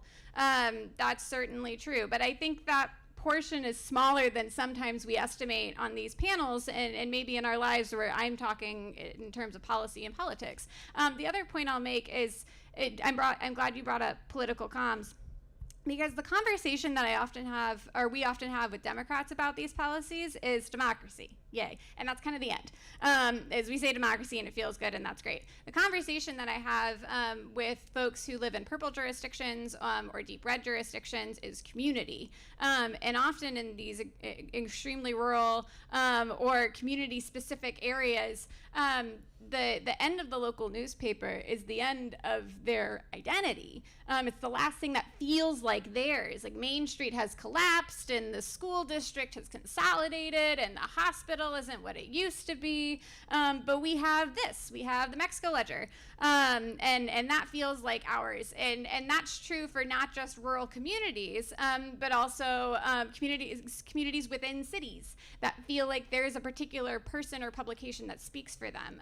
And so that's the conversation that I tend to have with folks who are perhaps in more purple jurisdictions or red jurisdictions, but it's talking about the same thing. You can't really have a healthy democracy if you don't have a healthy community. We're talking about the same set of circumstances, we're just using different language. And so I'm glad you brought up political comms, but to the question you actually asked, I don't know if I can solve it. I think we can all individually solve it. Over a long period of time, it took 20 years for newspapers to fall to this point in local news. I think it's gonna, and Sarah Beth Berman says this a lot at American Journalism Project, it's going to take another generation and a half to fix it. So Maureen Kamen, Monica Guzman, we should all be learning from that work about bridging difference. Also just wanted to, in that same vein, the work that's being done by Trusting News and Spaceship Media, they have something called Dimensions of Difference, which is about some of this bridging work. You can go to trustingnews.org and learn more about that. But that is something that is directly working on the issues that you raise. And there are people who are engaged in this field, including looking at language. And there's sort of been a long history now of about 5 or 6 years worth of work where they've been working with newsrooms to try to do some of this. And it's worth replicating. So did some of that work, so. There you go. So that is a great and timely moment to finish. I just want to thank again the panel for sustaining this great conversation. I want to thank the attendees, which is I do a lot of these, and not so many since the pandemic, but I do a lot of these, and to have the level of engagement, question, discussion in the room is really rare, so I'm incredibly grateful to all of you. I just want to thank my team, Katie and Hannah, which is, when you say, well, what does it take to put on an event? The answer is it basically takes 2 people and then me flapping with a lot of notes. But I want to thank them, and I want to thank Pri for her work in the research. And just to remind people that if they hang out here, they will be able to learn from the masters, John Keegan of the Markup, Pri Bengani, and Steve Monticelli, about how to do some of this work. If you want to rehydrate but not with alcohol, there are snacks and drinks at the other end of the corridor. And we hope that you all have a very productive, civically engaged 2024, and maybe we'll meet back here to debate what happened at the end of it all. Thank you very much indeed.